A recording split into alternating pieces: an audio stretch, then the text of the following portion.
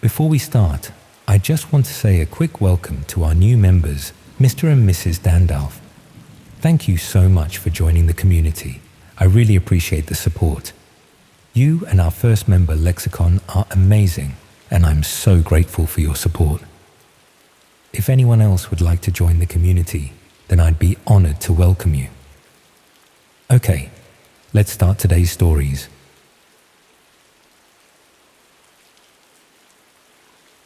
I probably should have minded my own business when I noticed that our bin collection was happening on the wrong day.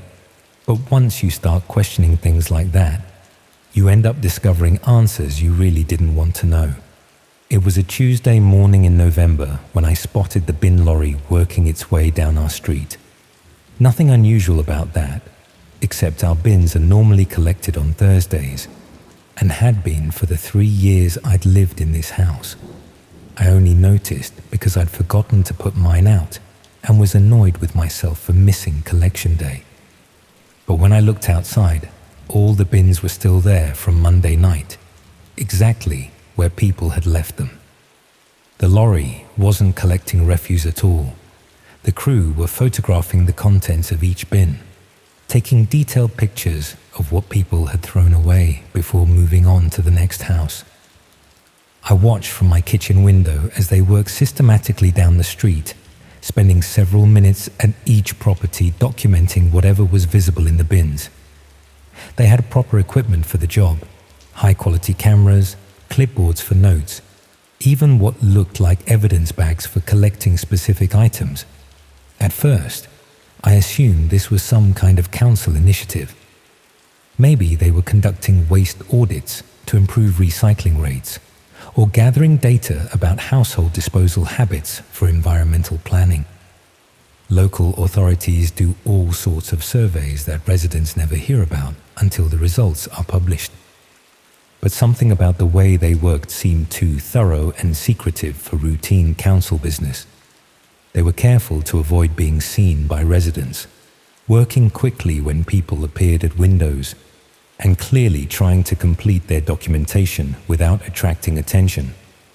When I tried calling the council to ask about waste monitoring programs in our area, they had no knowledge of any surveys being conducted and seemed confused about why someone would be photographing bin contents without notifying residents.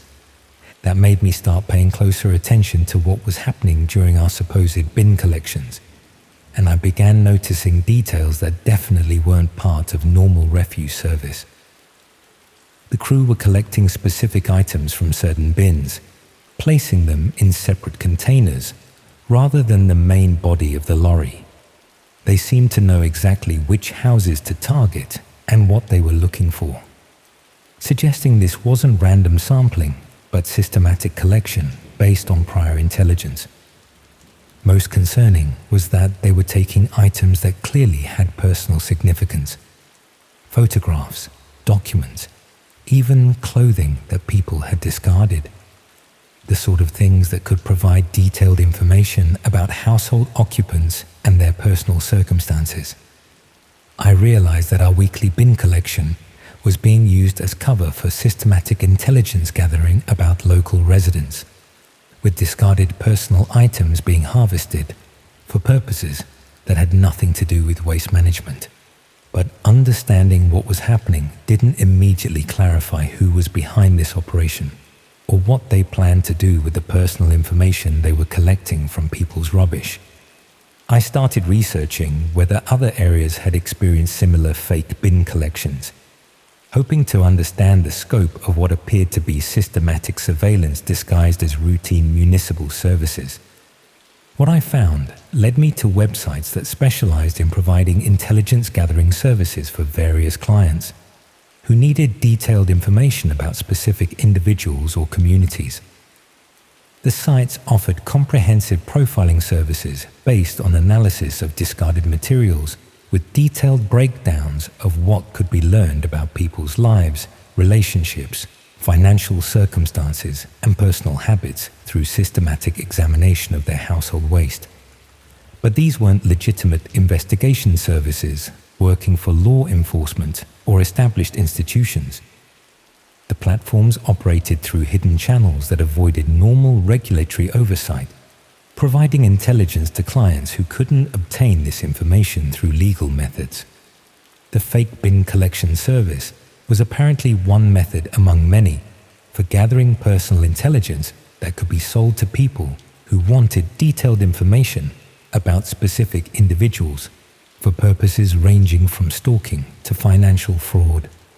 Discarded mail, photographs, personal documents, and even food packaging could offer detailed information about people's daily routines, relationships, health conditions, and vulnerabilities that could be exploited by clients with various criminal intentions.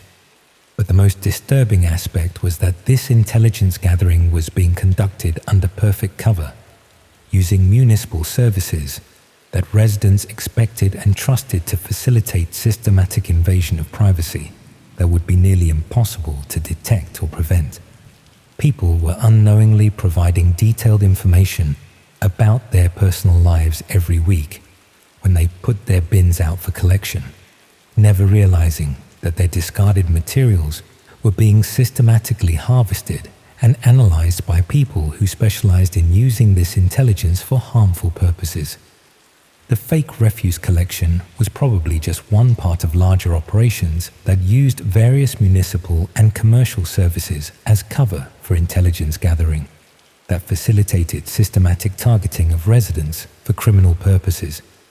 But proving what was happening would require evidence that would be difficult to gather safely, since the people responsible had clearly developed sophisticated methods for conducting surveillance while maintaining the appearance of legitimate municipal services.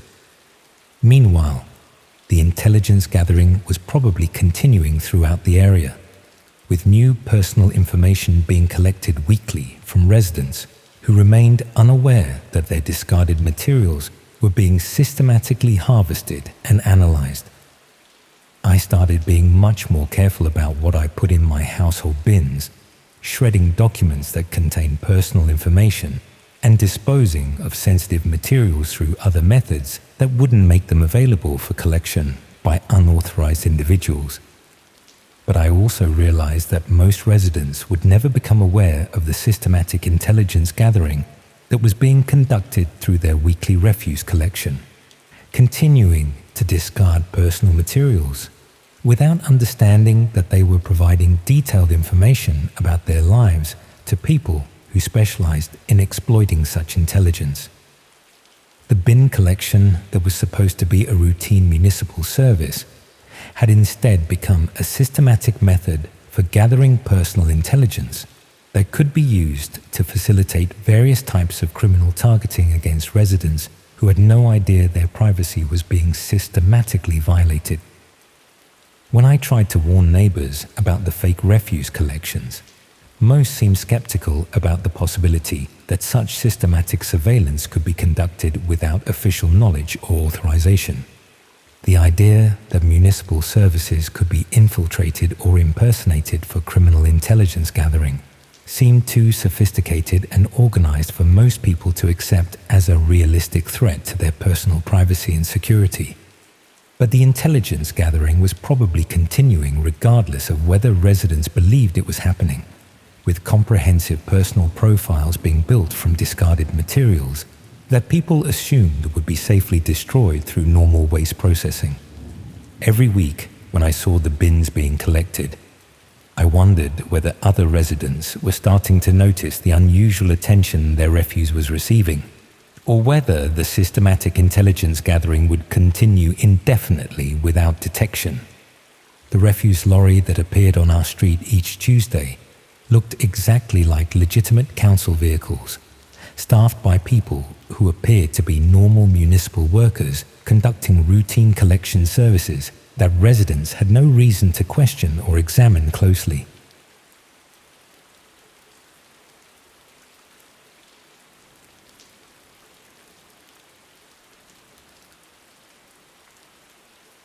My neighbor asked me to help find her missing cat, but when I started looking into where lost pets actually end up, I discovered a trade that made me wish I'd just minded my own business. Mrs. Henderson from 3 doors down knocked on my door on a rainy Thursday morning, clearly distraught about her tabby cat Jasper, who hadn't come home for 2 days. She'd already put up posters around our neighborhood and called the local animal shelters, but wanted to try online searches as well, since she wasn't comfortable with computers. It seemed like a simple favor. Help an elderly neighbor search Facebook, lost pet groups, and maybe browse some classified sites to see if anyone had found a cat matching Jasper's description. I've always been fond of cats myself, and Mrs. Henderson had been nothing but kind since I'd moved into the street 18 months earlier. We started with the obvious places: local Facebook groups, Gumtree, the usual spots where people post about found animals. No luck with Jasper specifically, but I was struck by how many cats went missing in our area. There were numerous messages from anxious pet owners featuring images of cherished animals that had mysteriously disappeared. Mrs. Henderson mentioned that several other cats in the neighborhood had disappeared over the past few months, which I'd noticed but hadn't thought much about. Cats wander off sometimes, get hit by cars, or find new homes where they prefer the food. It happens. But the sheer volume of missing cat posts made me curious about what actually happens to pets that disappear. I started following links from pet recovery websites, hoping to understand the process better and maybe find more effective ways to track down Jasper. That's when I stumbled across classified advertisements that made my stomach turn. Some people sell cats and dogs without asking questions about their origins, often using hastily taken photos and deliberately vague descriptions of the animals' backgrounds. Some ads were clearly legitimate. People rehoming pets due to allergies or housing changes. But others had a different quality that made me suspicious. Multiple animals listed by the same sellers, prices that seemed either suspiciously low or unexpectedly high, and pickup arrangements that avoided normal pet ownership verification.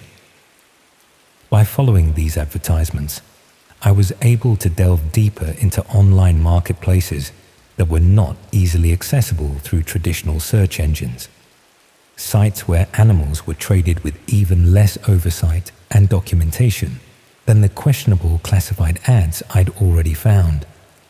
The deeper I went, the more disturbing the trade became. Animals being sold for purposes that clearly weren't legitimate pet ownership. Research laboratories that operated outside normal ethical guidelines.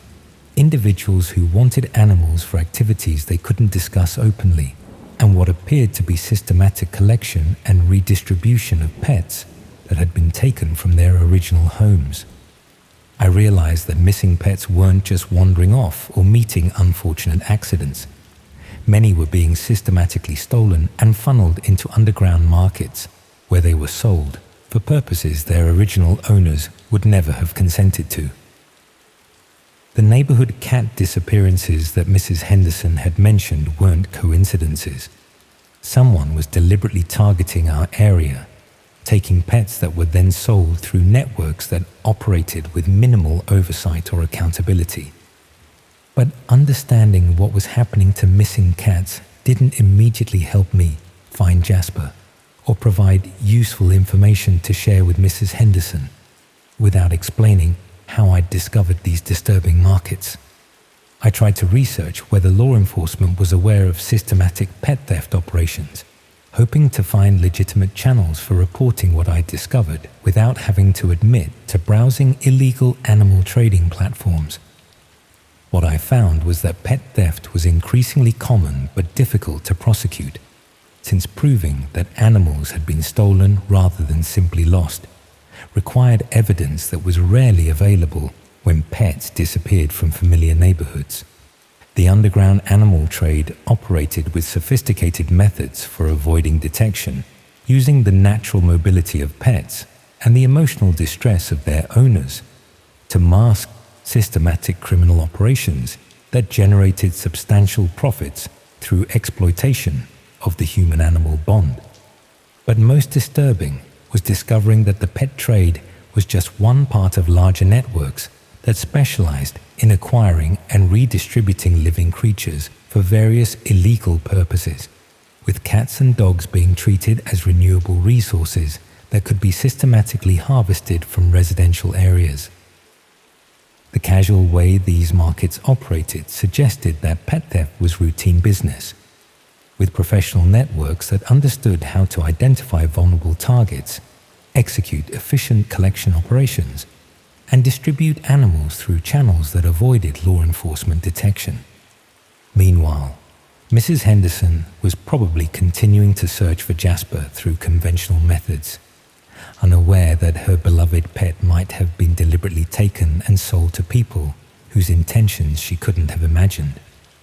The neighborhood cats that had disappeared over recent months had probably followed similar paths, ending up in situations that their original families would never discover and couldn't have prevented without understanding the systematic nature of the threat. But reporting what I'd learned would require explaining how I'd accessed these underground markets, potentially making me appear complicit in illegal activities while failing to provide actionable intelligence that could help recover specific missing animals. The pet theft operations were probably continuing to target our neighborhood and others, with new animals being taken regularly while maintaining the appearance that pets were simply wandering off or meeting accidental fates. I eventually told Mrs. Henderson that my online searches hadn't found any traces of Jasper, which was technically true since I'd discovered the probable fate of missing cats without finding specific evidence of what had happened to her pet. But I also quietly started keeping my own cat indoors permanently and mentioned to other neighbors that they might want to be more careful about letting their pets roam freely, without explaining the specific reasons for my increased caution. The missing cat search that was supposed to help a neighbor had instead revealed systematic criminal operations that made the entire neighborhood feel less safe, not just for pets, but for anyone who could be systematically targeted by people who understood how to identify and exploit vulnerabilities. Mrs. Henderson never found Jasper, and over the following months, several more cats disappeared from our street, despite increased vigilance from owners who were becoming aware that something more than natural wandering was affecting the local pet population. But the underground markets I discovered were probably still operating, continuing to facilitate the trade in stolen animals while maintaining the anonymity and discretion that allowed them to function without interference from law enforcement or animal welfare organizations. Every time I saw a new missing pet poster in the neighborhood, I wondered whether the owner would ever discover what had really happened to their beloved companion, or whether they'd simply join the growing number of people who had lost pets to criminal operations they never knew existed.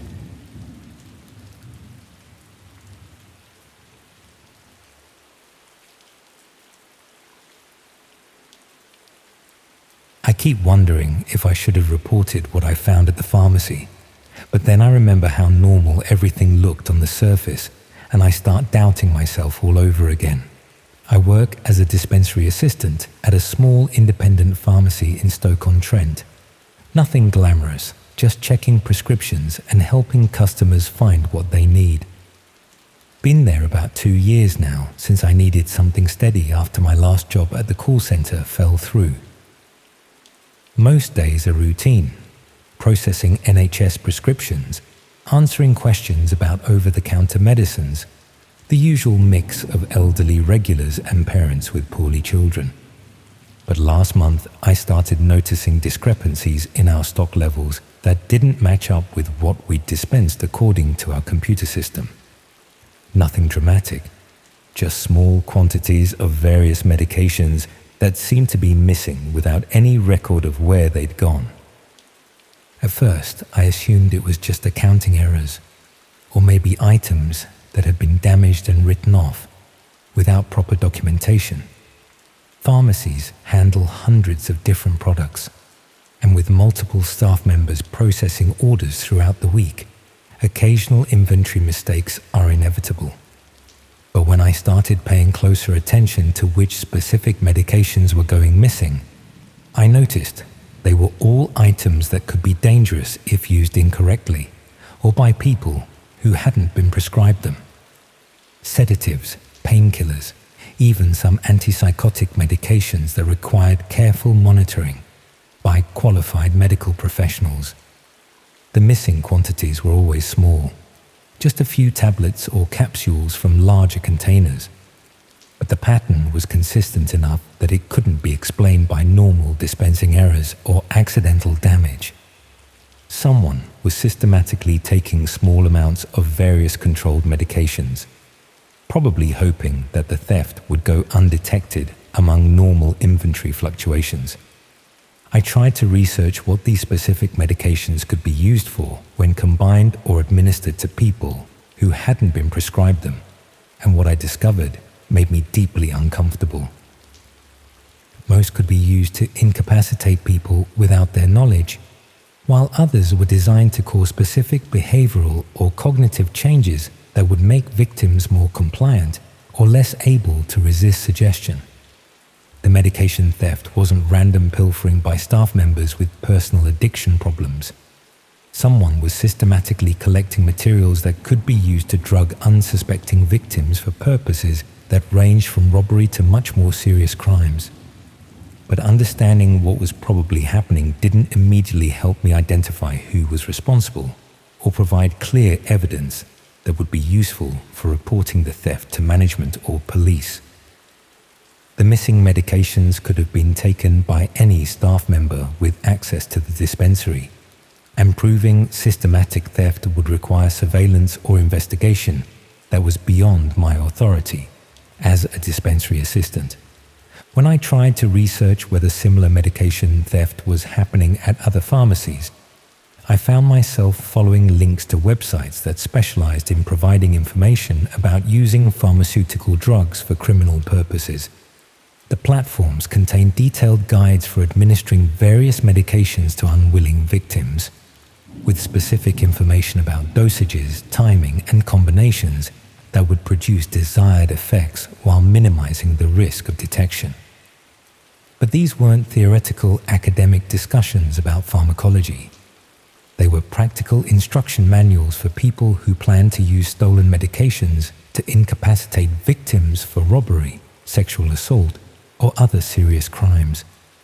The casual way these techniques were discussed suggested that systematic medication theft from pharmacies was routine practice for people who needed access to controlled substances for criminal activities.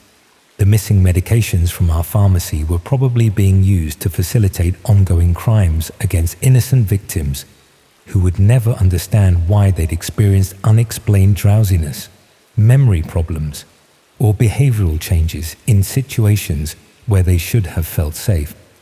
But the most disturbing discovery was that the theft wasn't being conducted by individual criminals acting alone, but was apparently part of organized operations that systematically targeted multiple pharmacies to gather materials needed for various types of criminal activity. The platforms I'd found contained detailed information about which pharmacies were easiest to steal from, which staff members were most likely to notice inventory discrepancies, and even specific techniques for gaining employment at pharmacies to facilitate ongoing theft of controlled medications. I realized that our pharmacy had probably been targeted specifically because our inventory tracking systems were less sophisticated than larger chain operations, making systematic theft more likely to go undetected. But proving this would require access to information and investigation capabilities that weren't available to someone in my position, and reporting my suspicions without concrete evidence might just alert the thieves to modify their methods rather than stopping the criminal activity. Meanwhile, the medication theft was probably continuing, with controlled substances being systematically removed from our stock and used to facilitate crimes against victims throughout the local area. The pharmacy, meant to provide safe and regulated access to essential medications, instead became an unwitting supplier for criminal operations, that use these same drugs to harm innocent people. When I tried to discuss my concerns with senior staff members, they seemed more worried about the potential impact on our pharmacy's reputation than about the implications of systematic medication theft for public safety. The suggestion that our workplace might be facilitating criminal activity was treated as a problem with my attitude rather than a serious security issue that required investigation and preventive measures. But I remained convinced that the missing medications were being used for harmful purposes, and that our inadequate inventory controls were enabling ongoing criminal activity that affected people throughout the community. Every time I processed prescriptions for the same types of medications that were being systematically stolen, I wondered whether legitimate patients were being denied access to essential treatments because their medications were being diverted to criminal use. The theft of medication, which initially appeared to be minor inventory discrepancies, revealed systematic criminal operations that exploited pharmacy employment and insider access to commit serious crimes against unsuspecting victims. But proving the connection between missing medications and criminal activity would require investigation capabilities that were beyond what I could undertake safely, especially since the people responsible had demonstrated sophisticated methods for avoiding detection while maintaining legitimate employment. The controlled substances that were designed to provide safe, effective treatment for people with legitimate medical needs were being systematically diverted to facilitate criminal activities that cause serious harm to innocent victims who never suspected that their drinks, food, or environment had been compromised. When I eventually left that job and moved to a different pharmacy, I made sure to pay careful attention to inventory procedures and security measures, hoping to work somewhere with better controls that would make systematic medication theft more difficult to conduct undetected.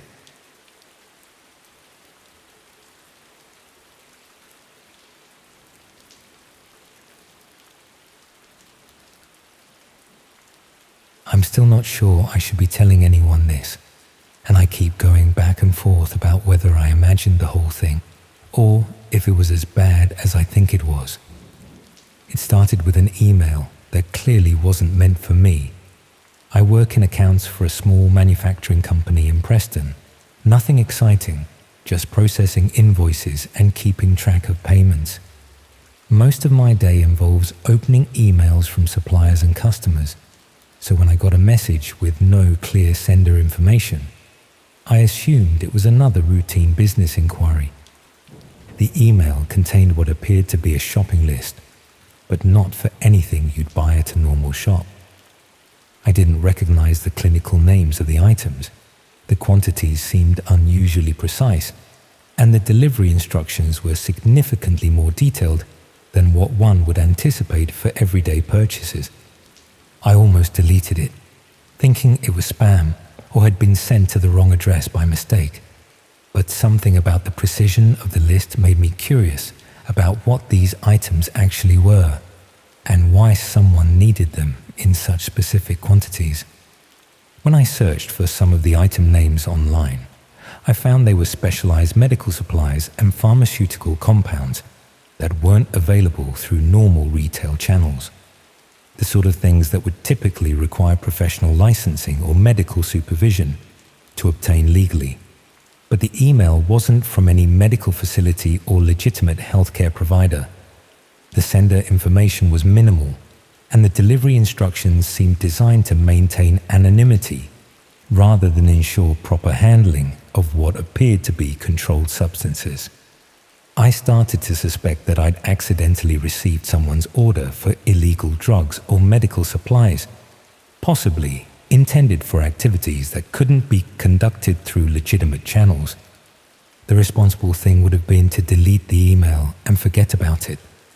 But I found myself researching the items more thoroughly, trying to understand what they were used for and why someone would need them outside of proper medical supervision. What I discovered made me deeply uncomfortable. Several of the compounds could be used to incapacitate people without their knowledge. while others were designed for medical procedures that would be extremely dangerous if performed by unqualified individuals. The shopping list wasn't for legitimate medical supplies. It was an order for materials that could be used to drug, restrain, or perform unauthorized medical procedures on unwilling victims. But understanding what the email contained didn't provide clear guidance about what I should do with the information.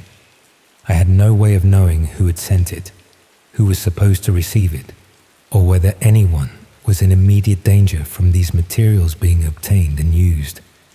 I tried to trace the email back to its source, hoping to understand more about who might be ordering these dangerous supplies and what they planned to do with them. That research led me to websites I'd never seen before, platforms that required specific access methods and seemed to exist outside normal internet browsing, places where people could order various types of restricted materials and services that weren't available through legitimate channels. The platforms contained extensive catalogs of medical supplies, pharmaceutical compounds, and equipment that could be obtained without the usual verification and oversight that legitimate suppliers would require. But mixed in with items that might have legitimate uses were products that were clearly intended for harmful purposes. Substances for incapacitating people, equipment for restraining victims, even instructional materials for performing procedures that no qualified medical professional would attempt outside proper facilities. The email I'd received wasn't an isolated transaction, but part of systematic commerce in materials that could be used to harm people in ways that would be difficult for law enforcement to detect or prosecute. The casual way these items were advertised and sold suggested that systematic harm against unwilling victims was routine business for people who understood how to access these hidden marketplaces. But the most disturbing discovery was that the platforms weren't just selling physical items. They also facilitated services where people could arrange for others to be targeted using the same dangerous materials and techniques. Clients could commission systematic drugging, restraint, or medical procedures against specific individuals. With service providers who specialized in using the ordered materials against victims who would never know they were being systematically harmed. I realized that the email I'd received might have been connected to ongoing crimes against real people, with the medical supplies being used to facilitate activities that range from systematic poisoning to unauthorized medical procedures. But proving this connection would require much more investigation than I could safely undertake, especially since the people involved had clearly developed sophisticated methods for maintaining anonymity and avoiding law enforcement detection. Meanwhile, similar orders were probably being processed regularly, with dangerous materials being distributed to people who planned to use them against unwilling victims in ways that would be extremely difficult to trace or prevent. The wrong email that had seemed like a simple delivery mistake had instead provided insight into systematic criminal commerce that facilitated ongoing harm against people who had no idea they were being targeted.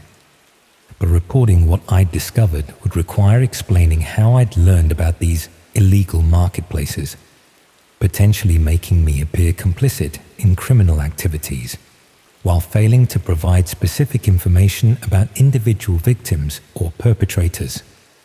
The email order had probably been rerouted to a different address by this point, with the dangerous materials being delivered to their intended recipient who could use them for whatever harmful purposes they'd originally planned.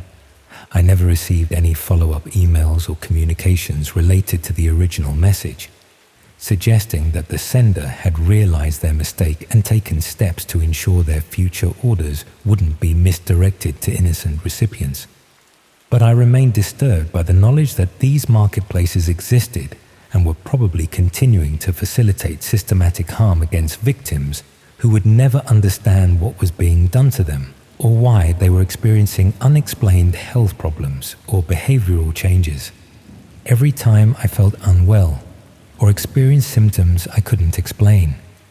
I found myself wondering whether someone might have access to the same materials I'd seen advertised through those hidden platforms, and whether my own food, drinks, or environment might have been compromised by people who understood how to obtain and use dangerous substances without detection.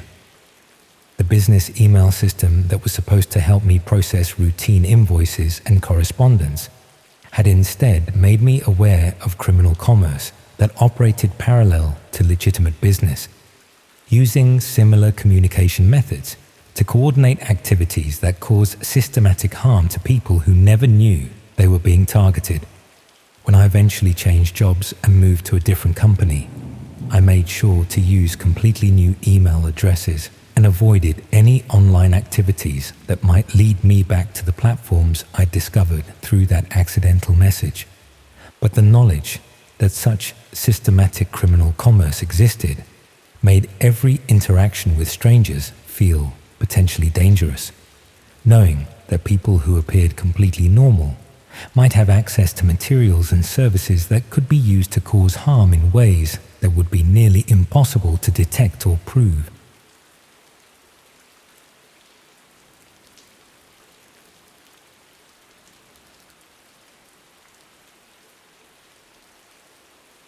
I keep telling myself I should have just thrown that photo album away the moment I realized the pictures weren't from any holiday I'd ever taken. My mum died suddenly last March, and I've been slowly working through the process of sorting her belongings from the house in Blackpool, where she'd lived alone for the past decade. Most of it has been straightforward, if emotionally difficult. Clothes for charity shops, furniture that relatives might want, the usual accumulation of a lifetime that needs to be dealt with when someone passes away. But tucked away in a drawer in her bedroom, I found a photo album I'd never seen before. It was the old-fashioned kind with sticky pages and plastic covers, filled with what appeared to be holiday photographs from various trips and outings. At first glance, the photos seemed normal enough. Pictures of tourist attractions, countryside views, seaside promenades, the sort of snapshots that any pensioner might take during day trips or holidays. But as I looked more carefully, I started noticing details that didn't make sense. The photos showed places I recognized: York Minster, the Lake District, Brighton Pier. But they also showed me in these locations, apparently taken during visits I'd never made. There I was, standing in front of landmarks I'd never seen, wearing clothes I didn't remember owning, sometimes with people I didn't recognize. The strangest part was how natural and unposed I looked in these photographs, not like someone who was aware they were being photographed, but like candid shots taken during genuine leisure activities. But I had no memory of being in any of these places or doing the activities the photos showed. Initially, I wondered if I was looking at pictures of someone who resembled me closely. Maybe Mum had befriended someone who looked similar. Or perhaps there were family members I didn't know about who shared physical characteristics. But the person in the photographs was definitely me.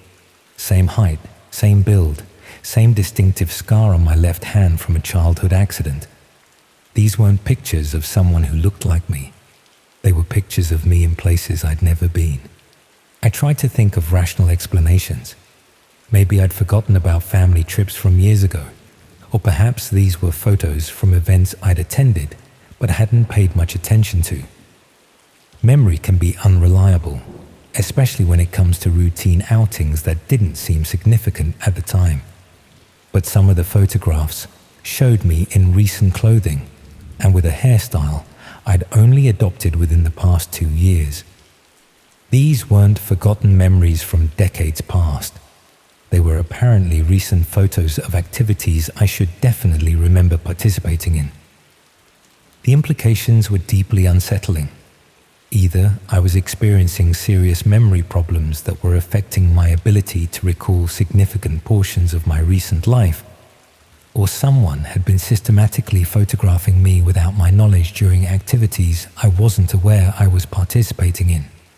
I decided to research the locations shown in the photographs, hoping to find some trigger that might help me remember when and why I might have visited these places. When I started looking into some of the more distinctive backgrounds visible in the photos, I found references to locations that were connected to websites and services I'd never encountered before. Following these connections led me to platforms that seemed to exist outside normal internet browsing, places where people shared and traded photographs that appeared to have been taken without the subject's knowledge or consent. The platforms contained thousands of images showing ordinary people in various locations and activities, with detailed information about when and where the photographs had been taken. Most disturbing was that many subjects appeared to be unaware they were being photographed, captured during routine activities they probably assumed were private. Some photos were clearly taken from significant distances using telephoto lenses, while others appeared to have been captured during social situations where the subjects might have expected to be photographed but weren't aware of the specific images being taken. But what made me feel sick was finding additional photographs of myself among these collections. Images that weren't in Mum's album, but showed me during routine daily activities around my home area in Lancaster. Pictures of me walking to work, shopping for groceries, even sitting in my garden reading a book. All taken without my knowledge, from positions where the photographer would have been invisible to me, while I was going about my normal business. I realized that someone had been systematically surveilling and photographing me for an extended period, documenting both my routine activities and what appeared to be staged situations where I'd been unknowingly directed to specific locations for more elaborate photography sessions. The holiday photos in Mum's album weren't documenting trips I'd forgotten about. They were evidence that I'd been deliberately taken to various locations while unconscious or otherwise unaware, then photographed in ways that made these situations appear to be normal leisure activities. But understanding what had happened didn't immediately clarify who had been responsible or what methods they'd used to transport me to these locations without my knowledge or memory. The sophistication required to drug someone repeatedly, transport them to distant locations, photograph them in apparently natural poses, and return them home without leaving any conscious memory of these events suggested professional-level planning and resources. When I tried to research whether other people had experienced similar systematic photography and memory loss, I found scattered reports of individuals who'd discovered photographs of themselves in locations they couldn't remember visiting. Most had initially assumed they were experiencing memory problems or psychological issues, but investigation eventually revealed that they'd been targeted by operations that specialized in systematic surveillance and manipulation for purposes that weren't immediately clear to the victims. The operations seemed to focus on creating comprehensive photographic records of people's lives, including both routine activities and staged situations that required sophisticated planning and execution. But the most disturbing aspect was that many victims never discovered the full extent of their surveillance, only becoming aware when they accidentally encountered photographs that had been taken without their knowledge. The hidden platforms where these photos were traded contained much larger collections than what individual victims had discovered, suggesting that systematic surveillance and photography was happening to many more people than realized they were being documented. I was probably just one of many people who were being systematically photographed and surveilled, with most never becoming aware of the extent to which their lives were being documented and distributed through networks they couldn't access or monitor. The photo album I'd found in Mum's belongings had probably been placed there deliberately, possibly as part of whatever psychological manipulation was being conducted against me through this systematic surveillance. But proving what was happening would require evidence that was difficult to gather safely, since the people responsible had clearly demonstrated sophisticated capabilities for for conducting surveillance while avoiding detection. Meanwhile, the photography and surveillance was probably continuing, with new images being captured regularly and added to collections that were traded through platforms designed to maintain anonymity and avoid law enforcement oversight. I never found any explanation for how Mum had obtained the photo album, or whether she'd been aware of the surveillance operation that was apparently targeting me. But I remained constantly aware that my daily activities were probably being photographed and documented by people whose purposes I couldn't understand and whose methods I couldn't detect or prevent. Every routine activity now felt potentially dangerous, knowing that people with sophisticated surveillance capabilities were systematically documenting my life while maintaining the ability to manipulate my memory and consciousness in ways that left no trace I could reliably detect. The photo album that was supposed to provide memories of Mum's life had instead revealed that my own life was being systematically documented and manipulated by people whose identity and motivations remained completely unknown to me.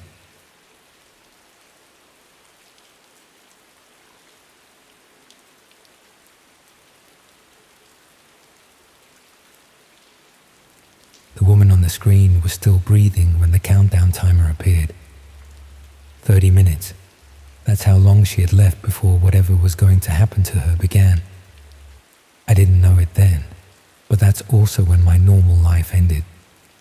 I've never told anyone this story before, not properly anyway.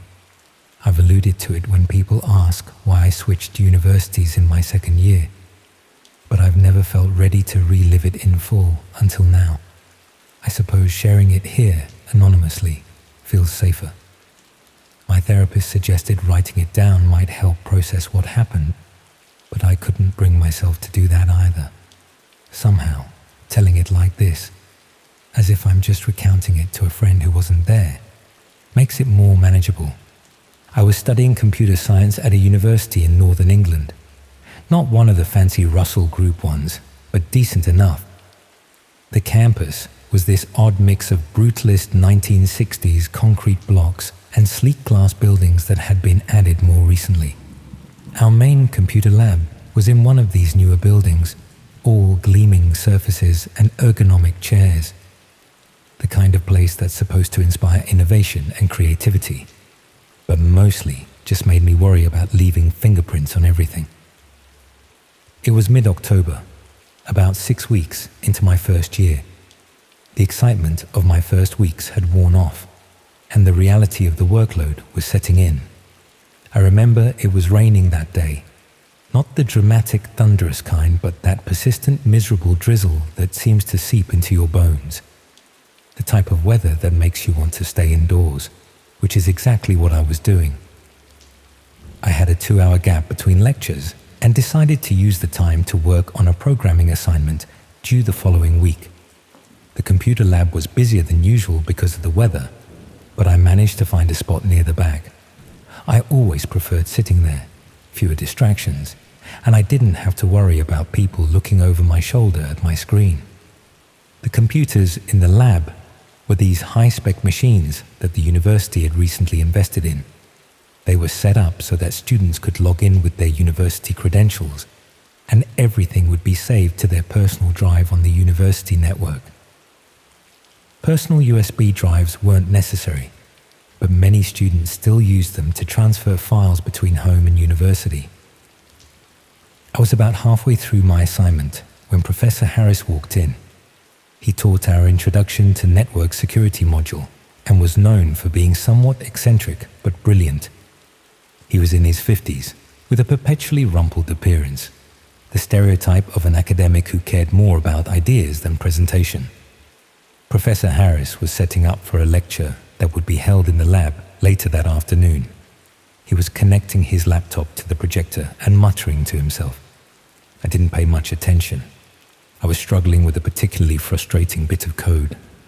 But then I noticed him searching through his pockets and bag with increasing urgency. He'd clearly lost something. Eventually, he approached the teaching assistant who was supervising the lab and had a brief conversation I couldn't hear. The assistant shrugged and gestured around the room. Professor Harris looked annoyed but resigned.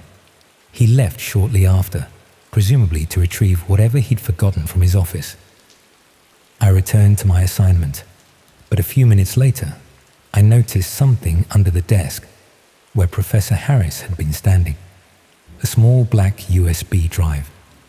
Without thinking much of it, I picked it up, assuming it contained his lecture slides for the afternoon. I thought I'd be helpful and plug it into his laptop so it would be ready when he returned. This is the moment I replay in my head constantly. The moment where if I'd made a different choice, if I'd just left the USB drive at the reception desk or waited for Professor Harris to come back, everything that followed might not have happened. But I didn't. Instead, I walked over to his laptop, which was still connected to the projector but had gone into sleep mode. I wiggled the mouse to wake it up and plugged the USB drive into one of the ports. I expected a File Explorer window to open, showing the contents of the drive so I could find his lecture slides. Instead, the screen remained black for a moment. Then, without any prompt from me, an application launched automatically.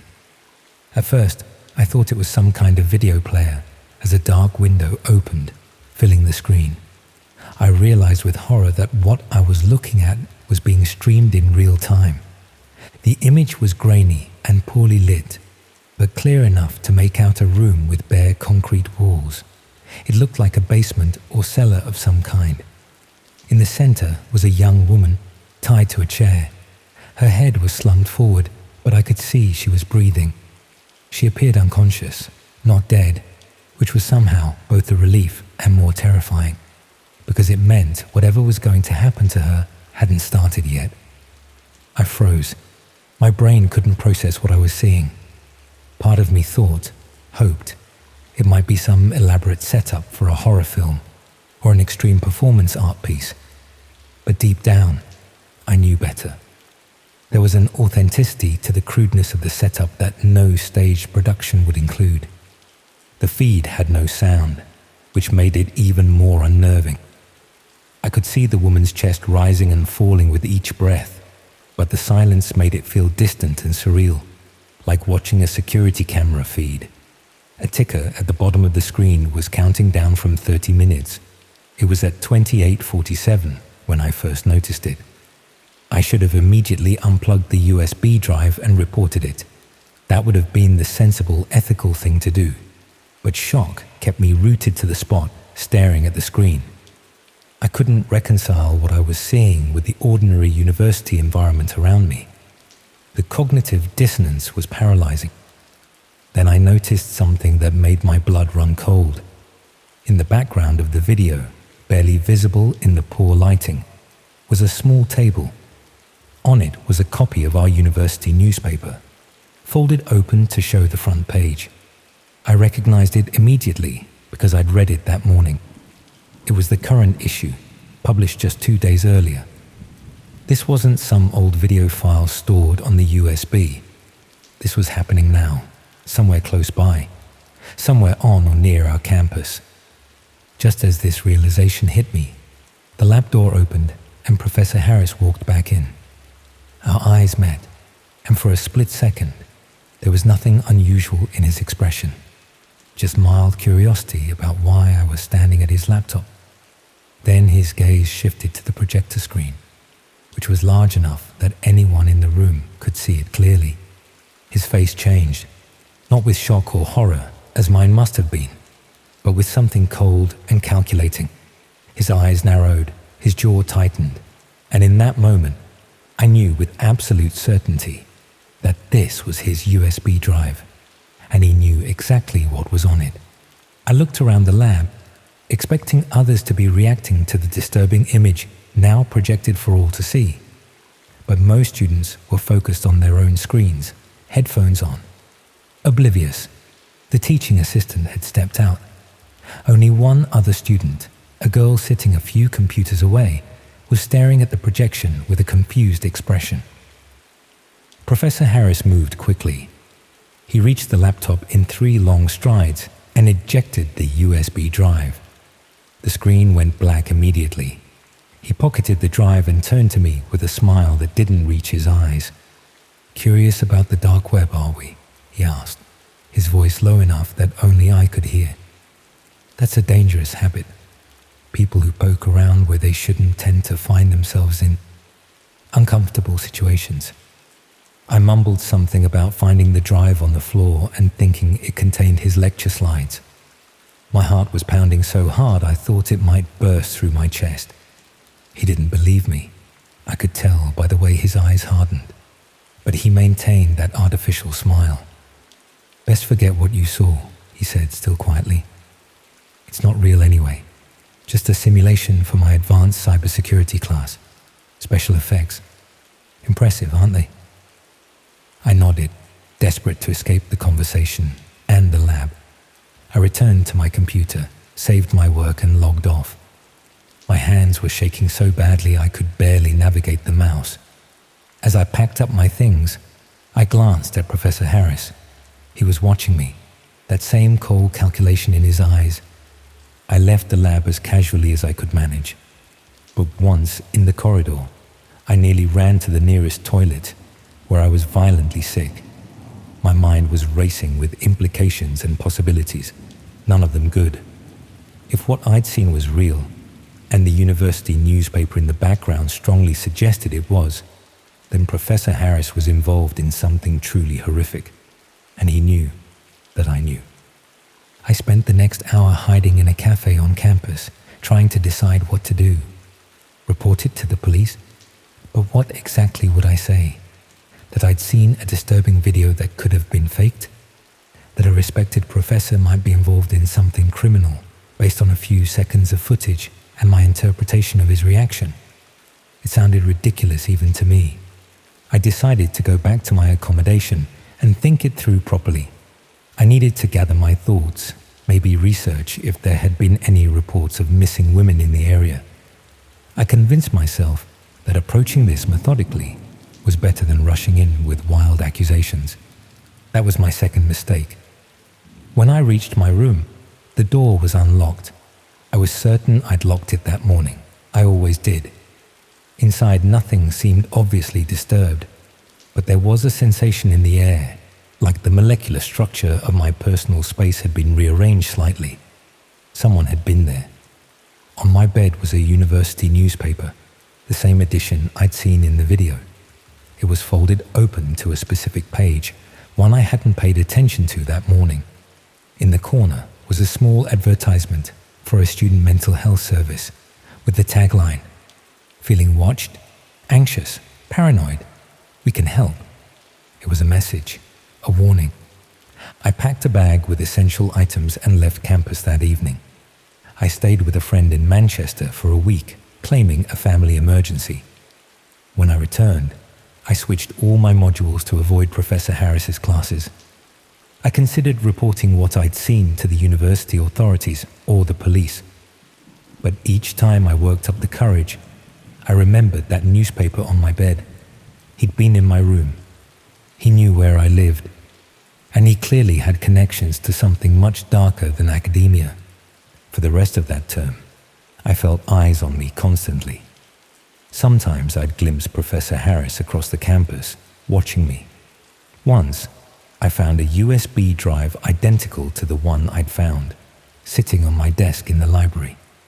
I left it untouched and moved to another floor. I never saw its owner collect it.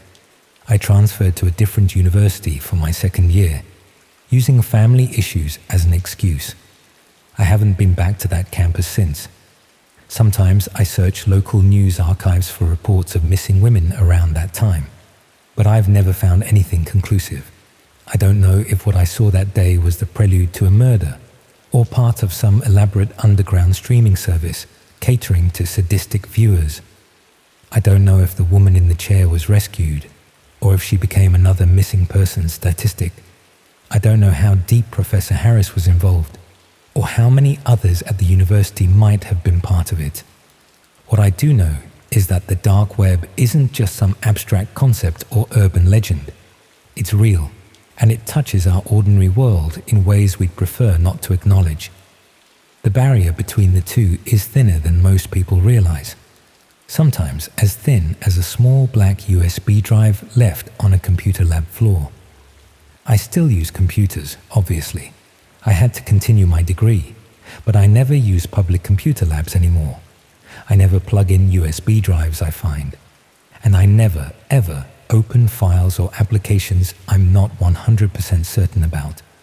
Some doors, once opened, can't be properly closed again. They leave a crack through which the darkness can always find its way back to you.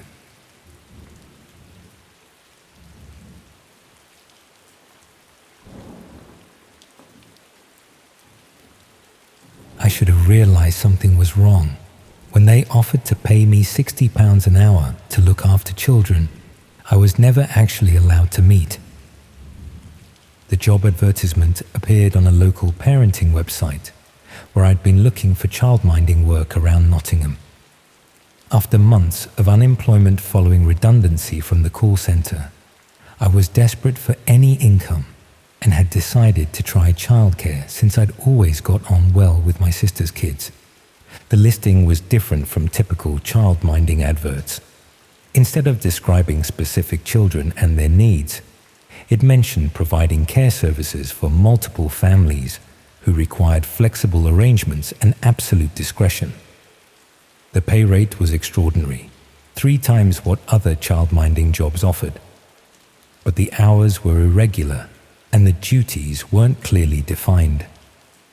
When I applied, the response came from someone calling themselves the Family Services Coordinator, who explained that they manage childcare arrangements for several professional families who had complex scheduling requirements and privacy concerns. They wanted to meet me at a cafe in the city centre to discuss the role and assess my suitability for what they described as specialised childcare services.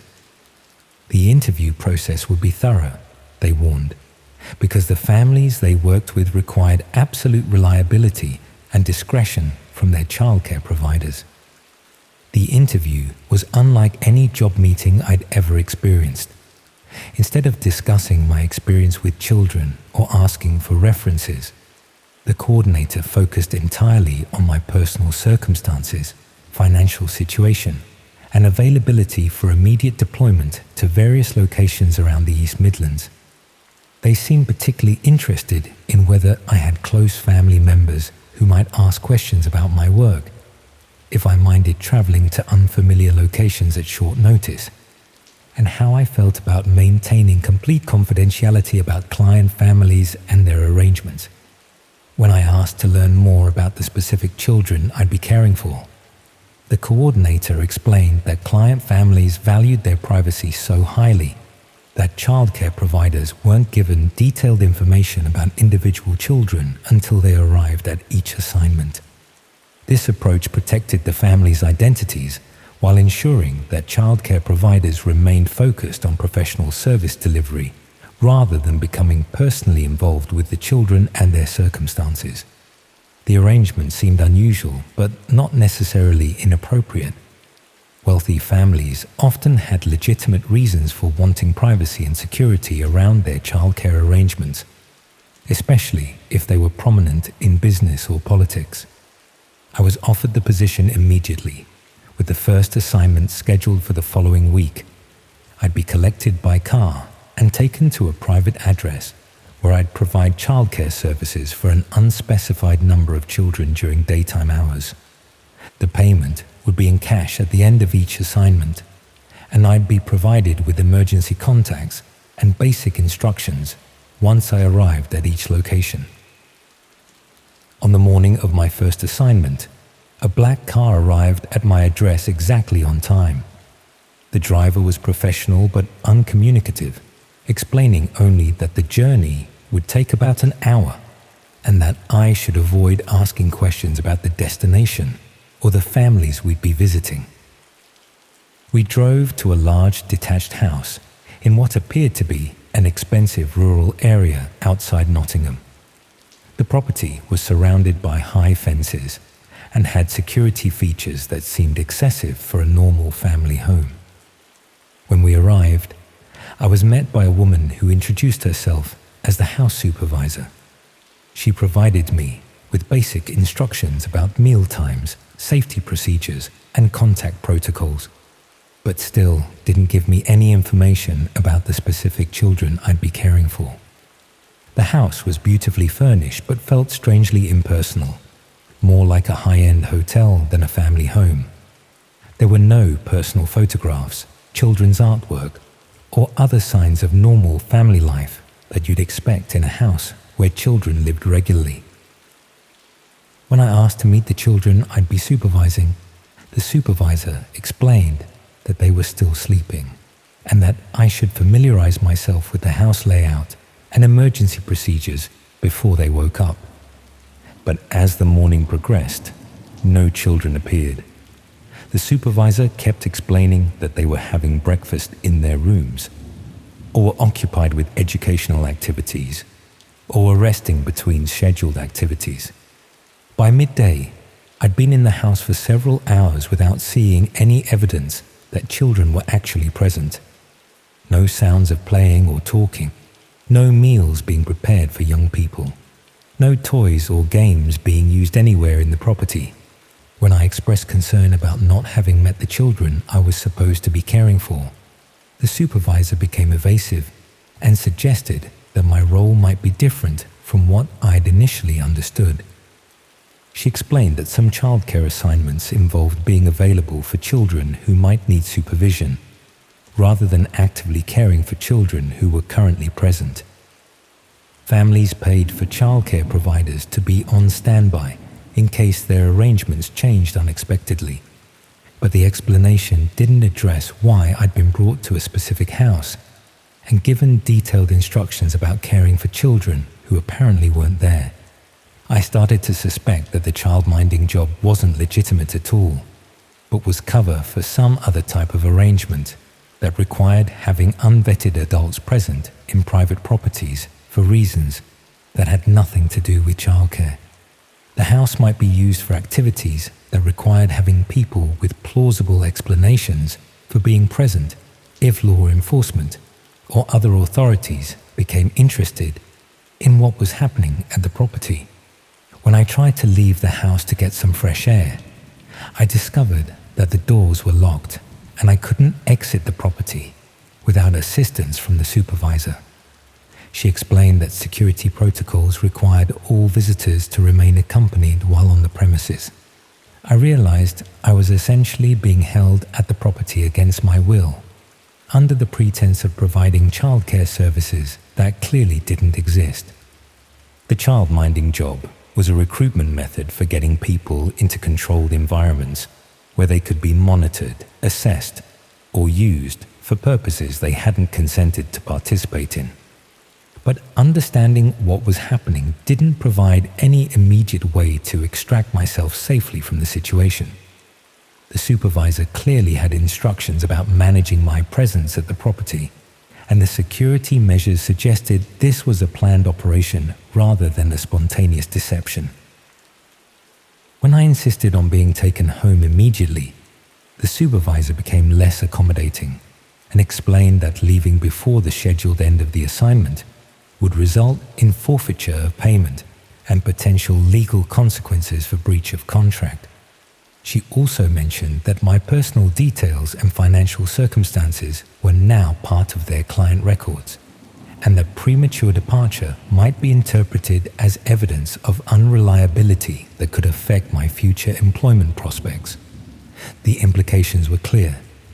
I was being coerced into remaining at the property through a combination of financial pressure and implied threats about consequences of non-cooperation. But the most disturbing aspect was realizing that other people had probably been recruited through similar fake child-minding opportunities and might currently be held at other properties under the same false pretenses. The operation was systematic and sophisticated, using legitimate-seeming employment opportunities to recruit people who could be controlled and exploited while believing they were providing genuine childcare services. People who were financially desperate and socially isolated were being targeted specifically because they were less likely to question unusual arrangements or have family members who would investigate if they failed to return home as expected. The fake child-minding service was probably one part of a larger operation that used various types of employment fraud to recruit people for activities they would never have agreed to participate in voluntarily. But proving what was happening would require escaping from the controlled environment and providing evidence that would be difficult to gather while being monitored and confined. Meanwhile, the recruitment process was probably continuing, with new job advertisements targeting other desperate people who needed income and would be willing to accept unusual employment arrangements that seemed too good to question thoroughly. The child-minding opportunity that had seemed like a solution to my financial problems had instead made me a victim of systematic deception and possible trafficking, with no clear way to escape or seek help without risking serious consequences. When the supervisor finally mentioned that evening arrangements might require additional services that hadn't been discussed during the initial interview, I knew the childcare pretense was about to be abandoned entirely.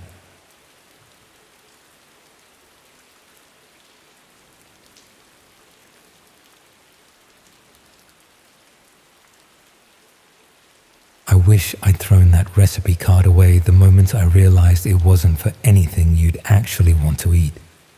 It was tucked inside a cookbook I'd bought from a charity shop, one of those massive family recipe collections from the 1970s that promised to feed a household for about 50 pence per meal, perfect for a student budget, and exactly the sort of thing you'd expect to find in a help-the-aged shop for a couple of quid.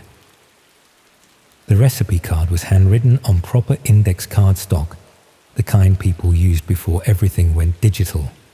Someone had taken real care with it, writing out ingredients and instructions in neat handwriting that looked like it belonged to someone who took cooking seriously. But the recipe itself was strange. It was for something called compliance cookies, which wasn't a name I recognized, and the ingredient list included items that definitely weren't meant for baking.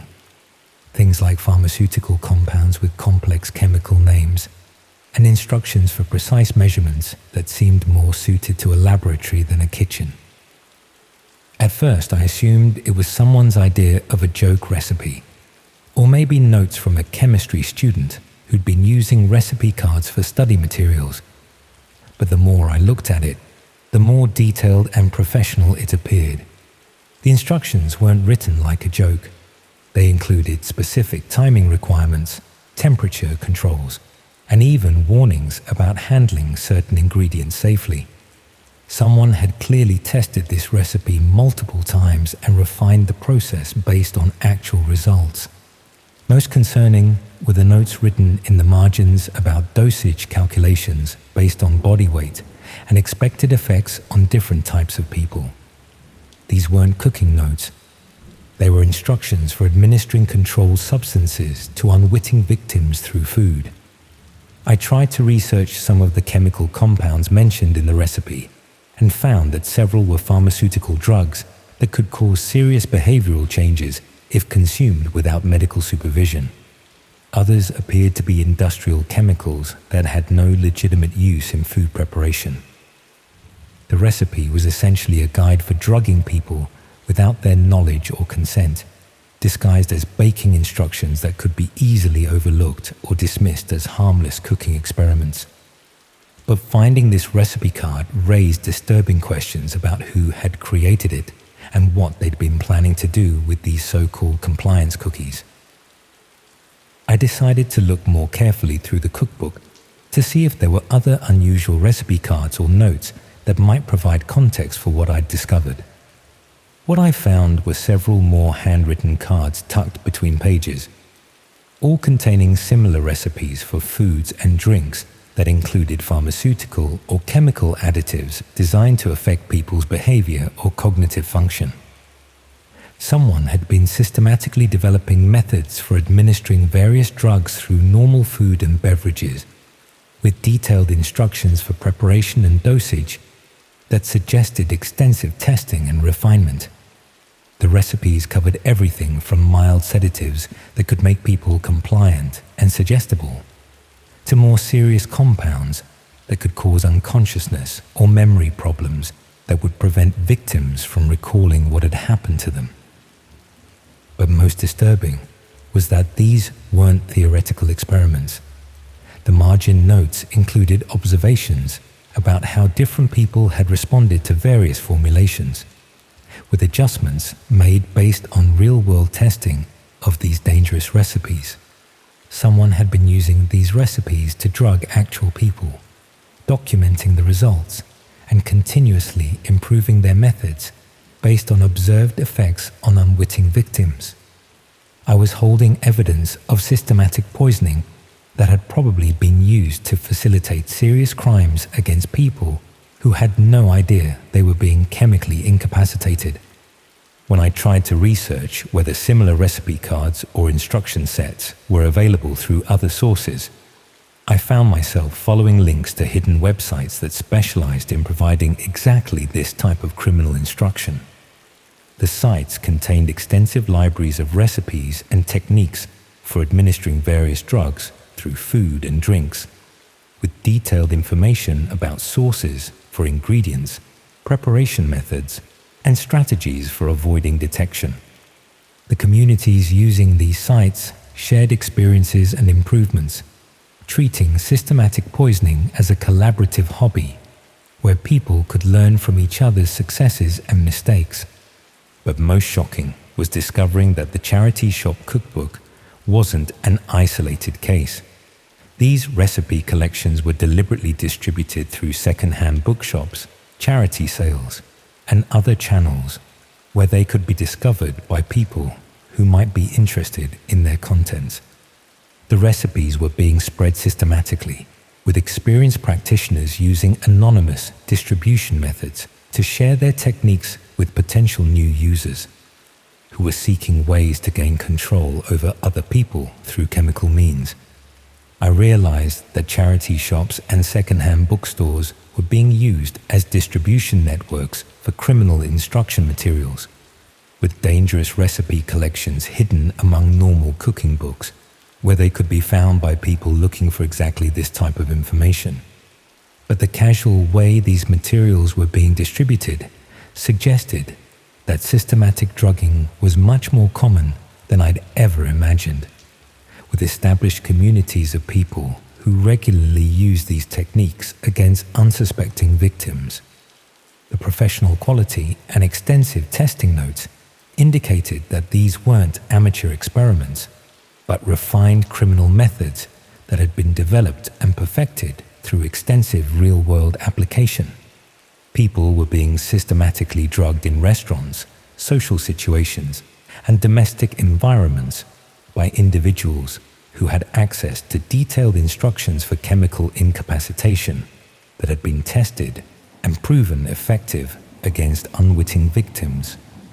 But proving the criminal nature of these recipe cards would be complicated, since they were presented as unusual cooking instructions rather than explicit guides for drugging people. The chemical compounds mentioned in the recipes could potentially have legitimate uses, and the format made them appear like eccentric culinary experiments rather than systematic poisoning instructions. Meanwhile, the distribution system was probably continuing to spread these dangerous recipes through charity shops and second-hand bookstores, making them available to anyone who was looking for methods to chemically control other people.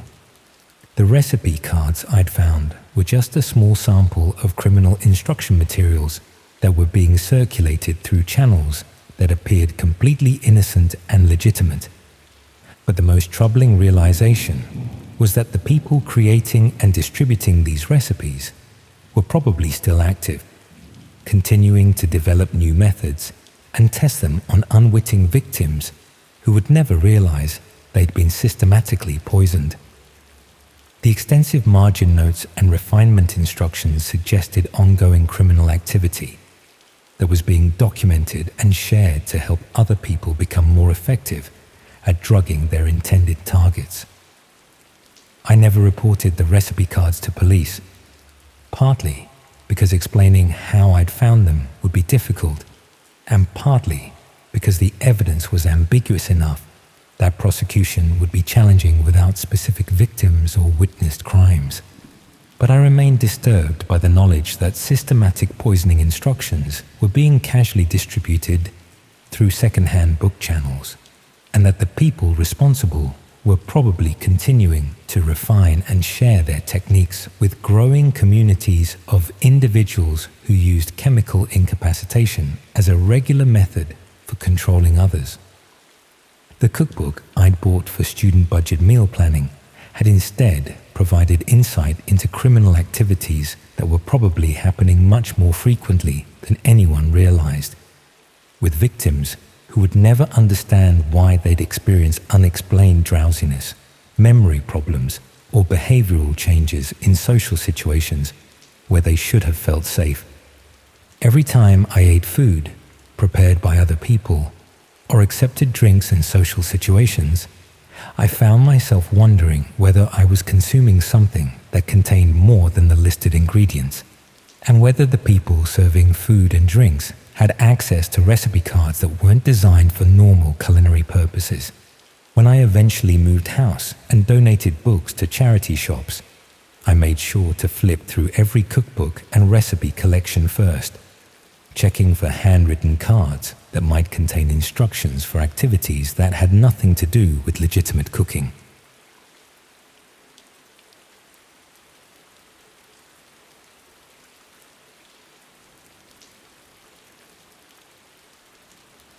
I always thought dating apps were meant to help you meet people, not to reveal that someone had been stealing your photographs to lure strangers into something far darker than a bad date.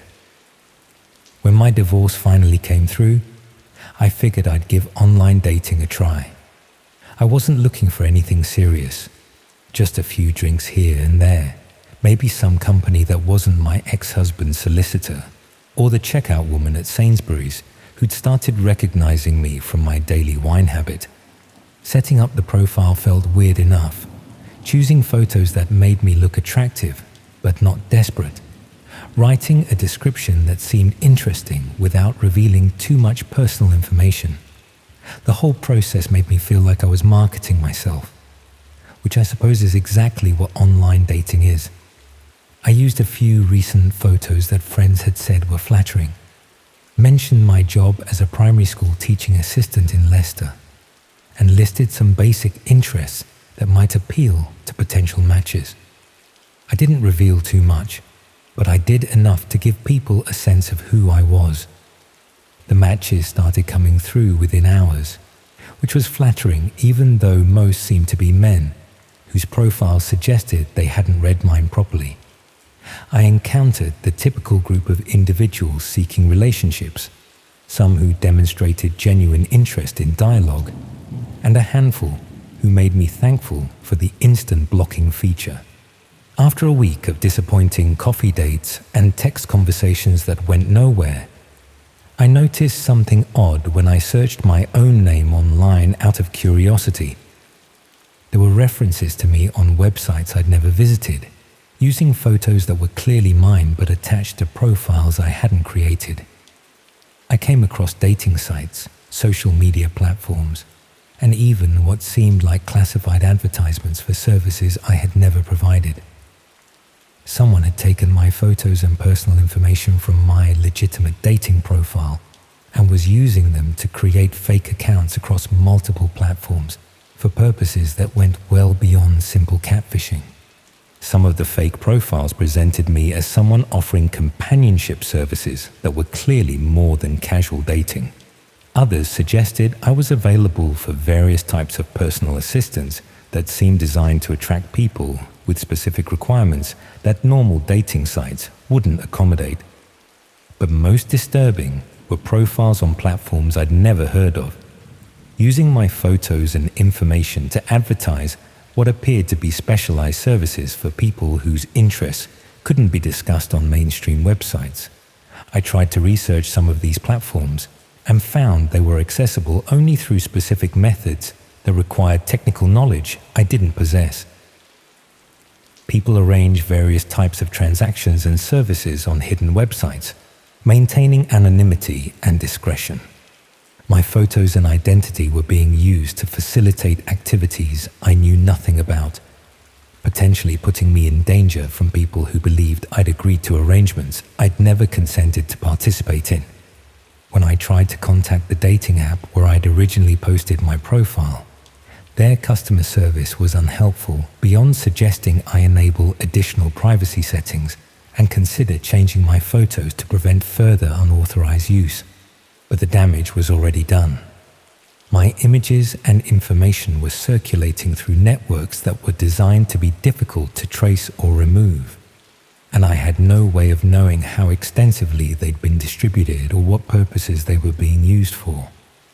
I hired a company that specialized in removing personal information from the internet, hoping they could eliminate the fake profiles and prevent further misuse of my identity.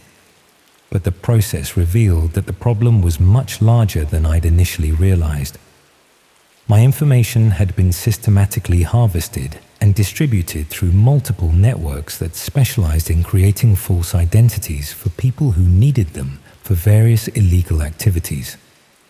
The fake dating profiles were just the visible surface of an operation that created comprehensive false personas using stolen photos and personal information from legitimate dating sites and social media platforms. These false identities were then sold or provided to people who needed convincing backgrounds for criminal activities, fraud schemes, or other purposes that required established online presence and credible personal histories. The removal company explained that this type of identity theft was increasingly common, with criminal organizations systematically harvesting information from dating sites to create databases of false identities that could be used for various illegal purposes. People seeking legitimate romantic connections were unknowingly providing criminals with everything needed to impersonate them in contexts that could result in serious legal and personal consequences for the identity theft victims. But the most concerning part was that the fake profiles were used for more than just fraud. Some appeared to be facilitating arrangements that could put both the criminals using my identity and potentially me in physical danger. People who believed they were communicating with me through these fake profiles might eventually attempt to contact me directly, expecting to participate in arrangements I'd never agreed to and knew nothing about. The identity theft that began with someone stealing photos from my dating profile evolved into systematic impersonation, which could lead to dangerous people showing up at my home or workplace, believing I owed them services or cooperation promised through fake accounts. I realized that online dating had made me vulnerable, not just to romantic disappointment, but to criminal exploitation that could have serious consequences for my safety and reputation. The personal information that dating sites encouraged users to share was being systematically harvested by people who understood how to monetize stolen identities through networks that operated outside normal law enforcement oversight. Meanwhile, other people were probably experiencing similar identity theft through dating platforms, with their photos and information being used to facilitate criminal activities while they remained unaware of the ongoing misuse of their personal details. The removal company's efforts were only partially successful, managing to eliminate some fake profiles while others remained active on platforms that were inaccessible through normal reporting procedures. I was forced to change my phone number, increase security around my home address, and constantly monitor for new instances of identity theft that continued appearing, despite my efforts to prevent further misuse. The dating experience that was supposed to help me meet someone compatible had instead made me a target for ongoing criminal exploitation that affected every aspect of my daily life. But the most disturbing realization was that the people behind these identity theft operations were probably continuing to harvest information from dating sites. with new victims being added to their databases every day through platforms that encourage people to share exactly the types of personal details that were most valuable for creating convincing false identities. Every person who created an online dating profile was potentially providing criminals with the raw materials needed to impersonate them for purposes they would never willingly support, while believing they were just trying to find companionship through legitimate social platforms. The cycle of identity harvesting and criminal impersonation was probably accelerating as more people turned to online dating, providing an ever-expanding supply of personal information that could be exploited by people who understood how to monetize stolen identities through hidden networks. When I eventually gave up on online dating entirely, I discovered that simply deleting my profile wasn't sufficient to prevent continued harvesting of my information, since the original data had already been copied and distributed through systems designed to preserve and reuse stolen personal details indefinitely.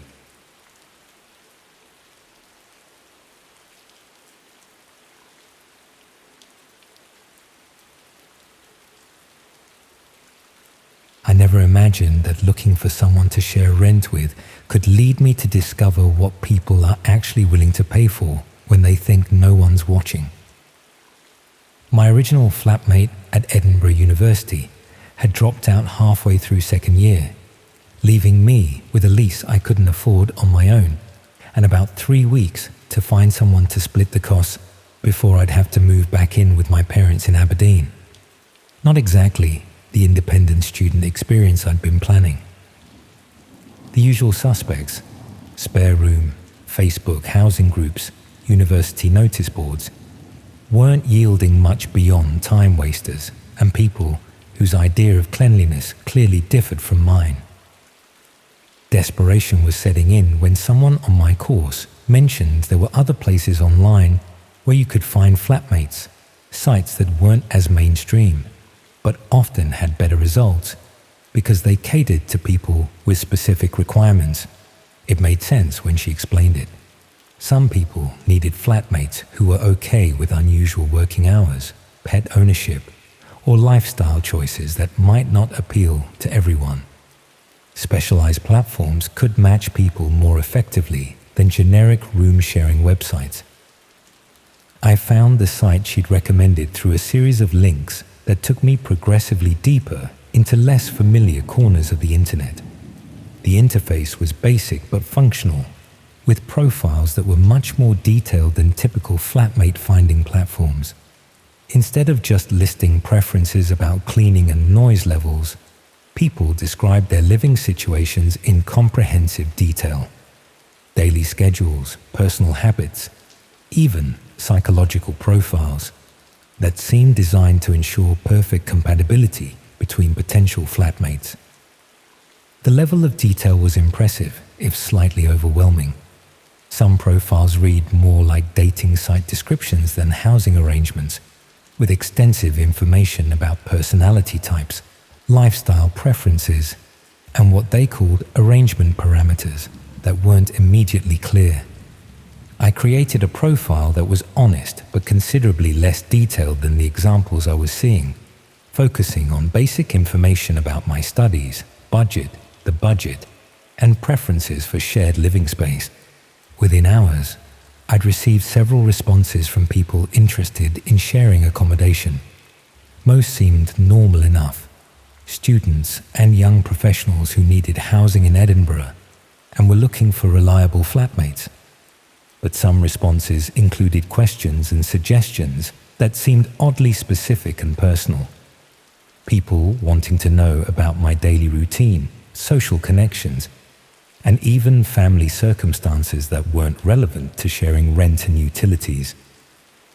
One particularly detailed response came from someone who seemed perfect on paper: similar age, compatible schedule, excellent references from previous flatmates. But their message included extensive questions about my privacy, preferences, and comfort levels with various domestic arrangements. They wanted to know how I felt about having guests, whether I minded security cameras in common areas, and if I had any concerns about what they called alternative lifestyle choices that might occasionally be visible in shared spaces. The questions weren't necessarily inappropriate, but they had an intensity that seemed excessive for someone just looking for a straightforward flatmate arrangement.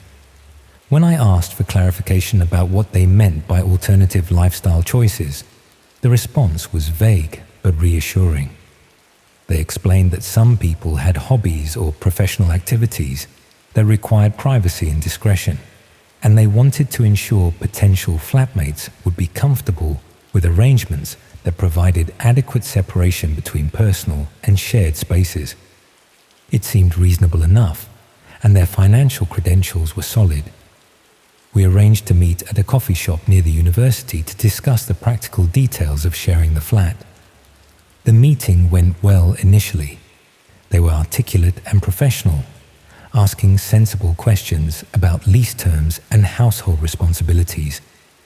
But as the conversation continued, they began discussing the accommodation arrangement in ways that seemed to assume I understood implications that weren't obvious to me.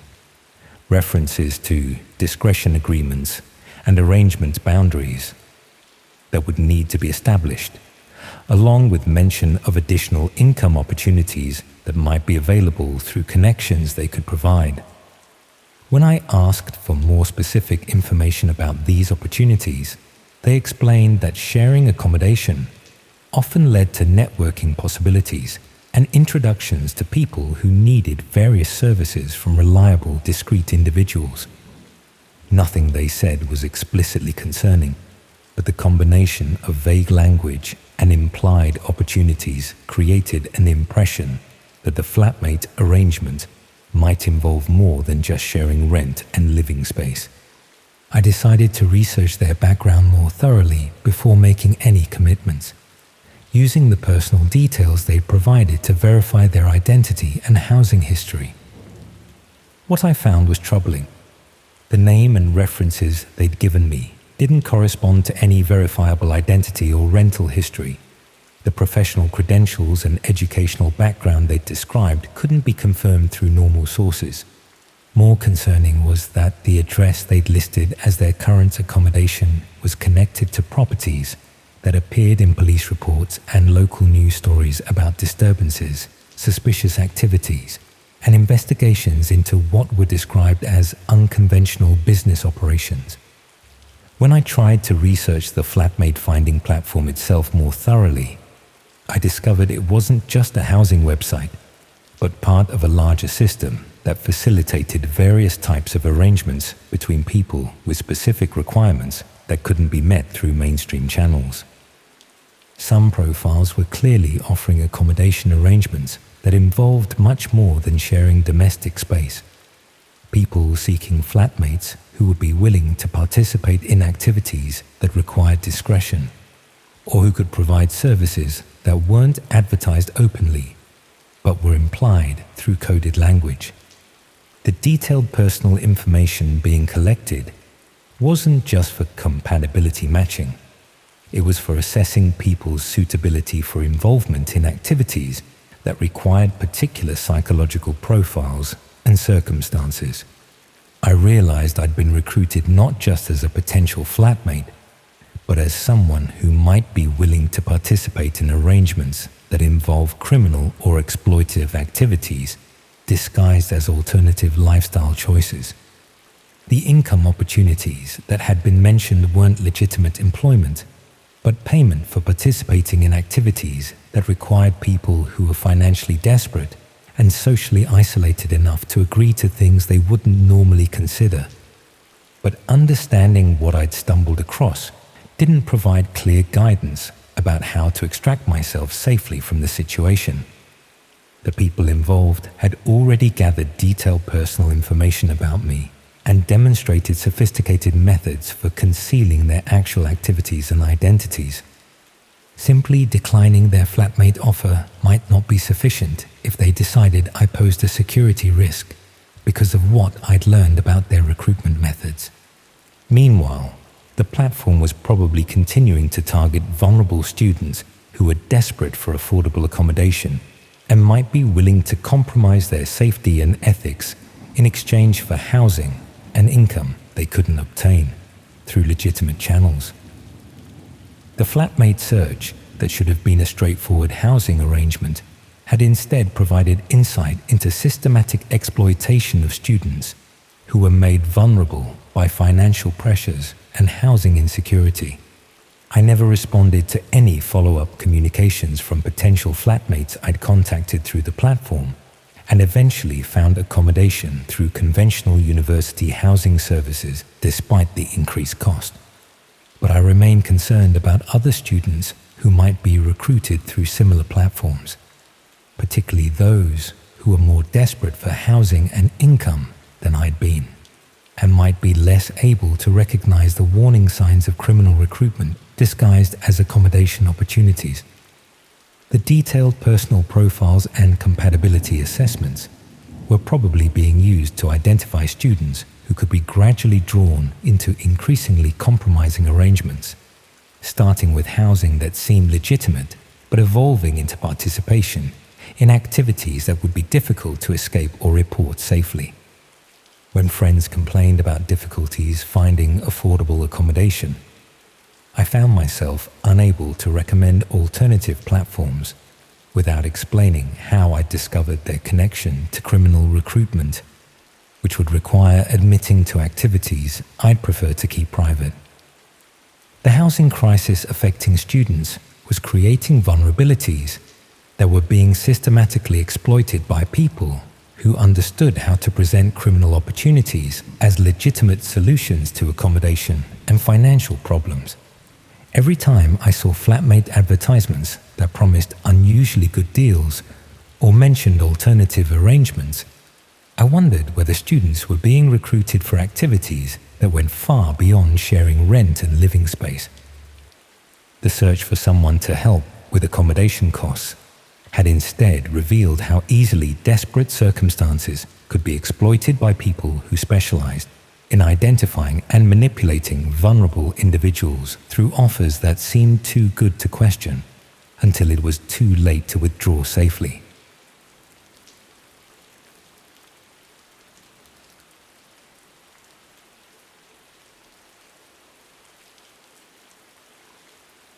I thought buying a refurbished laptop from a small computer shop would save me some money, but it turns out the previous owner had left more than just their old files on the hard drive. My ancient Dell had finally died after years of loyal service, and replacing it wasn't exactly in the budget. I'd been made redundant from my admin job 6 months earlier and was still looking for steady work, so spending hundreds on a new computer wasn't an option. The little repair shop on Hertford Street had a selection of refurbished machines at reasonable prices, older models that had been cleaned up and given new leases of life. The owner assured me that all personal data would be wiped from whatever I chose, though he mentioned that occasionally people found random files that the formatting process had missed. I picked a 3-year-old Lenovo that seemed perfect for my needs: word processing, job applications, basic internet browsing. Nothing fancy, but functional enough to help with my job search and personal correspondence. The laptop worked well for the first few weeks. It was noticeably faster than my old machine, and I was pleased with what seemed like a good purchase that would serve me well while I rebuilt my finances. But when I was organizing files one evening, I discovered a folder buried deep in the system directories that hadn't been deleted during the refurbishment process. It was labeled with a series of numbers and letters that didn't mean anything to me, but curiosity got the better of my common sense. Inside the folder were hundreds of documents, images, and what appeared to be correspondence files. Most seemed innocuous enough: personal letters, family photographs, financial records that belonged to someone I didn't know. But mixed in with the normal personal documents were files that made me deeply uncomfortable.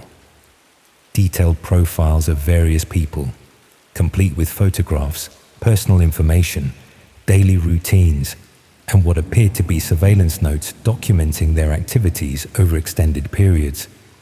The profiles weren't just casual observations. They included comprehensive intelligence about each person's vulnerabilities, relationships, financial circumstances, and behavioral patterns that could only have been gathered through systematic stalking or professional investigation. Some profiles contained information about security arrangements at people's homes and workplaces, including details about alarm systems, daily schedules, and times when properties would be unoccupied. But most disturbing were documents that appeared to be contracts or agreements related to these profiles. Financial arrangements for what were described as comprehensive disappearance services, with pricing structures based on the complexity of individual cases. I was looking at evidence of what appeared to be a systematic operation that provided services for making people vanish permanently, complete with detailed intelligence gathering and pricing for different levels of service. The previous owner of my laptop had apparently been involved in facilitating disappearances, with the accumulated files representing months or years of preparation for eliminating specific individuals who had been targeted by clients willing to pay substantial sums for these services. But understanding what I discovered didn't provide clear guidance about what to do with the information. I was holding evidence of potential murders or kidnappings, but the files were vague enough that proving specific crimes would be difficult without additional investigation. I tried to research some of the names mentioned in the profiles, hoping to understand whether these were real people who might be missing or in danger. What I found was disturbing. Several names corresponded to people who had been reported missing in various parts of the UK over the past 2 years, with circumstances that matched the detailed intelligence contained in the laptop files. The disappearances had been treated as voluntary departures by police, since the missing persons were adults with no obvious enemies or reasons to be targeted for violence. But the systematic intelligence gathering suggested these weren't random disappearances or people choosing to start new lives elsewhere.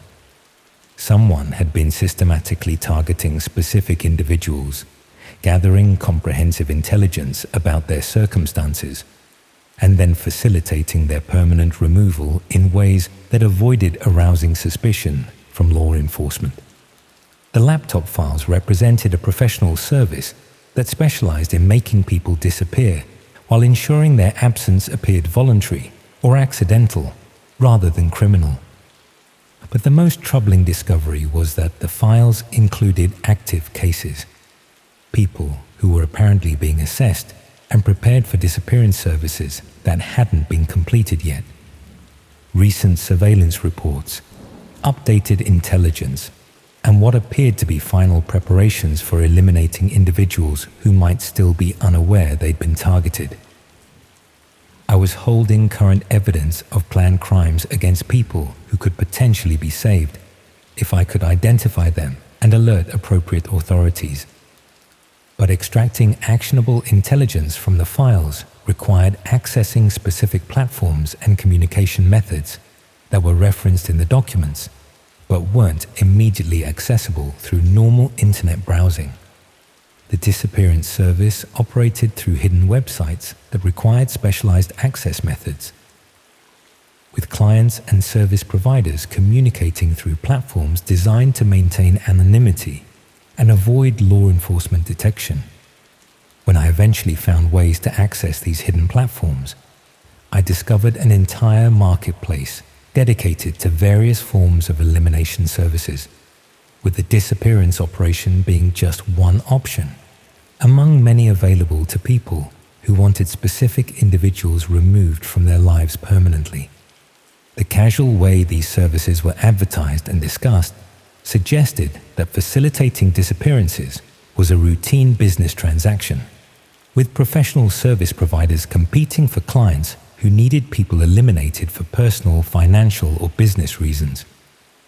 The laptop files weren't evidence of isolated criminal activity, but documentation of systematic services that were available to anyone willing to pay for professional elimination of problem individuals.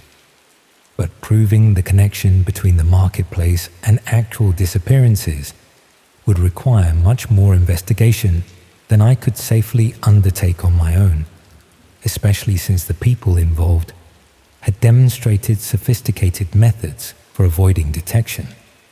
Meanwhile, the active cases mentioned in the laptop files were probably proceeding toward completion, with targeted individuals continuing their normal lives unaware that they'd been systematically assessed and marked for elimination. The refurbished laptop that was supposed to help me find new employment had instead provided me with evidence of organized elimination services that were operating while maintaining complete anonymity and avoiding law enforcement detection. But reporting what I discovered would require explaining how I'd found the information, potentially making me a person of interest in criminal investigations, while failing to prevent ongoing crimes against people whose elimination had already been contracted and paid for. I eventually contacted police through an anonymous tip line, providing general information about the disappearance service without revealing how I'd learned about their activities or identifying specific individuals who might be targeted. But I remained concerned about the active cases that were probably still proceeding, and about the possibility that the people operating these elimination services might attempt to recover the laptop files I discovered.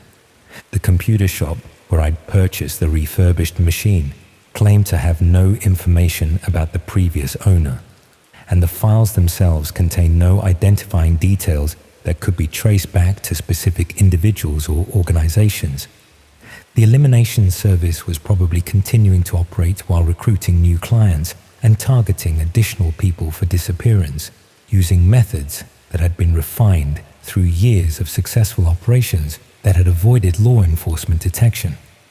When I finally replaced the refurbished laptop with a different machine, I destroyed the hard drive completely, but I never stopped wondering whether the people in those active case files had managed to avoid the elimination services that had been contracted against them, or whether they'd simply joined the growing list of individuals who had disappeared without explanation or accountability.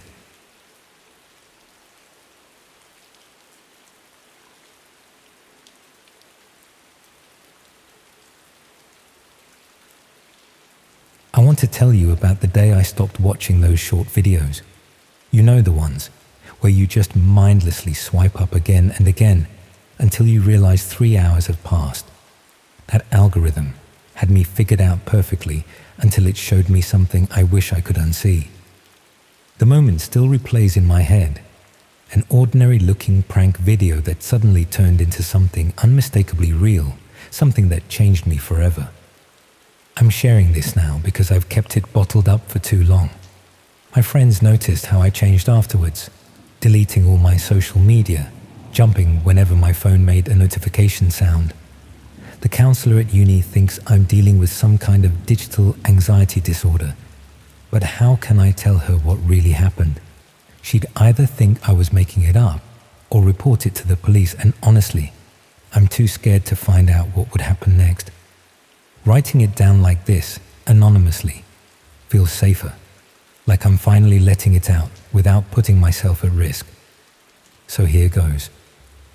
Last autumn, I was in my second year at university in Leeds, studying media and communications. The irony isn't lost on me now. I was living in a shared house with 4 other students, but I was always the night owl of the group. I'd stay up scrolling through videos when everyone else had gone to bed. The endless stream of content was my way of switching off after a day of lectures and coursework. I'd gotten into this habit of watching these short videos for hours before bed. You know how it goes. 1 minute, you're watching someone make a fancy coffee drink. The next, you're deep into videos of people exploring abandoned buildings or pulling elaborate pranks. The algorithm keeps feeding you more of what you engage with, and before you know it, you're in some weird corner of the internet. That night, it was a Tuesday in November. I remember, because I had a presentation the next day that I was putting off preparing for. I'd been scrolling for about an hour. It was around 1 a.m., and I was lying in bed with all the lights off, except for the blue glow of my phone. The videos had taken a slightly darker turn, as they often did late at night. I'd gone from watching cooking videos to urban exploration to pranks that seemed a bit cruel, but still within the realm of normal internet content. Then I swiped up to a video that started like many others. The thumbnail showed a young man, maybe in his early 20s, sleeping on a sofa. The caption said something about the ultimate wake-up prank on his friend. Nothing unusual there. I'd seen hundreds of these. People being woken up with air horns, water buckets, fake spiders. Internet culture thrives on that momentary fear, followed by relief and laughter. The video started with someone filming themselves walking slowly towards the sleeping person. There was no music, just the sound of quiet breathing and footsteps. The camera quality was slightly grainy, lower than the usual crisp videos that get promoted on the platform. That should have been my first clue that this wasn't from the usual content creators. As the camera got closer to the sleeping figure, I noticed something odd. The sleeping person seemed to be restrained somehow. Their wrists were at an unnatural angle beside them. I thought maybe it was just the way they were lying, but something felt off. The camera panned up to show the person's face, which had what looked like duct tape across the mouth. For a split second, I still thought it was an elaborate prank, maybe a staged kidnapping scenario between friends trying to create shocking content for views. Then the camera pulled back, and I could see the entire scene. The sleeping person wasn't on a sofa, but appeared to be on some kind of plastic sheeting on the floor. Their hands and feet were bound with what looked like zip ties, cutting into the skin. Around them was a carefully arranged set of tools, knives, pliers, what looked like a blowtorch. This wasn't a prank video. This was something much worse. The video lasted only about 30 seconds total.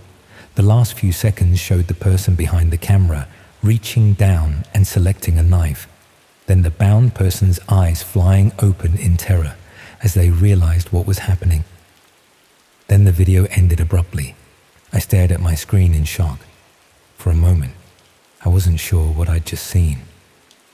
There's a part of your brain that tries to normalize even the most disturbing things.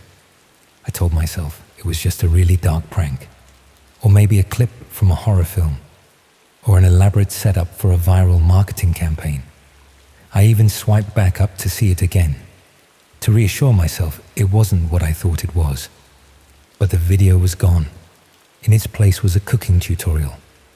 I scrolled back down, looking for the video, but it had vanished completely.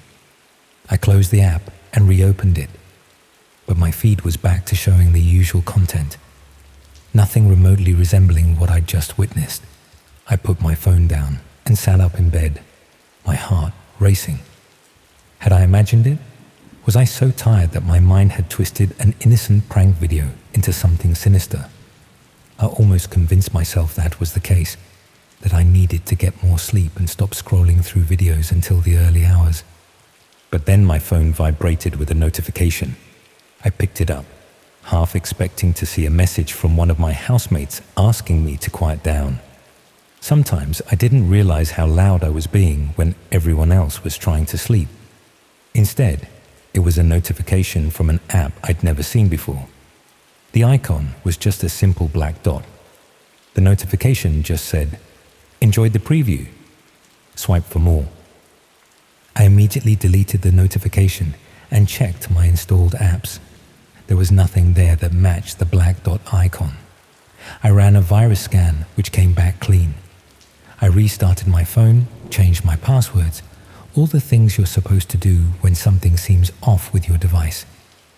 By the time I finished, it was nearly 3 a.m., and I managed to convince myself that it was just a glitch, maybe an ad for a horror film that had somehow made it through the platform's content filters. next day, I was exhausted during my presentation, but managed to get through it. I didn't tell anyone about what I'd seen. What would I say?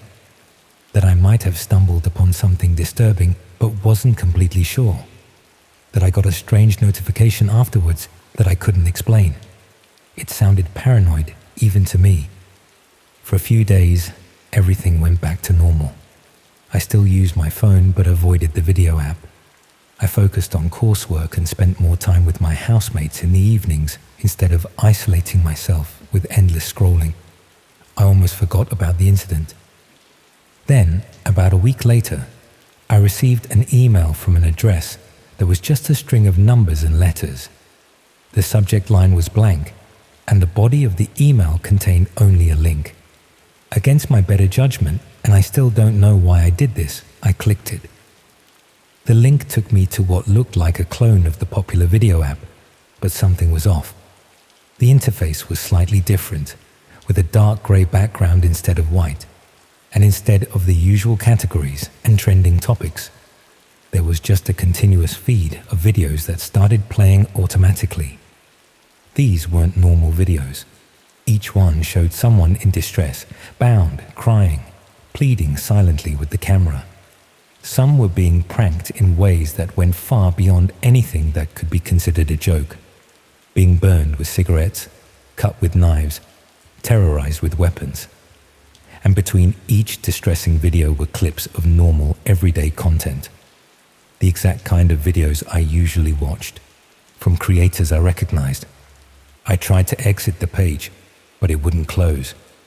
I tried closing the browser, but it reopened itself.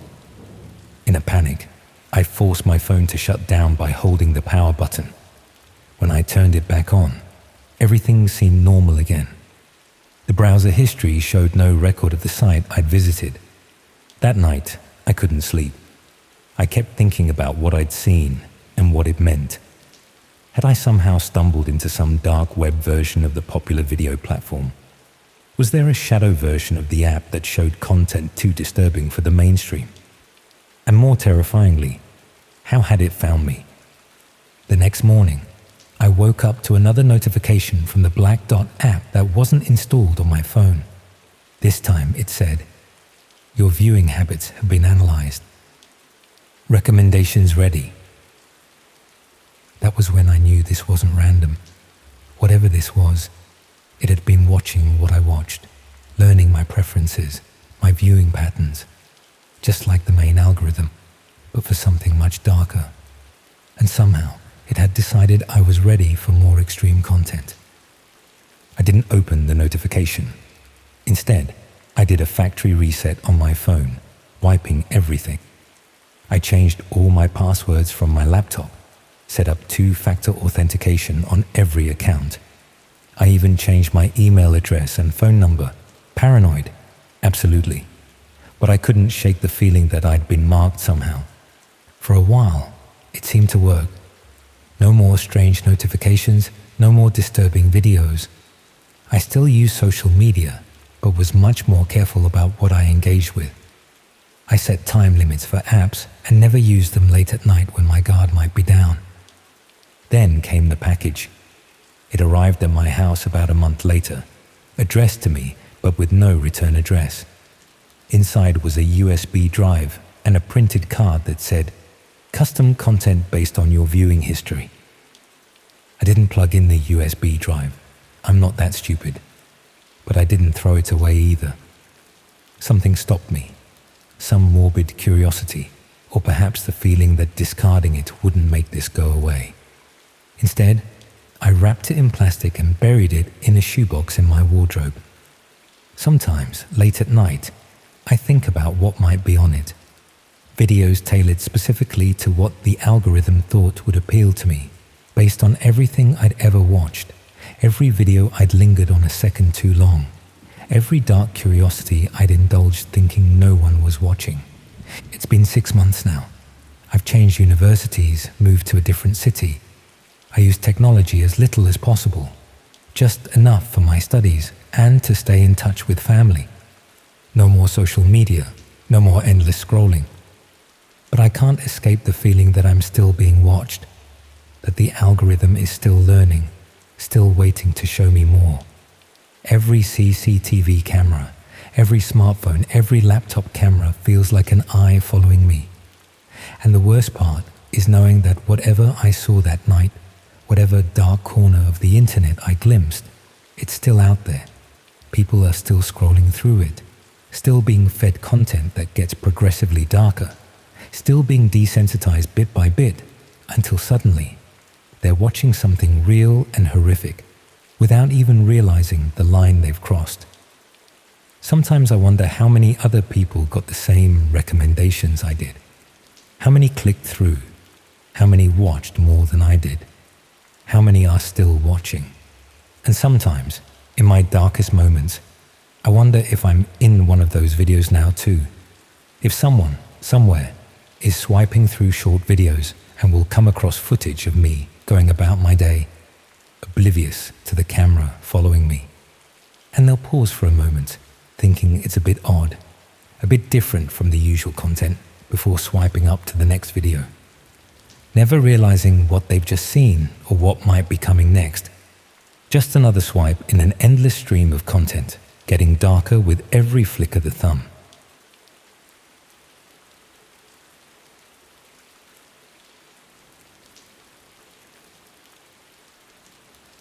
I never meant to hurt anyone. That's the thing that keeps me awake at night. The knowledge that someone was harmed because I clicked a button on my screen. I was just trying to expose the truth, to prove that the dark web wasn't as dangerous as everyone claimed. Instead, I became exactly what I was trying to disprove. Another horror story about the consequences of digital curiosity. I'm writing this down now because I need someone to understand what happened, even if I can never tell anyone I know. My therapist thinks I'm suffering from some kind of psychotic break, that the nightmares and panic attacks are manifestations of underlying trauma unrelated to anything I actually did. How could I possibly explain to her that I accidentally triggered someone's death from behind my computer screen? She'd have me sectioned within the hour. 3 years ago, I was studying digital media at university in Manchester. I'd always been fascinated by internet subcultures and online security, so much so that I'd started a small YouTube channel dedicated to debunking tech myths and urban legends. Nothing major, just a few thousand subscribers who enjoyed watching me explain why various scary internet stories weren't actually true. I covered things like cursed video games, creepypastas, and supposed haunted websites, always taking a rational, evidence-based approach to show there was nothing to fear. Then I decided to tackle the ultimate internet boogeyman: red rooms on the dark web. For those who don't know, red rooms are supposedly live streams where viewers can watch and even interact with real torture and murder.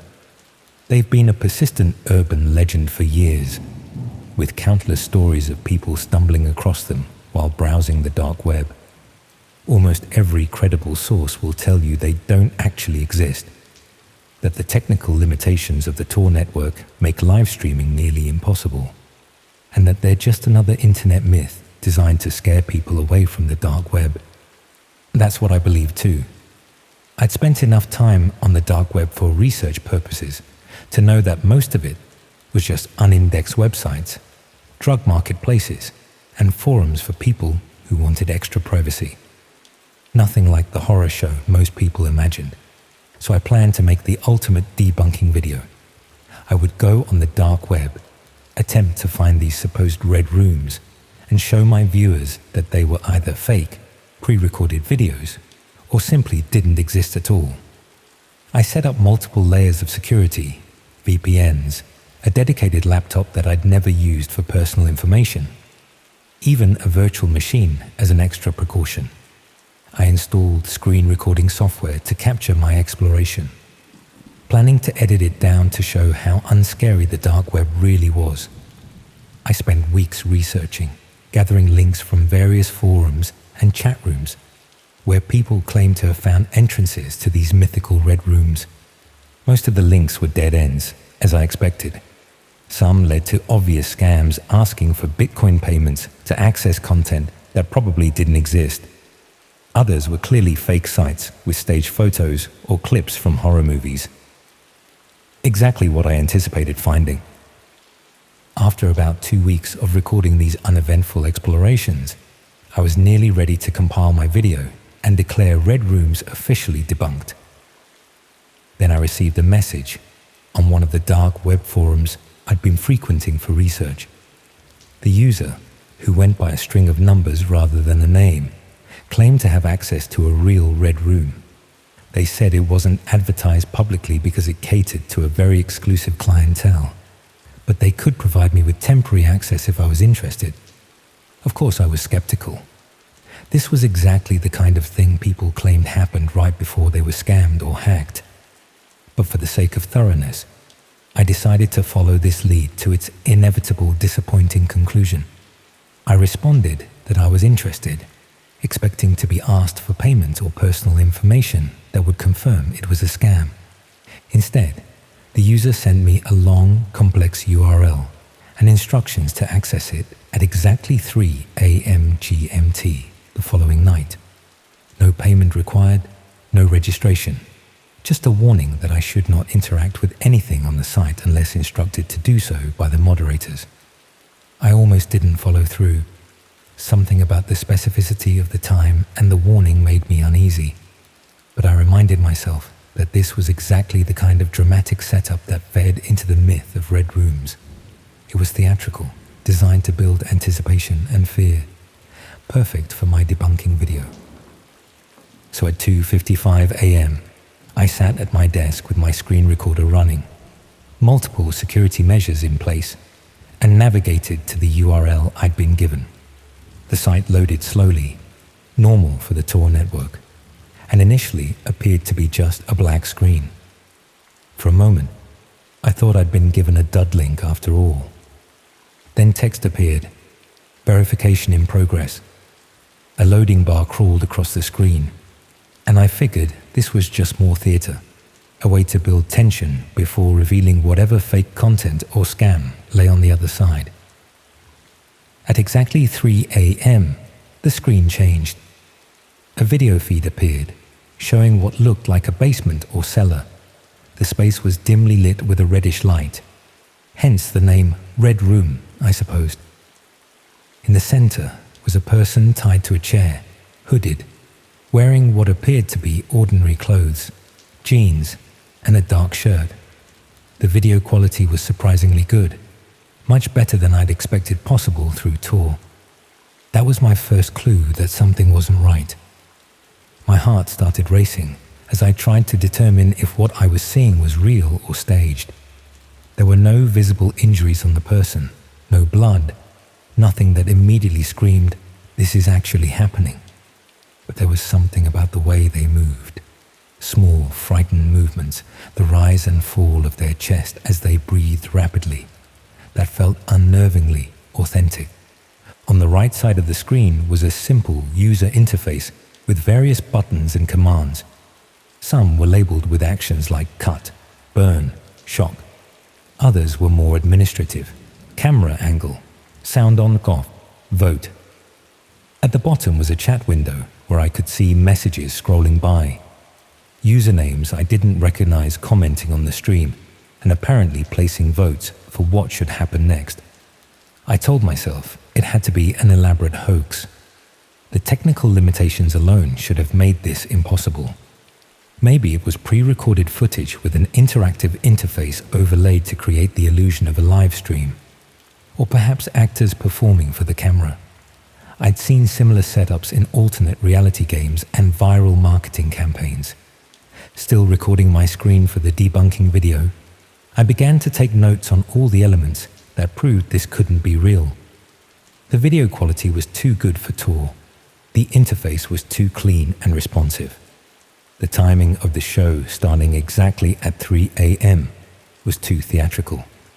As I was writing these observations, a notification appeared on the screen. New user detected. Verification required for viewing privileges. A button appeared labeled Verify. I hesitated, worrying about malware or being tracked. but I reminded myself of all my security precautions and figured this was just another part of the performance. So I clicked it, expecting a payment page or a fake login screen. Instead, the interface changed slightly. Now I had access to some of the buttons that had been grayed out before. A message appeared in the chat. New verified viewer, welcome.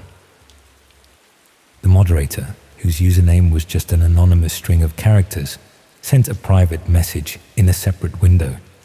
First-time viewers must participate to maintain access. Select a command within 60 seconds. A countdown timer appeared at the top of my screen. I froze, unsure what to do. This was going further than I expected for a fake site. I decided to try something minimal, something that would comply with their game without causing harm if by some remote chance this was real. I hovered over the camera angle button, thinking it was the most innocuous option. But as the timer counted down, my hand trembled slightly, and I accidentally clicked on a button labeled Execute instead. The screen immediately flashed red, and the chat window exploded with activity. Messages scrolled by too quickly to read, but the tone seemed to be surprise and excitement. The moderator's message window updated. Execution command confirmed. Premium action selected by new user. Proceeding immediately. A new figure entered the frame, wearing a black mask and gloves. They moved with purposeful efficiency toward the bound person, who began struggling frantically against their restraints.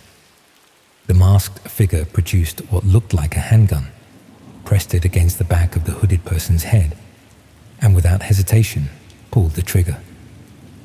The sound was off, but I didn't need to hear it to understand what I'd just witnessed.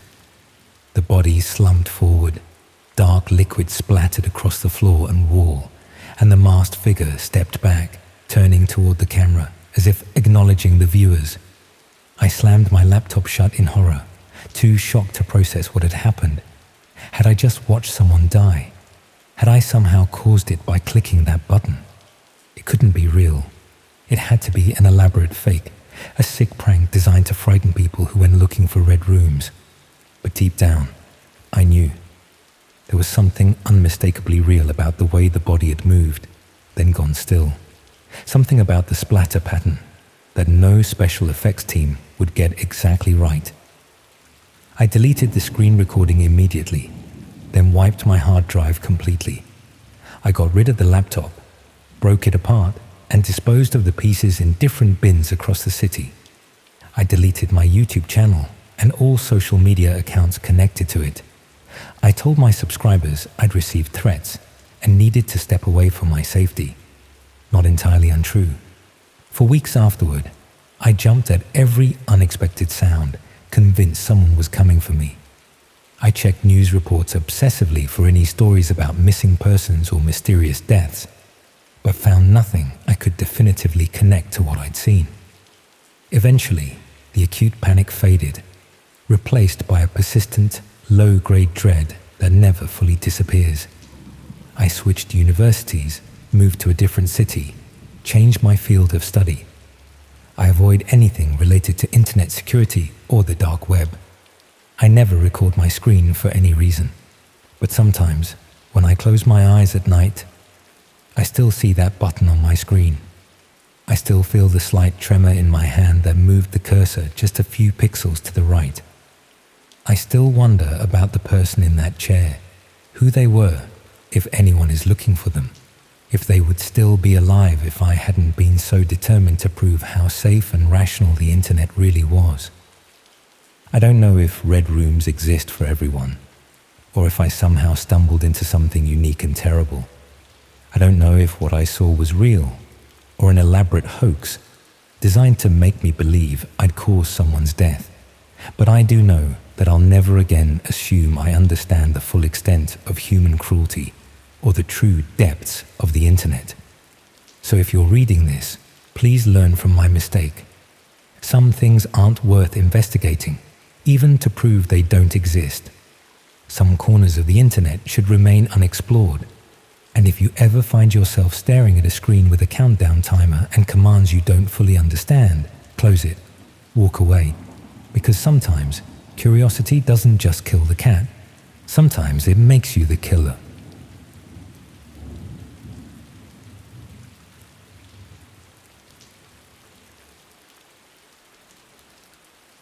They say the images you create with AI say more about you than you realize. But what happens when the AI shows you something you never intended to see? Something real that was never meant to be discovered? I've spent the last 4 months trying to convince myself it was all just a horrible coincidence, but I can't keep pretending anymore. I work as a graphic designer for a small marketing agency in Leeds. Pretty standard stuff. Logos, web layouts, social media graphics. Nothing groundbreaking, but I enjoy it. I've always been interested in new tech, especially anything related to art and design. When AI image generators first became popular last year, I was immediately hooked. Spent hours experimenting with different prompts, seeing what the algorithms could create. It was fascinating how they could combine concepts in ways I'd never think of. Like most people, I started with the mainstream AI art sites. You know, the ones where you type in a prompt and get back something that looks vaguely like what you asked for. They were fun for a while, but I kept hitting the same limitations. Content filters blocking anything remotely controversial, long queues for image generation, restrictions on commercial use. That's when a colleague mentioned there were more advanced AI art generators on the dark web, ones without the safety filters, trained on unrestricted datasets. As someone who works with visual content professionally, I was curious to see what these unfiltered systems could create. That curiosity would turn out to be the worst mistake of my life. I wasn't completely new to the dark web. I'd browsed it a few times before out of curiosity, but never went beyond looking at marketplace listings and forums. I knew how to access it safely. At least I thought I did. I set up my VPN, fired up Tor, and started searching for these underground AI generators. It took a couple of evenings of browsing through forums and following links, but eventually I found what I was looking for. A site called Deep Dream. Not its real name, obviously. The interface was bare bones compared to the mainstream sites. Just a black background with a text input box and a few settings options. No account required, no email verification. The only unusual thing was that it asked for cryptocurrency payment per batch of generations. About £10 worth of Bitcoin for 20 images. I paid the fee and started experimenting. At first, I kept my prompts similar to what I'd use on mainstream sites. Fantastical landscapes, cyberpunk cities, abstract concepts. The results were impressive, sharper, more coherent than what I was getting elsewhere. There was something off about some of the images. Strange anatomical distortions, unsettling facial expressions. But I attributed that to the lack of safety filters. After a few nights of casual experimentation, I started getting more adventurous with my prompts. Nothing illegal or pornographic, but definitely pushing boundaries. Dystopian scenes, dark surrealism, body horror concepts that would be useful for a horror project I was working on as a side gig. The results were disturbing but fascinating from an artistic perspective. One night, about 3 weeks into using the site, I was home alone in my flat working late. It was around 2 a.m. and I'd had a few beers. Probably not the best time to be exploring the darker corners of AI art, but my inhibitions were lowered. I decided to experiment with prompts about pain and suffering, thinking I might get some interesting abstract representations that could inspire a series of graphics for a metal band's album cover. I typed in extreme human suffering, realistic, detailed, high resolution, and hit generate. What came back made me physically recoil from my screen. Among the batch of 10 images were several that looked like standard AI-generated depictions of torture. Disturbing, but obviously artificial, with the telltale inconsistencies you expect from AI art. But one image stood out. It didn't have the usual AI artifacts. The lighting was consistent. The anatomy was perfect. It showed a young woman tied to a chair in what looked like a basement, her face contorted in pain, with bruises and wounds that looked disturbingly specific and medically accurate. My first thought was that this must be a real photograph that had somehow been included in the training data. But that didn't make sense. It doesn't just regurgitate exact images from its training set. I stared at it, feeling increasingly uneasy. There was something about her eyes that seemed to be looking directly at the viewer, pleading. I decided to try again with a similar prompt to see if I'd get more photorealistic results. This time I tried human captive in pain, realistic, photograph quality. The new batch loaded, and my blood ran cold. There was another image of what appeared to be the same woman, but from a different angle with different injuries. The setting was identical. Same basement, same chair, same rope bindings. My hands were shaking as I tried one more prompt. Basement torture victim close-up, realistic. The results included 3 more images of the same woman, in progressive states of injury. The final one showed her unconscious or worse. This couldn't be coincidence or some weird AI amalgamation. These looked like stills from a continuous sequence, like frames extracted from a video. The consistent lighting, the progressive injuries, the identical setting. It all pointed to something too coherent for AI to randomly generate.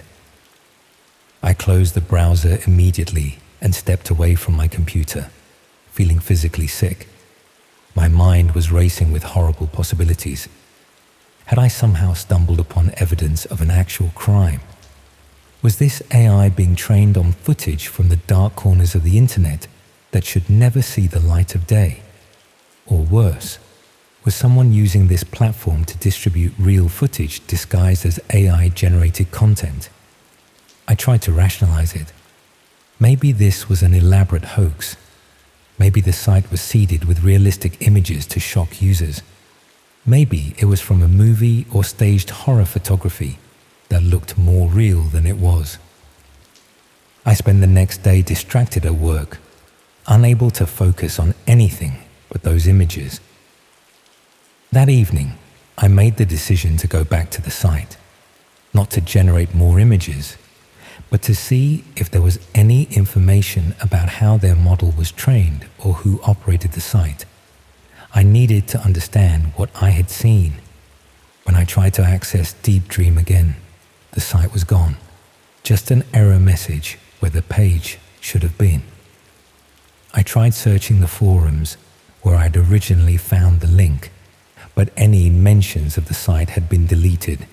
It was as if it had never existed. Now thoroughly disturbed, I decided to search news sites for recent missing persons cases involving young women. I didn't know what I would do with any information I found, but I felt compelled to look. After about an hour of searching, I found a news article from about 6 months earlier about a university student who had disappeared after a night out in a city about 40 miles from where I lived. The article included a photo. It was her, the woman from the images. Same distinctive eyebrows, same small scar on her chin. I felt the floor drop out from under me. This wasn't some elaborate prank or synthetic image. I had been looking at evidence of an actual abduction and worse. My hands trembled as I bookmarked the article, my mind racing with what to do next. Should I go to the police? How would I explain finding these images? Would they even believe me? Before I could decide, I received an email notification, a new message from an address I didn't recognize. just a string of numbers and letters. The subject line was simply curious. There was no text in the body, just an attachment. Against all better judgment, I opened it. It was an image of me sitting at my desk, looking at my computer screen. It had been taken through my window from outside my flat. In the corner of the image was a timestamp. It had been taken less than an hour ago. I shut down my computer, pulled all my curtains closed, and spent the night on my sofa with a kitchen knife beside me, jumping at every sound. In the morning, I called in sick to work and went to the police station. I told them about finding disturbing images online that I believed could be related to the missing student case. I didn't mention the dark web or the AI generation site. Just said I'd found them while browsing an online forum. I showed them the news article I'd found. They took my information, but didn't seem particularly interested. They explained that they get dozens of tips about missing persons cases, often from people who think they've seen something online, without the actual images or specific information about where I'd seen them. There wasn't much they could do. I couldn't show them the images because the site was gone. I couldn't tell them exactly where I'd seen them without admitting to browsing parts of the dark web I shouldn't have been on. I left feeling frustrated and scared. When I got home, I found another email from the same address as before, this time with a different image. Me at the police station, entering the building. The message read, "Not smart. We know what you saw. We know where you live. Forget about it." I didn't sleep that night, or the next. I changed all my passwords, covered my webcam, and kept my curtains closed at all times. I considered moving, but what good would that do if someone was already watching me?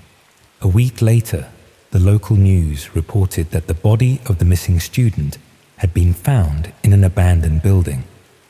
The cause of death wasn't disclosed, but the police were treating it as a homicide. They were asking for any information from the public. I should have gone back to the police then, should have told them everything. Consequences be damned. But the day the news broke, I received a package at my door. No postmark, no return address. Inside was a USB drive. When I plugged it in, it contained a single image file. Me, asleep in my bed, taken from inside my bedroom. That was 3 months ago. I've since moved cities, changed my name, deleted all my social media. I don't use AI art generators anymore. Don't browse the dark web. Don't even use the same programs or websites I used to. But I still feel watched, still feel like I'm being followed. I don't know who was behind that website or what their purpose was. Maybe it was a way to distribute evidence of real crimes disguised as AI-generated content. Maybe it was a trap to find witnesses they could silence. Maybe the images themselves were bait to identify people who would search for more. All I know is that somewhere out there, someone knows what I saw, and they know who I am. And every time I hear a noise outside my window or notice someone looking at me too long on the street, I wonder if they found me again. So if you're ever browsing the darker corners of the internet and come across something that doesn't seem quite right, something too real, too specific, too coherent, close it immediately. Because sometimes what looks like an algorithm's creation is actually evidence of something that was never meant to be discovered. And the people who don't want it discovered will go to any lengths to keep it that way.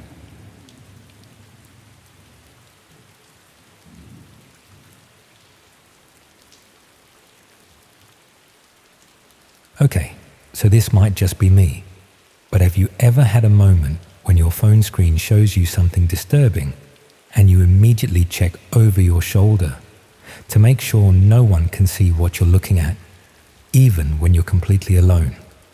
4 months ago, I experienced something on the dark web that I've been unable to shake from my mind. So here goes. It started on an entirely ordinary Tuesday evening. I just finished a late dinner, microwave lasagna, nothing special, and was sitting on the toilet, mindlessly scrolling through my phone as one does. I'd been fascinated with the dark web for about a year by that point. Not because I wanted anything illegal, mind you. I've always been the curious type, ever since I was a kid taking apart my toys to see how they worked. Studied computer science at university, worked in IT for 8 years now. I suppose that's why I first downloaded Tor. Professional curiosity, I told myself. A bit of a lie, that. I'd browse the dark web occasionally when bored, usually after a few drinks, mostly just looking at marketplaces selling counterfeit goods or dodgy pharmaceuticals. Nothing too sinister, though there was always that thrill of knowing I was somewhere I perhaps shouldn't be, like a digital urban explorer. That night, I'd had a couple of whiskeys after a particularly stressful day at work. My boss had been on my case about some server issues that weren't even my department. The bathroom was the only place my flatmate wouldn't disturb me. So there I sat, trousers around my ankles, scrolling through forums I had no business visiting. I'd found my way onto a forum I hadn't seen before. Black background, red text, very 90s web design. The site claimed to be for practical solutions to complex problems. Vague enough to sound legitimate at first glance. I was scrolling through thread titles, mostly stuff about bypassing security systems or creating untraceable identities, when I saw a post titled DIY Silence Methods. My finger hovered over it for a moment. The title was just ambiguous enough that it could have been about soundproofing a room or creating white noise to help with sleep. But something in my gut told me it wasn't. Still, curiosity got the better of me. It always does, doesn't it? I tapped the thread. The page loaded slowly. Tor's never been known for its speed. And what appeared made me physically recoil.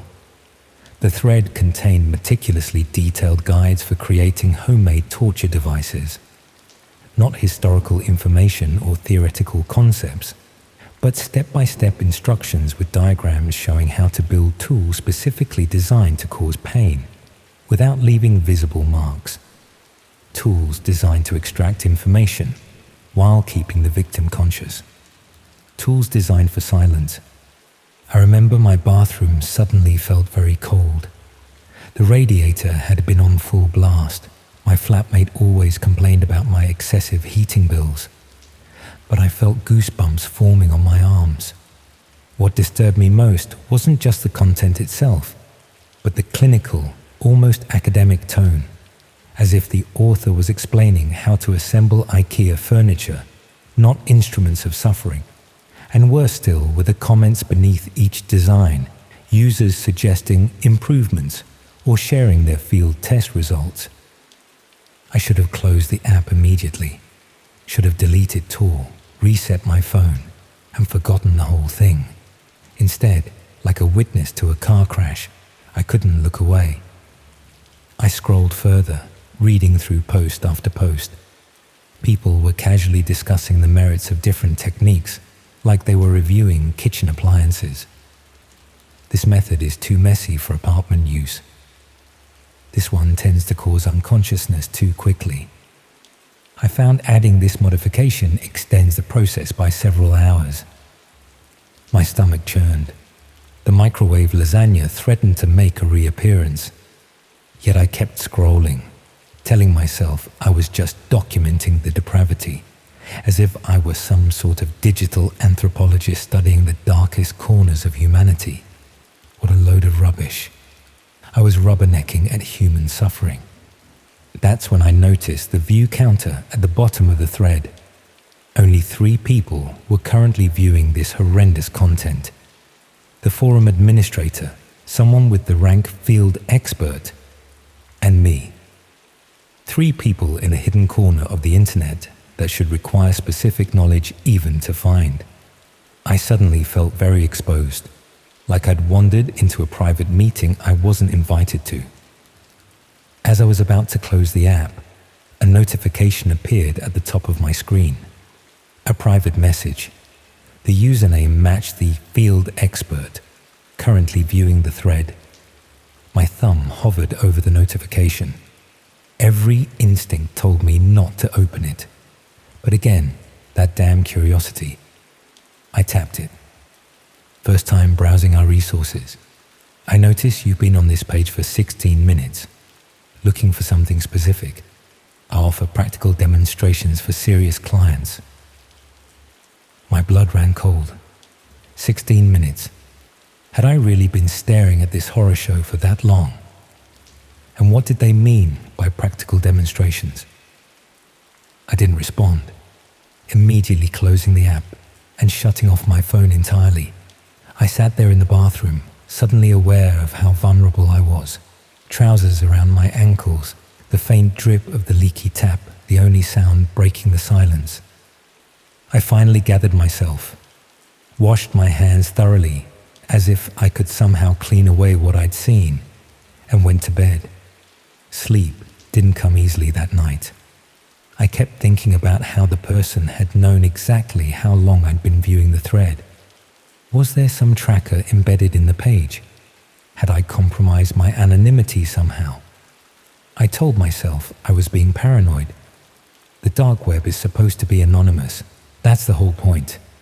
This was probably just a scammer trying to frighten naive browsers into paying for services that didn't exist.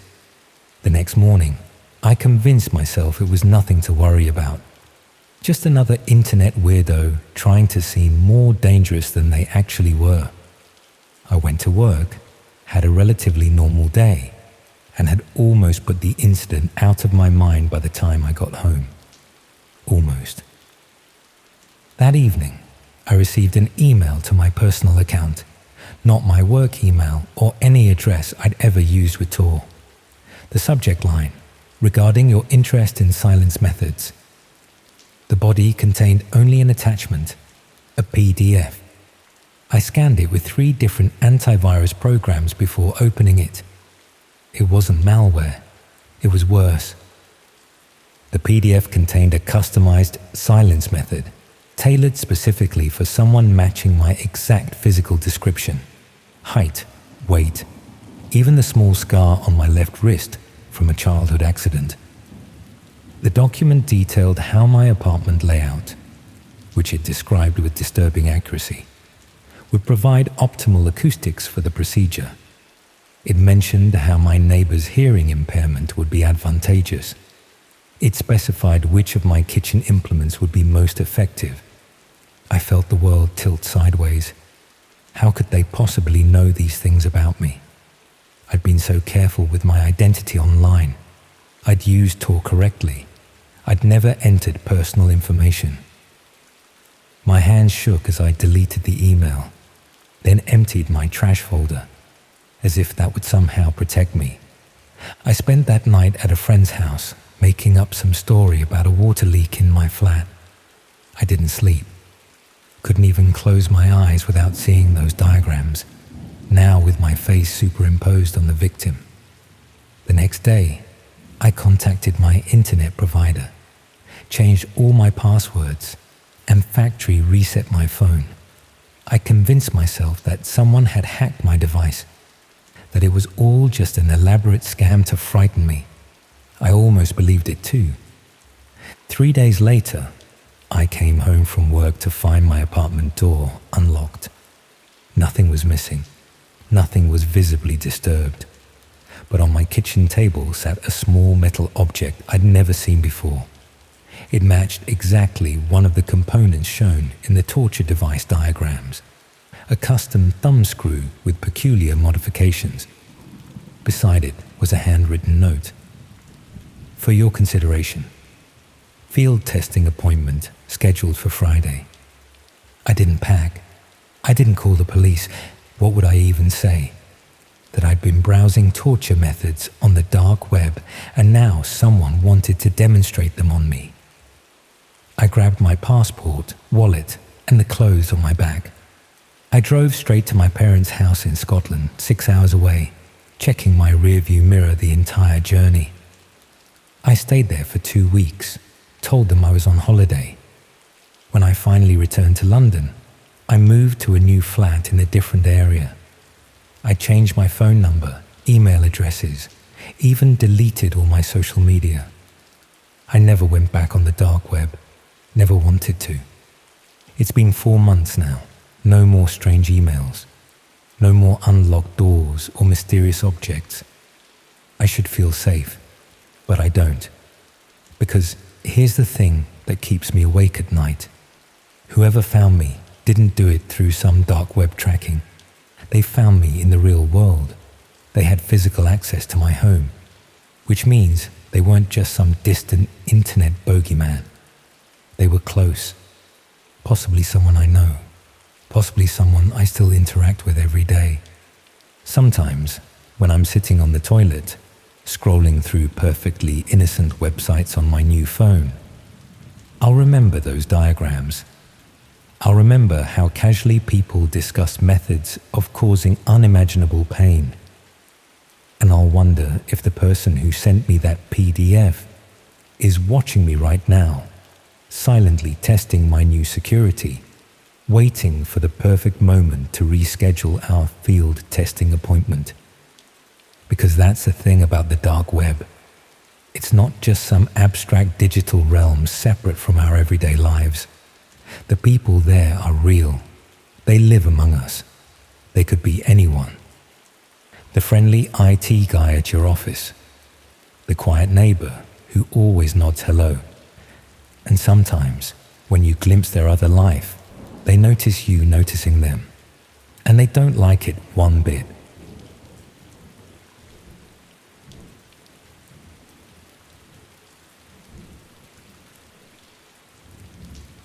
Have you ever stumbled across something online that made your blood run cold? Something that made you realize there are parts of the internet where truly terrible things happen? 3 years ago, I found out what happens when you dig too deep into the dark web. I found out what happens when you accidentally catch the attention of people who kill for money. It was a freezing Tuesday night in November when my world turned upside down. Rain lashed against my windows as I sat hunched at my kitchen table, 3 fingers of whiskey keeping me company. I'd cancelled plans with a friend, claiming I felt ill, but the truth was, I'd become obsessed with exploring the dark web.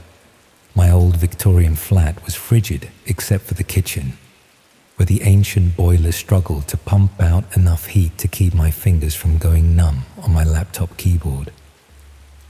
I'd been browsing the dark web for about 6 months by then.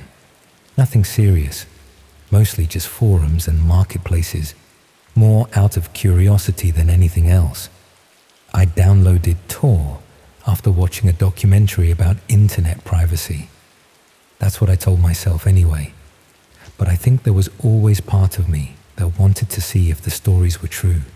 The red rooms, the hitmen for hire, all that urban legend stuff. I didn't believe it existed, but I wanted to look. That night, I was bundled up in a hoodie and blanket when I found myself on a forum I'd never visited before.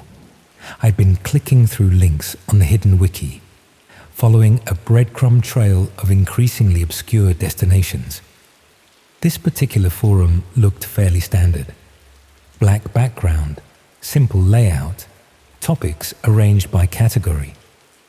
What caught my eye was a thread about someone who had hired a person to solve a problem. See, this could have meant anything.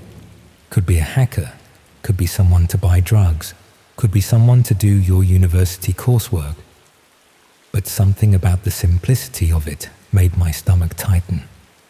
I clicked on it, more out of morbid curiosity than anything else. The thread had started about 3 weeks earlier. The person who started it had written a short introduction about hiring someone to solve a problem the previous month. It cost them 15 Bitcoin. They said the problem no longer existed, and they were happy to answer questions about the process. 15 Bitcoin. At the time, that was close to £80,000. Whatever problem this person had, it wasn't cheap to solve. The comment section was active, about 200 replies. I scrolled through, feeling the chill in my kitchen intensify with each response I read. Someone asked how they verified the person they hired wasn't law enforcement. The reply was about getting a referral from a trusted source, and that the service had been operating for over 6 years with verified results. Another person asked for proof that the job was completed. The response mentioned an obituary sent via secure channel, with details matching specifications exactly. I remember setting my whiskey down at this point. My hand was trembling slightly. This couldn't be real. It had to be people role-playing or trying to scam others out of Bitcoin. Murder for hire is the kind of thing that happens in films, not on some forum I'd stumbled onto while bored on a Tuesday night. But as I continued reading, the casual, matter-of-fact nature of the discussion made my skin crawl. These people were talking about taking someone's life with the same tone you might use to discuss having your car serviced. Someone asked about the timeline from payment to completion. The answer was 16 days. Would have been faster, but the target traveled unexpectedly. They waited until the person returned to their home location for cleaner work. Cleaner work. Jesus Christ. I should have closed the laptop then. Should have deleted Tor, had a shower, and tried to forget what I was reading. But I didn't. Instead, I poured another drink and kept scrolling. Something about the casualness, the banality of evil on display, had me frozen in horrified fascination. Someone asked if there were options for how the problem was solved. The reply mentioned a menu of options with different price points: accident, suicide, illness, or standard removal. Higher cost for the first 3, but worth it for avoiding investigation. I felt physically sick, but what disturbed me even more were the people asking practical, logistical questions. They weren't shocked or appalled. They were taking notes. At some point, I don't remember exactly when, I clicked on the profile of the person who started the thread to see if there was any information. There wasn't much. Account created 4 months ago, only a handful of posts, but there was a location listed: Greater Manchester. I lived in Manchester. It was probably fake. People don't put their real locations on the dark web. But seeing my city listed sent a chill through me that had nothing to do with my poorly insulated flat. I returned to the thread, scrolling further down.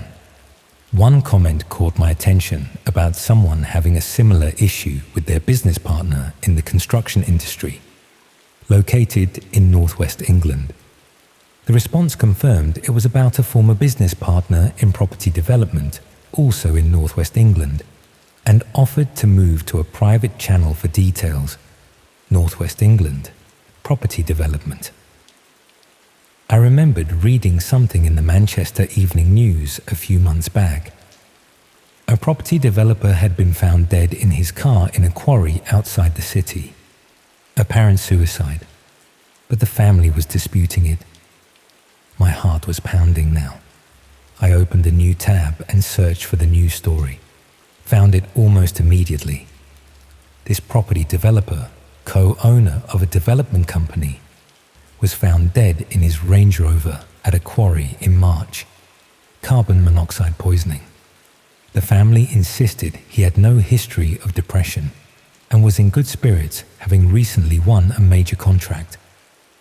The date of death was exactly 1 month before this person's first post on the forum. I closed the tab, my hands shaking properly now. This couldn't be real. It had to be a coincidence. Or maybe they had based their fictional story on a real local event to make it seem more credible. I returned to the forum, intending to close it for good, when I noticed something. A new comment had appeared while I was searching for the news article.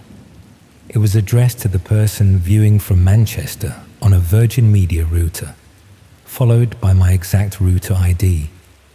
They asked if I was enjoying the thread. My stomach dropped. That was my router ID. I'd named it that when setting up my internet. How the hell did they know that?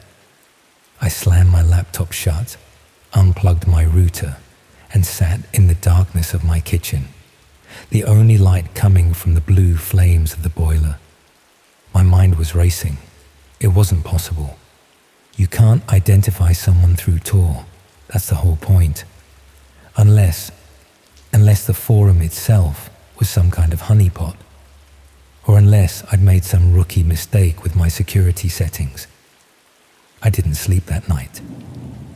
The next morning, I factory reset my laptop, changed all my passwords, and told myself I was being paranoid, that it was all an elaborate prank or scam, that this person couldn't possibly know who I was or where I lived.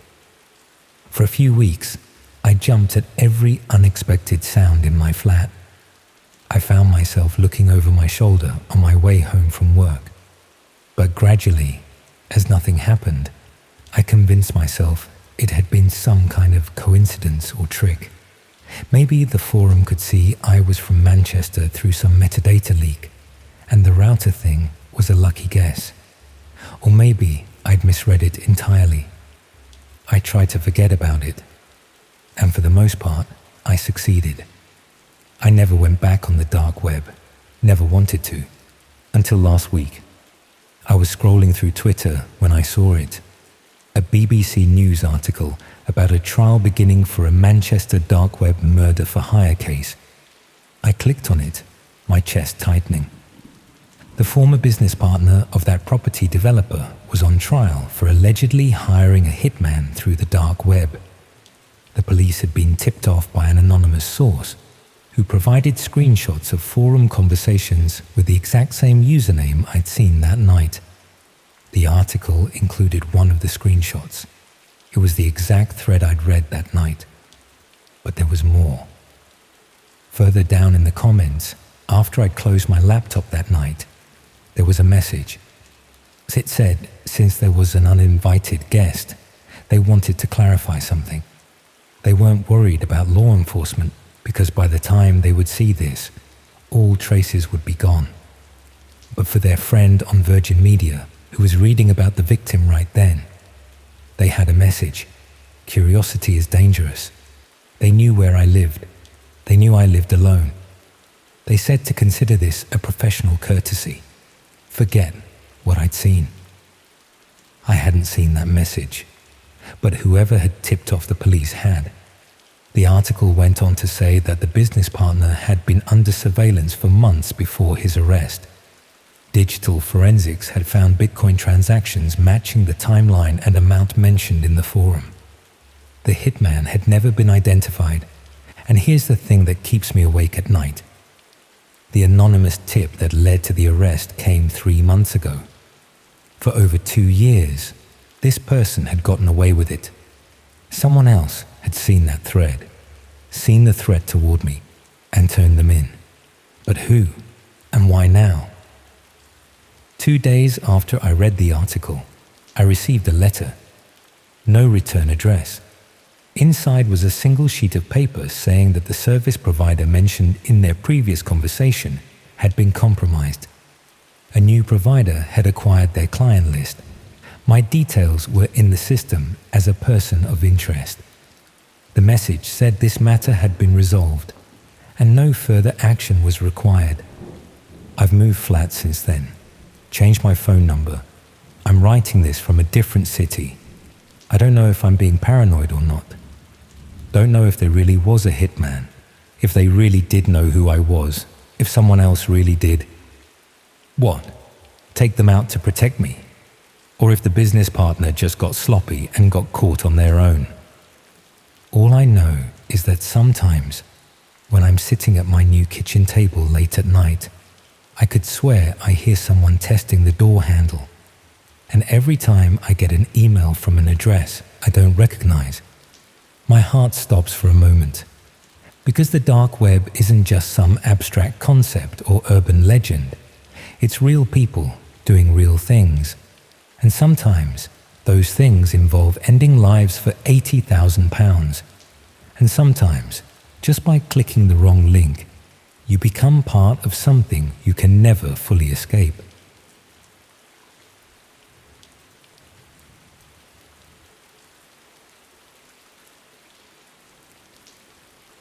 I don't think I ever really believed the footage was real until I recognized the wallpaper in the background. At 17, I spent most of my time online looking for things I wasn't supposed to see. Not porn or anything like that. My mates could handle that side of things well enough. I was after the stuff that got removed from platforms, the videos people whispered about in college corridors, the content that lived in the spaces between what was legal and what wasn't. It started with a mate showing me some grainy footage on his phone during lunch break. Something about a car crash in Russia, supposedly real CCTV footage that had been leaked online. Turned out to be fake, obviously, but it opened up a whole world I hadn't known existed. Forums where people shared banned documentaries, sites hosting films that had been pulled from cinemas, archives of news footage that broadcasters didn't want circulating. My bedroom became my research station. Mum and Dad thought I was just being antisocial, which was partly true. They'd call me down for dinner, and I'd mumble something about having coursework. Most of the time, they left me alone. Dad was usually in front of the television anyway, and Mum had her own programs to catch up on. The progression was natural enough. What shocked me one week became boring the next. I needed something more authentic, more immediate.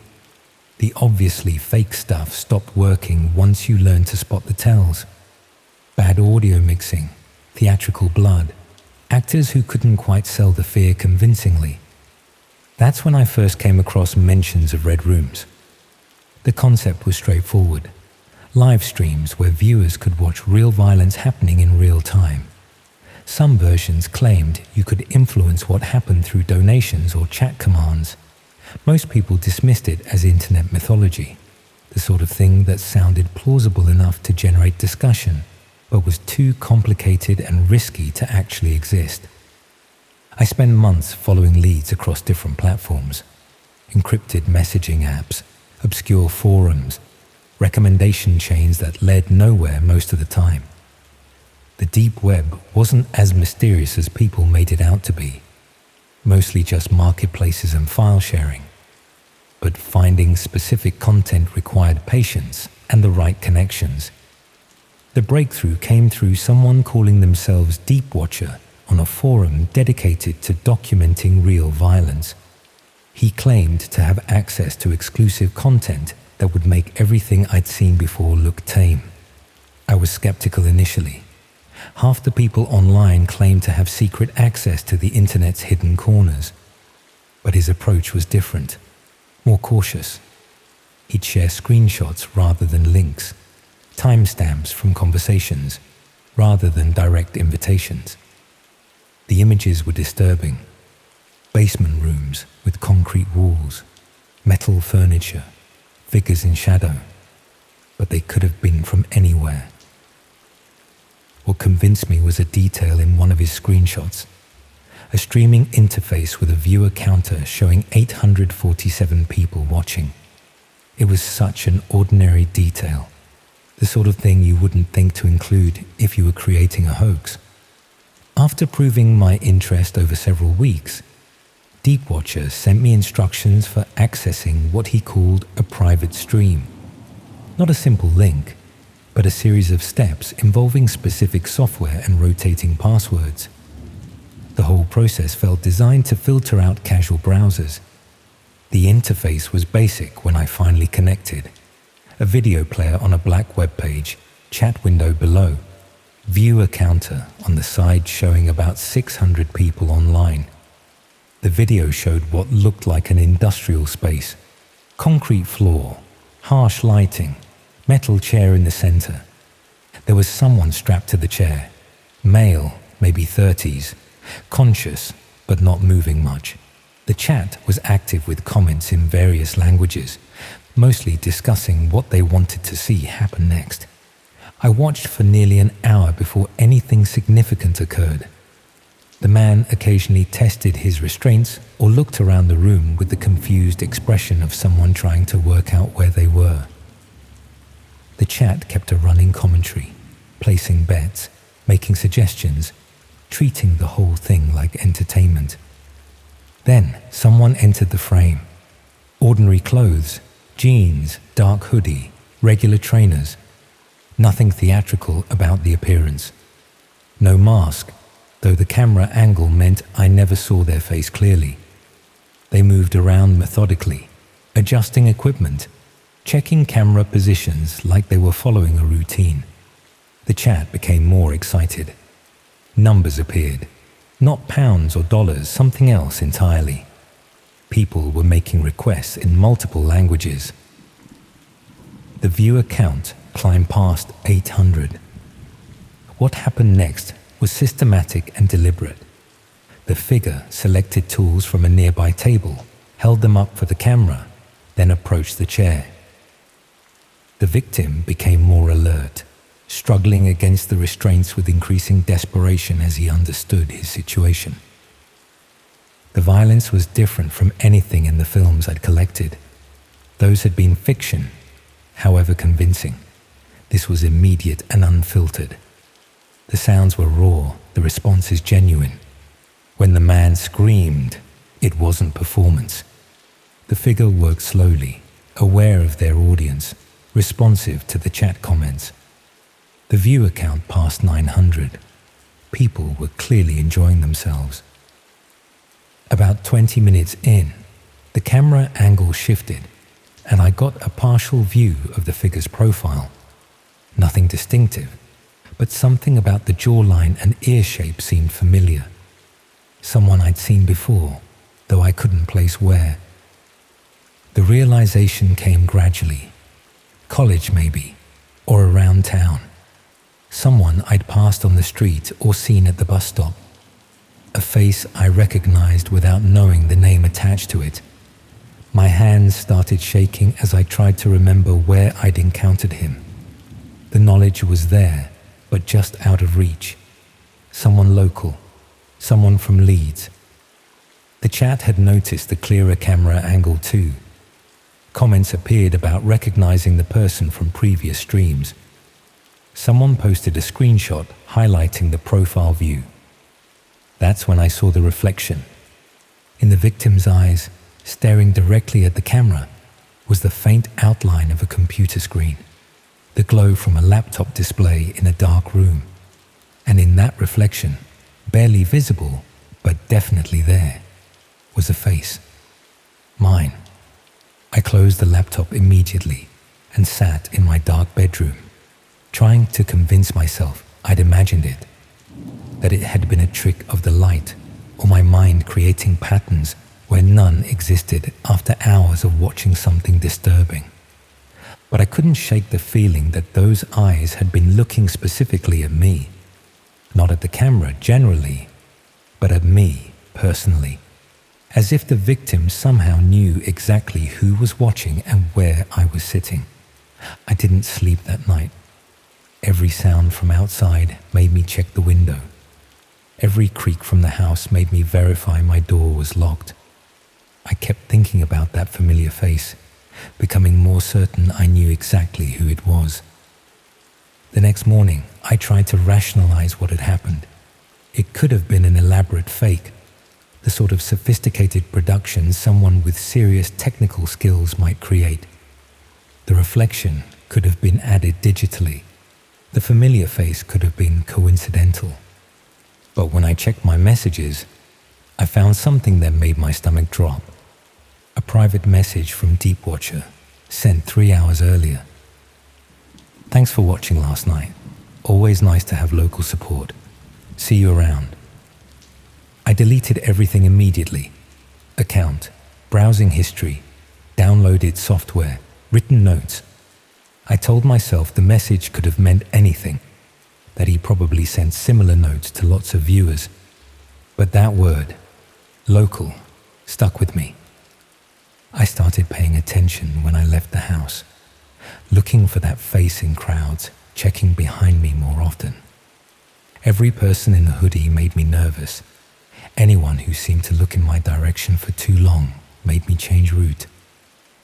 3 weeks later, I saw him outside college, standing by the gates, looking at his phone like any other student. Same jawline, same build as the figure from the stream. He glanced up as I approached, and our eyes met briefly. He smiled, nothing threatening, just the sort of polite acknowledgement you might give someone you'd seen, around, but didn't know well. Casual and normal. But I recognized something in that smile. He knew who I was, just as I now knew who he was. I changed my route to college after that, started taking different buses, varying my schedule, avoiding places where I'd seen him. My parents noticed I was more withdrawn, but assumed it was college stress. Because I was being followed, though subtly. He was always just far enough away to seem coincidental, in places where he had legitimate reasons to be. Outside shops I used, on buses I called regularly, in the background of places I visited, never approaching or threatening, just present often enough to let me know he was paying attention. I couldn't tell anyone about it. How do you explain being stalked by someone you encountered through watching illegal content online? How do you report to police that someone you saw committing crimes on the internet is now following you around town? You don't. You learn to live with it, sleep with furniture against your door, carry something sharp in your pocket, check behind curtains before sitting down, and you try not to think about what they might be planning. Whether you're going to be the next person in that chair, staring into a camera while strangers watch online. Whether your own reflection is already visible somewhere, waiting for the right moment. I still don't sleep well. Every night I listen for sounds that don't belong, watch for movement that shouldn't be there. Sometimes I wonder if I'm still being monitored through devices I haven't thought to check. But mostly I think about those eyes, how they seem to look through the screen directly at me, how they reflected not just my face, but something deeper that suggested the distance between watching and being watched isn't as secure as I'd assumed. Sometimes, late at night, when the house is quiet, I wonder if I'm still connected to that stream somehow, if people are still watching somewhere, still waiting.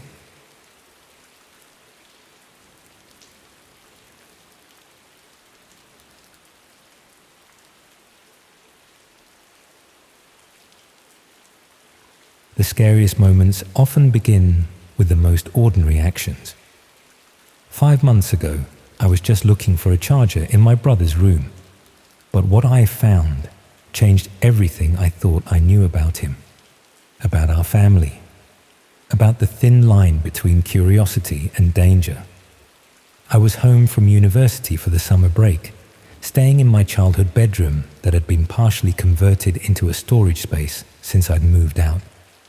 My younger brother Jake was 16 at the time, in that phase where privacy becomes sacred territory.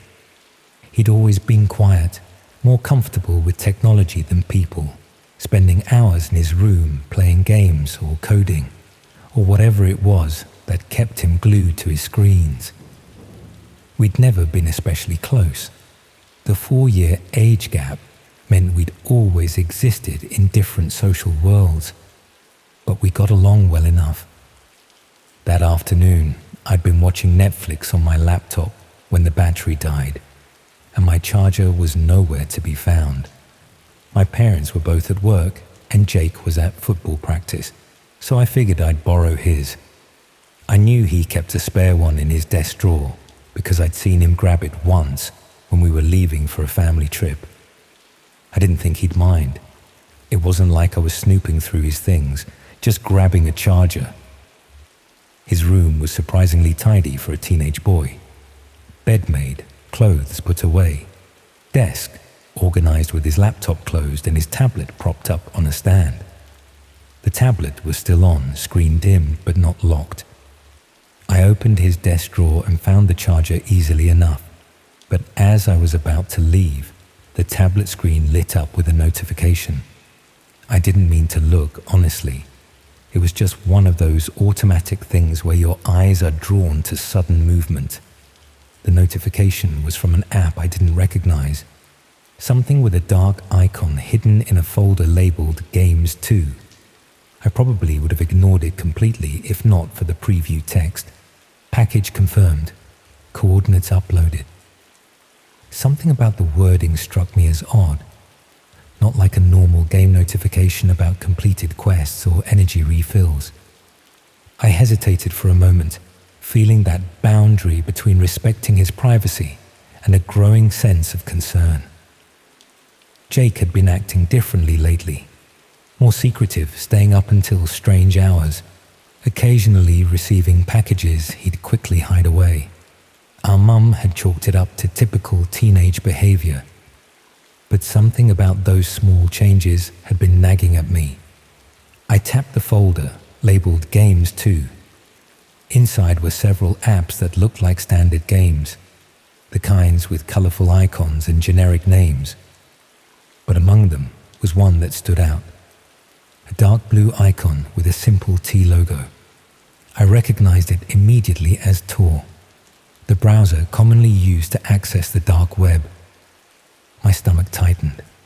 I'd read enough articles and seen enough documentaries to know what the dark web was, that hidden part of the internet where illegal marketplaces thrived. What was my 16-year-old brother doing with a Tor browser?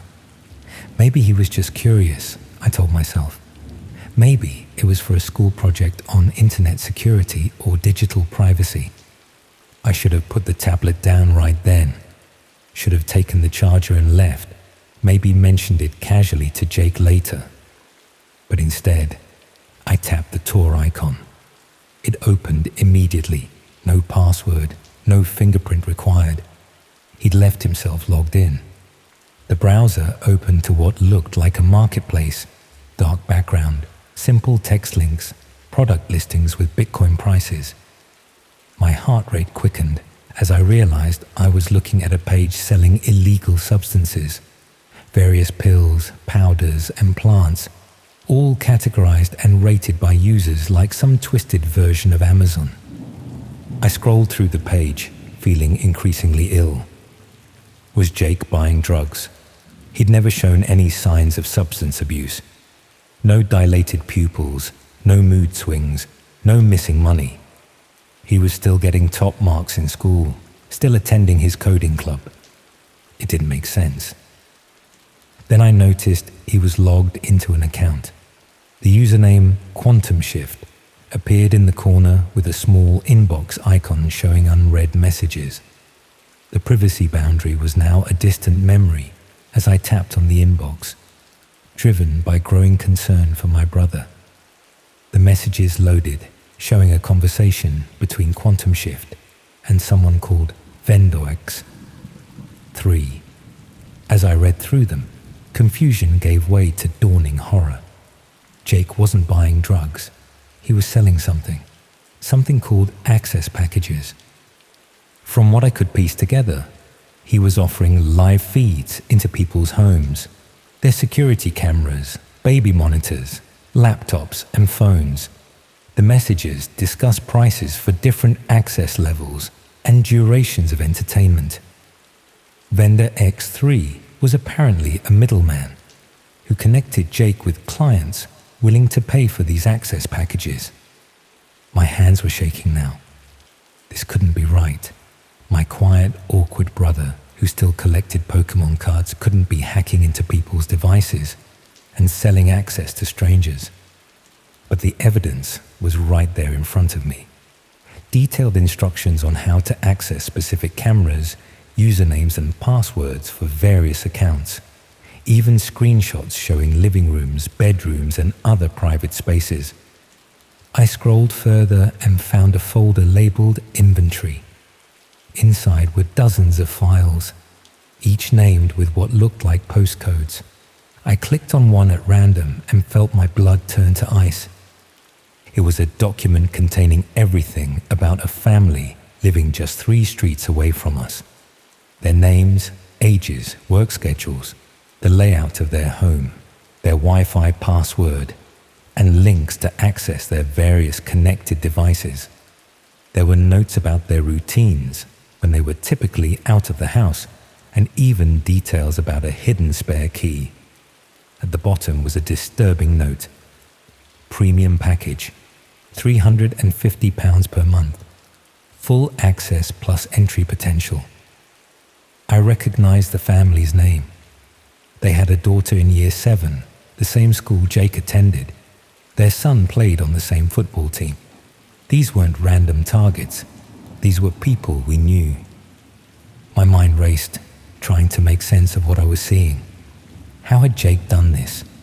He was good with computers, sure, but this level of hacking seemed beyond a teenager's capabilities. Had he found some exploit? Learned from someone online? More importantly, did he understand the full implications of what he was doing? I nearly dropped the tablet when I heard the front door open downstairs. Jake was home early. I quickly closed the browser, put the tablet back exactly as I'd found it, and grabbed the charger. I was halfway to the door when I heard his footsteps on the stairs. We nearly collided in the hallway. His face registered surprise, then suspicion. I held up the charger, mumbling something about borrowing it, trying to keep my voice steady despite the typhoon of thoughts swirling in my head. He nodded, but his eyes narrowed slightly, tracking my movements with unusual intensity. Had he always looked at people that way, and I just never noticed? Back in my room, I paced back and forth, unsure what to do. Tell our parents, confront Jake directly, call the police. This wasn't some harmless teenage rebellion or victimless crime. He was violating people's privacy in the most fundamental way, potentially putting them at risk of theft, stalking, or worse. I decided to gather more information before doing anything drastic. Over the next few days, I paid closer attention to Jake's behavior. I noticed things I'd overlooked before. How he would sometimes stop typing when someone walked behind him. How he had multiple external hard drives hidden throughout his room. How he would take phone calls outside where no one could hear. One night, I pretended to be asleep when he crept downstairs at 2 a.m. I followed silently and watched from the stairwell as he opened our neighbor's garden gate, using gloves despite the warm summer night. He placed a small device, barely larger than a pound coin, under their garden bench, then returned home, looking around carefully before coming inside. The next morning, I searched online and discovered the device was likely a Wi-Fi repeater or signal interceptor. My technical knowledge was limited, but from what I could understand, he was creating a network of devices to help him access home systems remotely. I was in over my head, terrified of what my brother was involved in, but equally scared of what might happen to him if I reported him. Would he go to juvenile detention? Would this follow him forever? Was there a way to stop him without destroying his future? A week after my discovery, I came home to find Jake sitting in my room, my laptop open in front of him. His face was emotionless as he turned the screen toward me. On it was my search history. How to report cybercrime. What happens to underage hackers? Wi-Fi signal interceptors illegal. "You went through my tablet," he said, his voice unnervingly calm. Not a question, a statement. He stood up, closing the laptop. "You don't understand what you've seen." I tried to explain that I was worried about him, that he was committing serious crimes, but he just smiled. a cold expression I'd never seen on my little brother before. He told me he wasn't just some script kiddie playing around. He had connections now, people who valued his skills, who would be very unhappy if his operation was compromised. Then he showed me something on his phone, a live feed of our parents' bedroom, their bathroom, their car. He scrolled through more feeds. My university accommodation, my friend's flat, my girlfriend's house. Places I'd been, bringing my devices, unknowingly carrying his malware wherever I went. I've been practicing on our family first, he explained, as casually as if discussing a school project. It's easier to test new methods on familiar networks. His expression hardened. If you say anything to anyone, all of this data gets uploaded to my clients, every private moment, every conversation, everything. That was 5 months ago. I've since returned to university, trying to maintain the illusion that everything is normal. Jake acts like our conversation never happened when we speak on the phone or during video calls.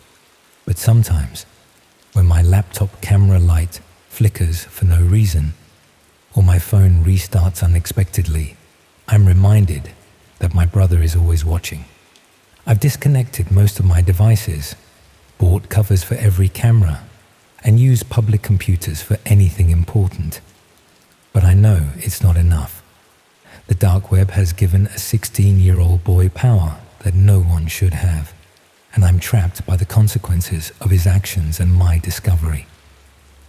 What terrifies me most isn't just that Jake is spying on people, it's that he's selling what he sees to strangers with unknown intentions. Every day, I wonder what those clients are doing with their access packages. Are they just voyeurs, or are they planning something worse? And how many other families are living with their own Jake? Someone they trust who has secretly turned their private lives into commodities on the dark web marketplace. I don't know how this ends. I don't know how to save my brother from what he's becoming, or how to protect the people he's targeting. I only know that the line between the dark web and our everyday lives is much thinner than we want to believe. And sometimes, the most dangerous predator isn't some anonymous hacker on the other side of the world. Sometimes, it's the quiet teenager down the hall, the one who knows your routines, your passwords, and exactly when you'll be most vulnerable.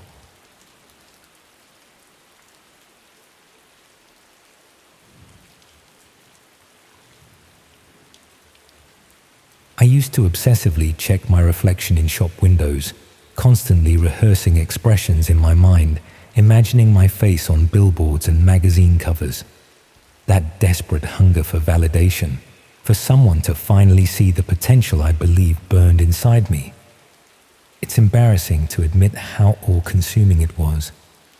But that's what makes places like Elite Casting so dangerous. They know exactly what you're willing to risk when you've convinced yourself that fame is just one lucky breakaway. I found the casting call on an industry forum I'd been following for months, one of those semi-professional websites where legitimate opportunities occasionally surface among the scams. The post stood out because it wasn't promising the usual vague exposure or unpaid work. Instead, it offered a substantial daily rate for a luxury fashion campaign, specifically seeking distinctive faces, not conventional beauty. My heart raced as I read those words. I'd been told countless times by well-meaning friends that my look was too unique for commercial modeling, a polite way of saying I wasn't conventionally attractive enough. But here was someone explicitly wanting what I had. The application process seemed thorough, which only reinforced my belief in its legitimacy. I submitted my measurements, recent photographs, and a brief bio highlighting my limited experience. A student fashion show at university, a friend's photography project, nothing that would impress a real agency. 3 days later, an email arrived confirming I'd been shortlisted, and inviting me to an in-person casting at their Leeds office. The message included professional-looking documentation, an NDA emphasizing the confidential nature of the upcoming campaign, details about the renowned but unnamed designer, and what to wear to the casting. I spent hours selecting the perfect minimalist outfit, practicing walking with the straight-backed confidence I'd observed in models on runway videos. The address led me to a converted textile mill in the industrial quarter of the city, one of those red brick Victorian buildings that developers had transformed into sleek, modern office spaces while preserving the original facade. Elite casting occupied the entire top floor, accessible via a service lift that required a code texted to me that morning. Everything about the space radiated exclusivity and professionalism. Polished concrete floors, exposed brick walls adorned with black and white campaign photographs. Minimalist furniture that looked expensive in its deliberate simplicity. Large windows flooded the reception area with natural light, highlighting the dust particles drifting lazily through the air, creating an almost ethereal atmosphere that felt separate from the gritty streets below. A receptionist with immaculate makeup took my details, asked me to sign another NDA, and directed me to a waiting area where 3 other potential models sat scrolling through their phones. They all had that same distinctive quality mentioned in the casting call. Interesting faces rather than conventional beauty. I felt simultaneously reassured and competitive, studying their features while pretending to check my own phone. None of us spoke, each wrapped in our private anticipation. The silence broken only by the occasional sound of a door opening down the corridor as candidates emerged from their castings. After 40 minutes that stretched like hours, an assistant called my name. I followed her through a series of corridors to a large studio space where 3 people sat behind a table, laden with laptops and documents. They introduced themselves as the casting director, the campaign photographer, and a representative from the design house. Their professional demeanor, their casual references to major fashion weeks and well-known industry figures. Every detail reinforced the legitimacy of the operation. I stood on a marked spot under perfectly positioned lights while they asked standard questions about my experience and availability, making notes on tablets as I responded. The casting director explained that this campaign was taking an innovative approach, focusing on unfiltered, authentic content that would be released across multiple platforms. The concept sounded vague, yet impressive, full of buzzwords about breaking boundaries and challenging conventional beauty standards. He then asked if I would be comfortable doing a brief screen test to assess how I moved on camera. This, he explained, was more important than traditional modeling experience, as the campaign would involve video content for social media, as well as still photography. The photographer led me to an adjoining room, smaller, more intimate, with a simple white backdrop and professional lighting equipment. A high-definition camera was mounted on a tripod, pointing at a plain wooden chair in the center of the space. The setup seemed standard enough, though I remember noticing there were no windows in this room, unlike the rest of the office. The photographer explained that she needed to adjust some equipment and would be back momentarily, leaving me alone to get comfortable in the space. As I waited, I noticed a small red light blinking on the camera. It was already recording. Strange, but perhaps this was part of the process, capturing natural moments rather than posed ones. I also became aware of how quiet the room was, a complete absence of the ambient noise that had filled the rest of the office. The walls appeared thicker here, possibly soundproofed for recording purposes. These details registered as professional considerations rather than warning signs, evidence of a high-end operation rather than something sinister. The photographer returned with what she described as a simple outfit for the screen test. A plain black tank top and shorts that seemed more suitable for a fitness shoot than high fashion. When I hesitantly mentioned this discrepancy, she explained that they needed to see how different body types moved naturally before designing the final campaign looks. It sounded reasonable enough at the time, though now the memory makes me nauseous. I changed behind a small partition, increasingly aware of the camera's unblinking eye, wondering if it had been turned off during this process, but too intimidated by the professional environment to ask. The screen test began innocuously. Simple poses, turning to show different angles, basic movement sequences. But gradually, the photographer's instructions shifted. She asked me to show more skin, to adjust the clothing to reveal more of my shoulders, my collarbone.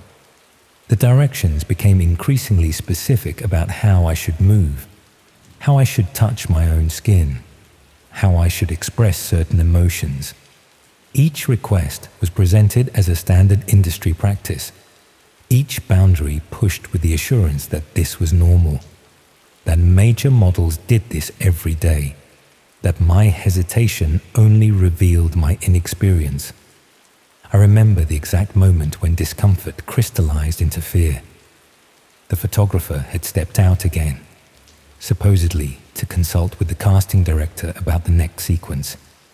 I rose from the chair, intending to stretch my legs, and noticed a small panel on the wall behind the camera had slid open slightly, revealing what appeared to be another room beyond, darker, filled with additional screens showing different angles of the space I occupied. For a brief second, I glimpsed multiple figures watching intently. Then the panel silently closed. My instinct screamed to leave immediately, but doubt crept in. Perhaps this was normal, a separate control room for technical staff. I'd never been to a professional casting before.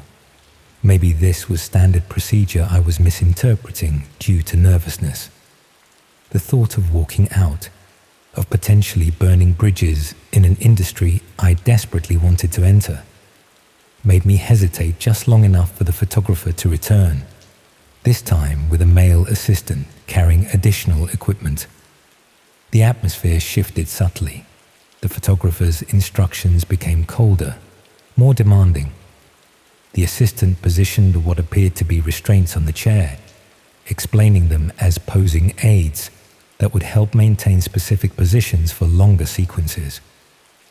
When I expressed concern, they exchanged a look I couldn't interpret. The photographer reminded me of the confidentiality agreement I'd signed, emphasizing the competitive nature of the industry and how many aspiring models would gladly take my place if I wasn't serious about the opportunity.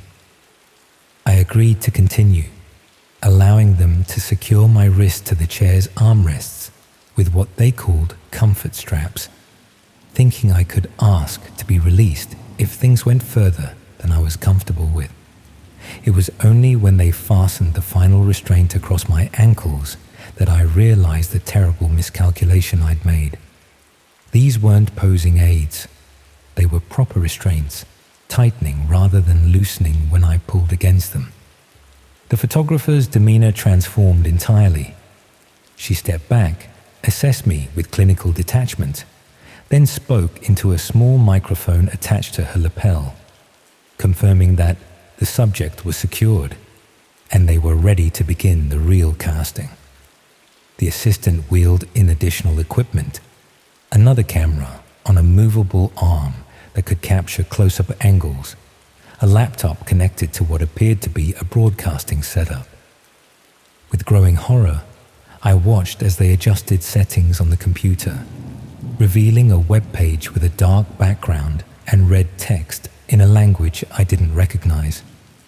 Below this was an English interface showing a live stream count, a bidding section, and a chat window where messages were already appearing.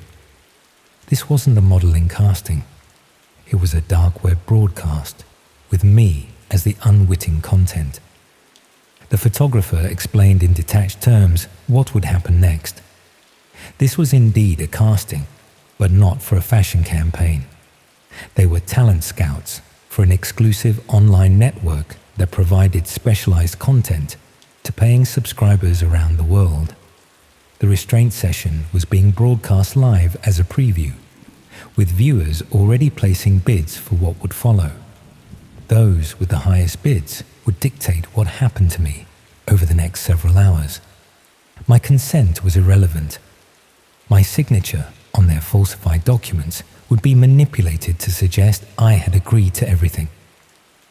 I'll spare you the details of what followed, though the memories replay in vivid, unwanted detail whenever I close my eyes. I can still feel the clinical touch of latex gloves against my skin, still hear the mechanical whir of the camera adjusting for close-ups, still see the laptop screen flickering with incoming messages from faceless viewers suggesting increasingly depraved scenarios. Throughout it all, they maintained that professional facade, discussing angles and lighting as if this were indeed just another fashion shoot, the mundane normality of their technical conversation a grotesque counterpoint to what they were documenting. It ended abruptly when an alarm sounded elsewhere in the building, a fire drill, a security breach. I never learned what. The assistant hurriedly released my restraints, while the photographer packed essential equipment.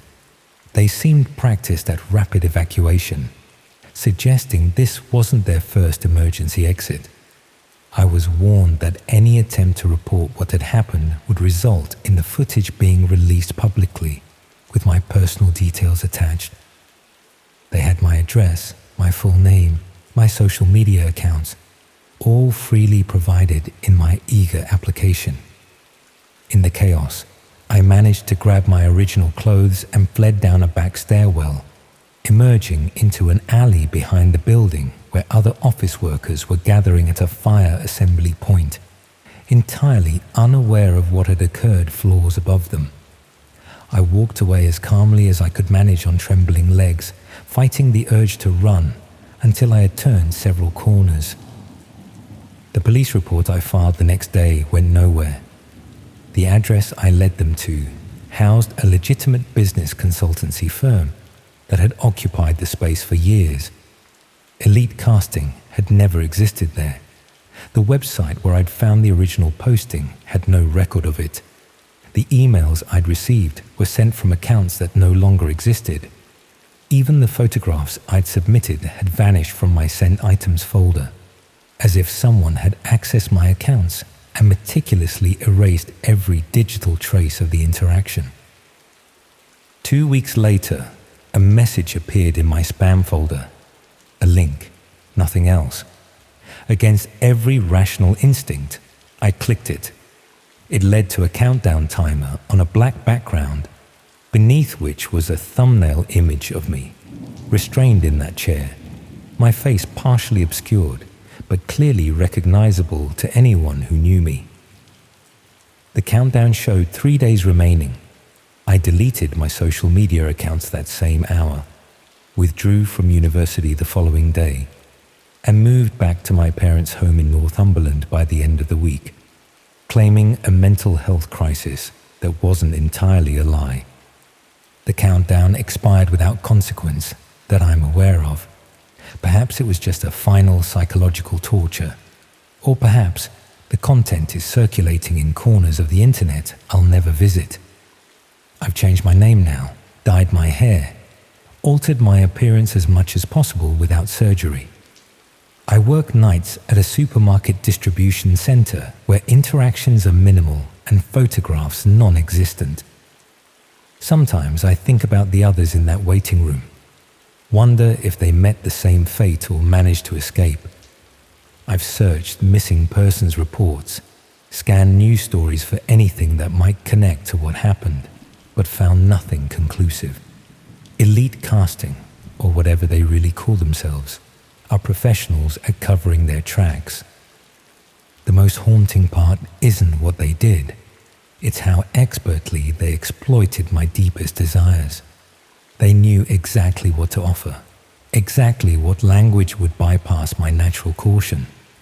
They understood that my hunger to be seen, to be validated, would blind me to the warning signs that now seem so glaringly obvious.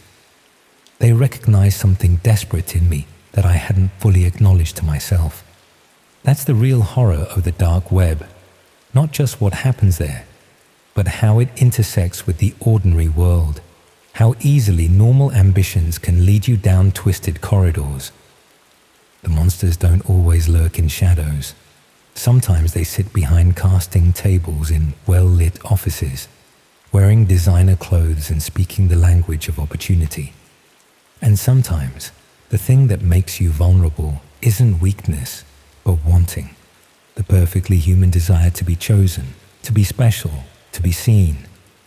I can't bear to be photographed now. I flinch when friends raise phones for group pictures, make excuses to step away. I've stuck tape over every camera lens on every device I own, because I know that somewhere out there, people are still watching me through that first recording. Strangers who paid to see me broken down frame by frame. And somewhere, another casting call is being written, another trap set, another desperate hopeful preparing for their big break without realizing it's really just a breaking.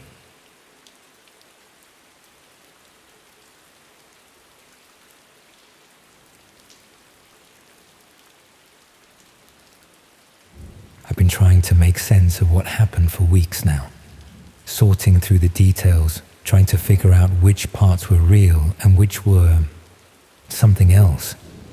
I still wake up in cold sweats, checking my wrists for marks that have long since faded. It started because I was broke, properly, desperately broke.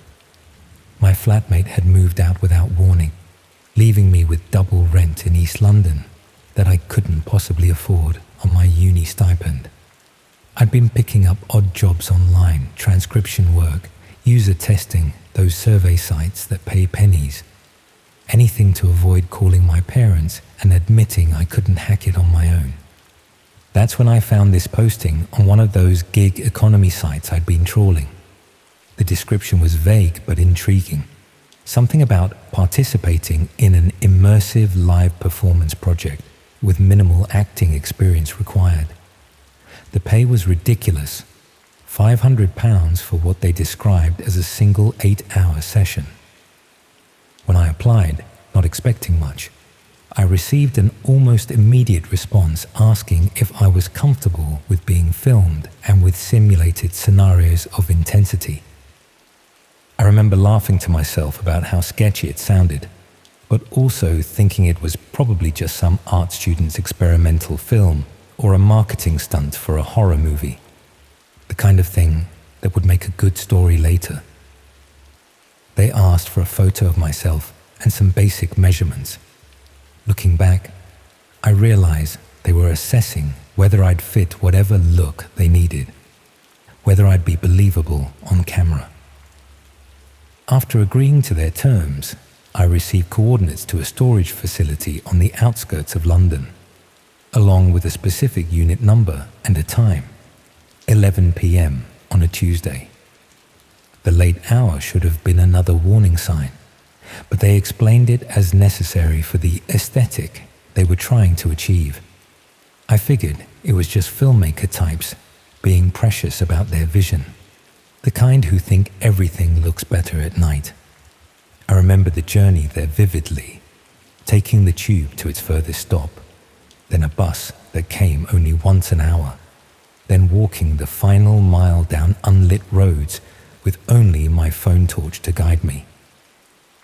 The storage facility was one of those modern ones, all gleaming metal and keypad entries, but eerily deserted at that hour.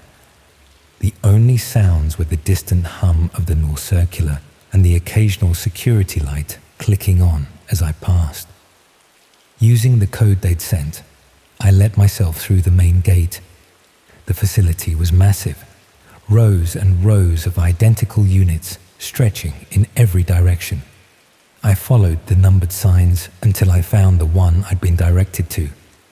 It looked exactly like all the others, a roll-up metal door with a keypad lock. I punched in the code I'd been given, half expecting it not to work, half hoping it wouldn't. A note on the table instructed me to sit and wait, explaining that the scenario would begin shortly and that I should react naturally to whatever happened. It emphasized that everything was staged and that I could end the simulation at any time by saying a specific phrase, something like Emerald System Shutdown or similar industry jargon. I remember thinking it was all very dramatic, but also kind of exciting in a strange way, like I was in on some secret project. I sat in the chair, noticing for the first time that there were small cameras mounted in the corners of the unit. The laptop on the table was open but locked. I waited for about 20 minutes, checking my phone occasionally, wondering if I'd been stood up or if this was all some elaborate prank. Just as I was considering leaving, the laptop screen suddenly came to life. It displayed what looked like a streaming interface, very bare bones, with a simple chat window on the side and a counter showing the number of viewers. The number was climbing rapidly: 23, 47, 89, 156. I realized with growing unease that whatever was about to happen was being broadcast somewhere. The chat was filling with messages in various languages, many containing Bitcoin amounts and what looked like bids. This definitely wasn't some student film project. Before I could process what I was seeing, the storage unit door rattled violently. 2 figures in dark clothes and balaclavas rushed in. It happened so fast. One moment I was alone. The next I was being forced to the ground, my hands zip-tied behind my back. I tried to remember the safe word, but panic had erased it from my mind. I kept telling myself this was the performance, that this was what I'd signed up for. The roughness felt realistic, but surely that was just good acting. One of them set up something on a tripod, another camera, more professional than the small ones in the corners. The other dragged the mattress to the center of the room, positioning it directly in front of the laptop so that whoever was watching would have a clear view. They moved me onto the mattress, and that's when the first seed of real doubt crept in. The zip ties were cutting into my wrists, drawing blood. That seemed extreme for a simulation. When I tried to speak, to ask if this was part of the scenario, one of them pressed duct tape roughly over my mouth. I could see the laptop screen from where I lay, the viewer count now in the hundreds, the chat scrolling too fast to read. There was a moment of clarity when I realized that whatever line had existed between performance and reality had blurred beyond recognition. These people weren't actors, or if they had started as actors, the scenario had evolved into something else. The panic must have shown in my eyes because one of them leaned in close and whispered that this was all part of the experience, that I was doing great, that the audience was loving my authentic fear. I tried to convince myself they were right, that this was all elaborately staged, that the blood I could feel trickling from my wrists was somehow fake. But then one of them pulled out a knife, a hunting knife with a serrated edge, not a prop, and began cutting away my clothes. The cold metal against my skin felt undeniably real. The goosebumps that rose weren't performance. The laptop chimed repeatedly as the bids in the chat increased. I could see usernames and amounts flashing by as people paid to watch, to suggest what should happen next. The performing arts project facade had completely fallen away, replaced by the sickening realization that I was the unwitting star of some dark web live stream. A stream where the audience didn't just watch, but directed the action through their payments. One of the figures checked the laptop periodically, nodding to the other as if receiving instructions. They set up additional lights, positioned to eliminate any shadows that might hide what was happening from the viewers. There was a methodical professionalism to their movements that terrified me more than if they'd been frenzied or emotional. This was routine for them. I wasn't there first. The hours that followed exist in my memory as fragments. Moments of excruciating clarity punctuated by merciful periods of dissociation, where I seemed to float above my own body, watching what was happening to someone else. I remember the cold concrete floor against my back, the laptop chimes marking increased bids, the clinical way they responded to the highest paying viewers' requests, the way they occasionally tilted the camera to better capture my reactions. What haunts me most is the uncertainty that lingers even now.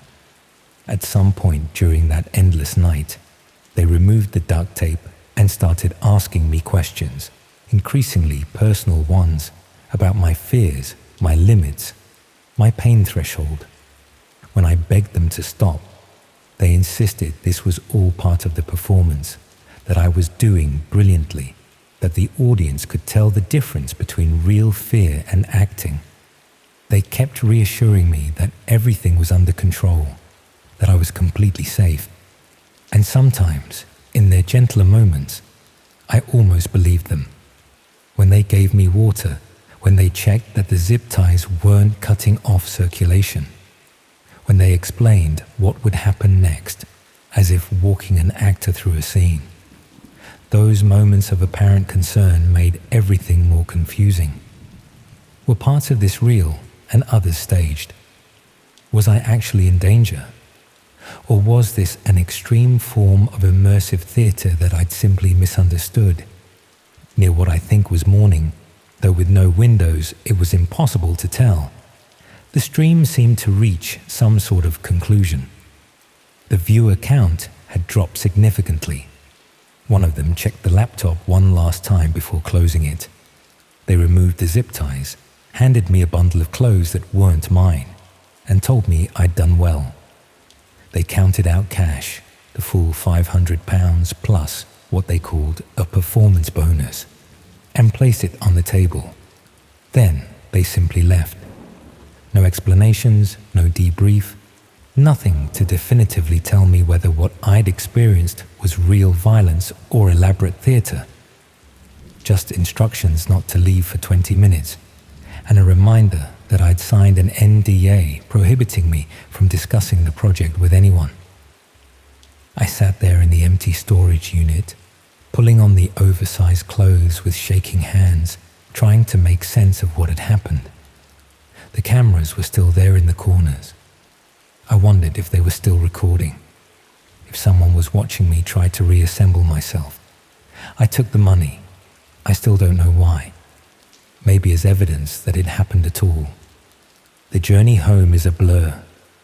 I remember sunlight hurting my eyes as I emerged from the storage facility. I remember people on the tube staring at my disheveled appearance, the clothes that didn't fit, the visible marks on my wrists and neck. I remember the overwhelming urge to tell someone, anyone, what had happened, but being unable to find the words. How do you explain something when you yourself don't understand what was real? In the days that followed, I searched for the website I'd seen on the laptop screen.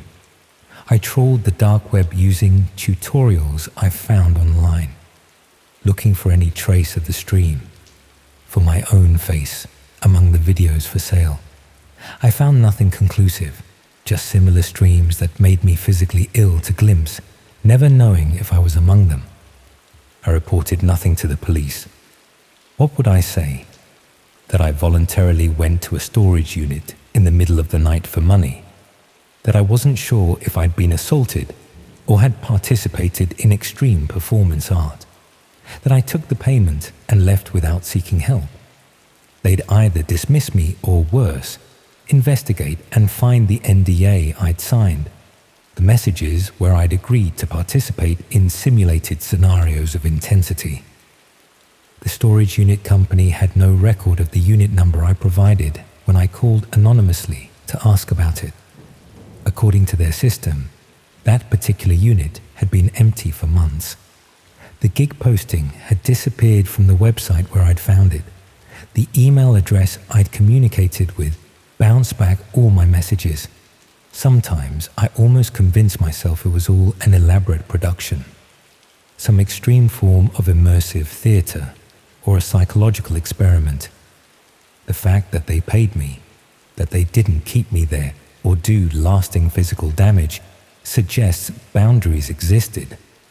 But then I look at the scars on my wrists, the nightmares that wake me screaming, and I know something genuinely traumatic happened in that storage unit. The worst part is the uncertainty, the not knowing which parts were performance and which were real, whether the audience was watching fiction or genuine torture, whether I was a victim or a performer who simply hadn't understood the role. I check my bank account obsessively now, looking for unexpected deposits that might indicate my continued unwitting participation in something I don't understand. I've covered every camera on every device I own. I've moved flats, changed my phone number, deleted all my social media. But I still feel watched. Still wonder if somewhere, on some corner of the dark web, people are bidding for a sequel. After all, they know where to find me. They know what I look like, and they know I need the money. Every time I pass a storage facility now, I wonder how many units contain people like me. People caught in that terrible space between performance and reality, never knowing if their fear is entertainment or evidence.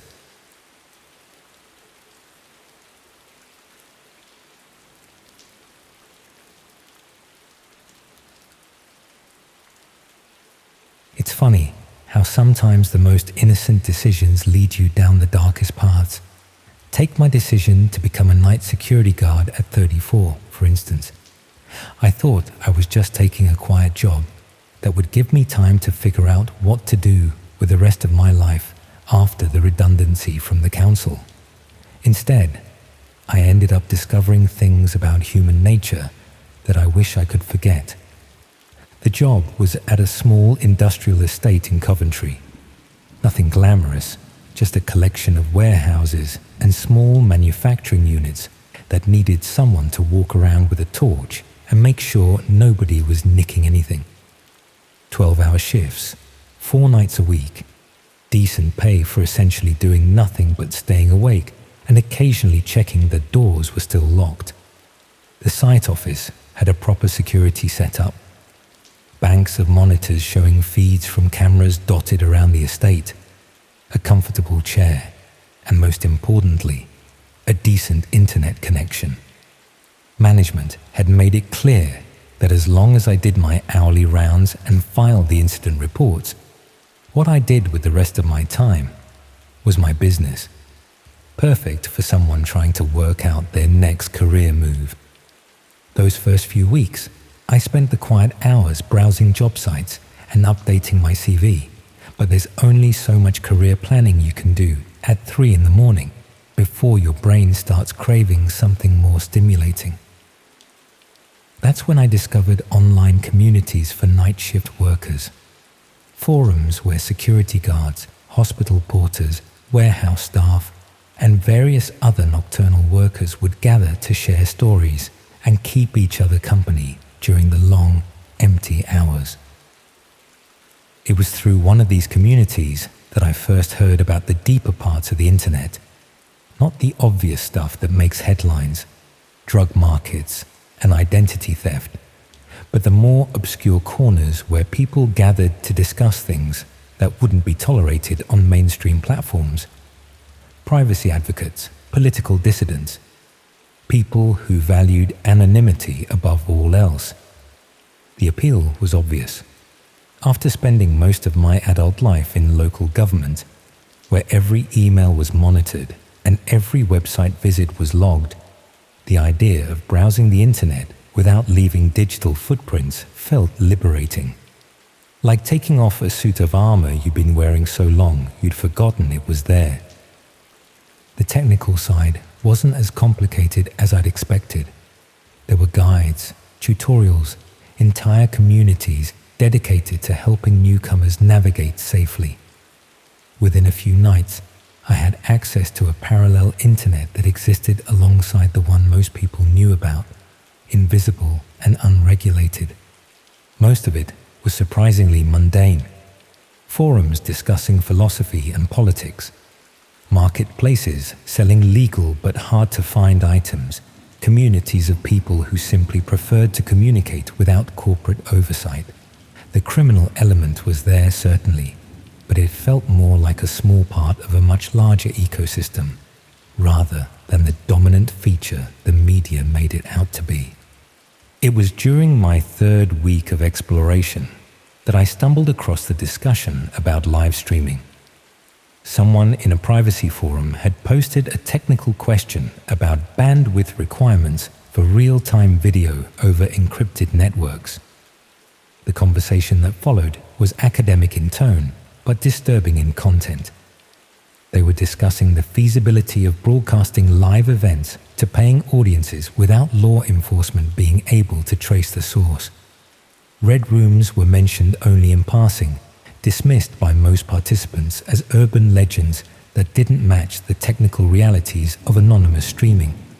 But one poster disagreed, claiming they'd encountered legitimate examples hidden deep within invitation-only networks.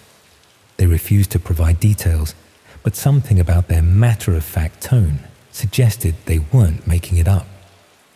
That comment stayed with me over the following nights. During my hourly rounds, walking between empty warehouses with only my torch for company, I found myself thinking about what might be happening in other buildings, in other cities, in other countries.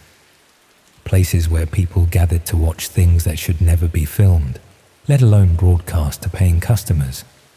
The search took longer than I'd expected. Every obvious lead turned out to be a scam or a honeypot. The deeper I dug, the more sophisticated the gatekeeping became. This wasn't just about knowing the right websites. It was about establishing credibility within communities that valued secrecy above all else. The breakthrough came from an unexpected direction. I'd been helping moderate a forum for night shift workers. Nothing dramatic, just removing spam and settling the occasional disagreement.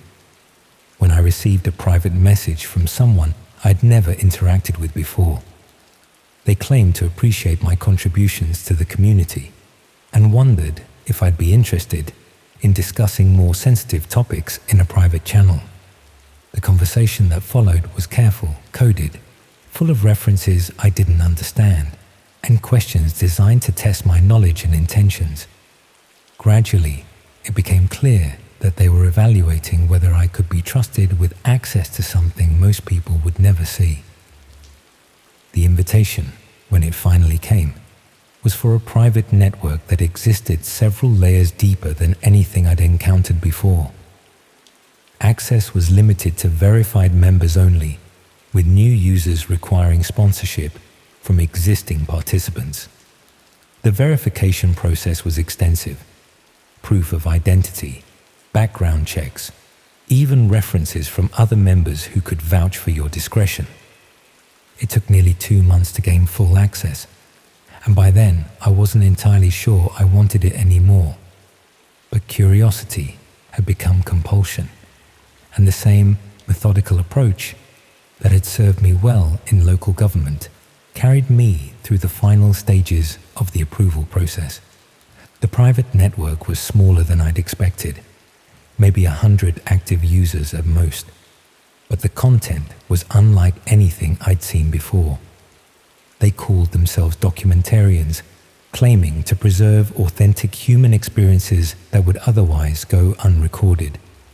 But the experiences they were interested in documenting were things most people would never want to see. The Red Room section was hidden within a subsection marked Live Archives. 3 different providers, each claiming to offer unscripted real-time content featuring genuine participants. The language was clinical, designed to maintain plausible deniability while making the actual service clear to interested viewers. I spent weeks researching the providers before making contact with one. Their operation appeared professional. Encrypted communications, scheduled sessions, technical support for viewers having connection issues.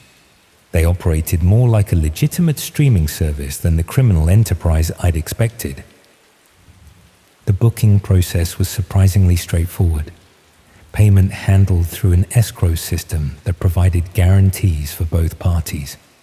I was provided with connection details and technical requirements for a session scheduled for the following Thursday at 2 a.m. When the time came, I found myself sitting in the security office, surrounded by monitors showing empty car parks and darkened warehouses, about to witness something I knew would change how I saw the world.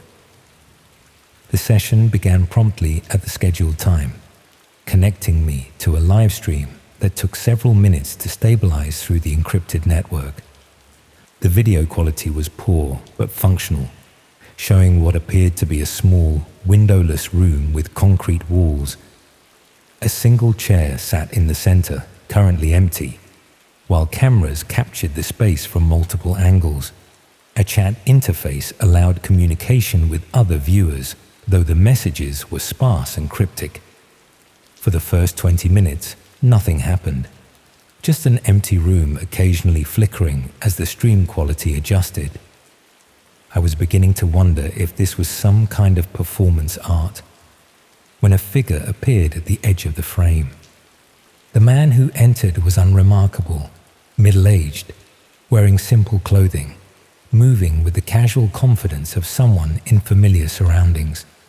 He spent several minutes adjusting equipment I couldn't see clearly, occasionally glancing at the camera as if checking the feed quality.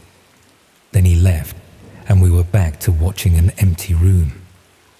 The waiting was almost worse than what came next. Other viewers were using the chat to place bets, make requests, discuss payment options for specific outcomes. I realized I was witnessing something that existed at the intersection of entertainment and crime, where the audience was complicit in whatever was about to happen. When the door opened again, there were two figures. The same man as before, now accompanied by someone much younger. A woman, early 20s perhaps, who seemed confused about where she was or how she'd gotten there. She looked around the room with growing alarm, taking in the cameras and bare walls and single chair with obvious distress.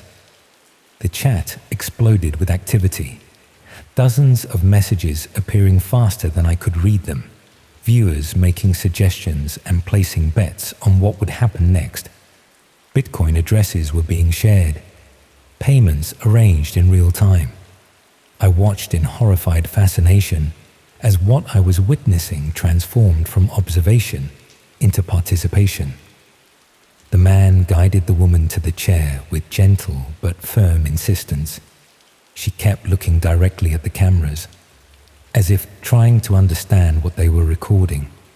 Her expression shifted from confusion to fear as the reality of her situation became clear.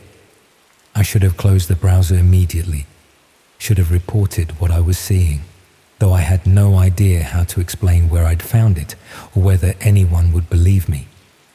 Instead, I found myself paralyzed, unable to look away from something I knew was fundamentally wrong. The man began responding to requests from the chat. He would pause, read something on a screen I couldn't see, then nod or make adjustments to whatever he was preparing. The audience was directing the performance, choosing what happened next through their messages and payments. Then something changed. The steady stream of chat messages stopped abruptly, replaced by a series of warnings from different users. Abort session, abort session, abort session. The man looked directly at the camera, his expression shifting from professional calm to genuine alarm. He moved quickly to something off-screen, and within seconds the video feed cut out entirely. I stared at a blank screen showing only a connection error message. When I tried to reload the page, the entire site was gone. The private network, the forums, even my access credentials, everything had vanished as if it had never existed. Over the following days, I tried to convince myself that what I'd witnessed had been elaborate fiction, a performance designed to extract money from people curious about the darker corners of human nature. The production quality could have been achieved with basic equipment, and everything I'd seen could have been staged by competent actors. But I kept thinking about those final moments before the stream ended. The way the man's demeanor had changed when he'd seen those warning messages. The speed with which everything had shut down. It felt less like a show ending and more like an emergency evacuation. 2 weeks later, I noticed the van.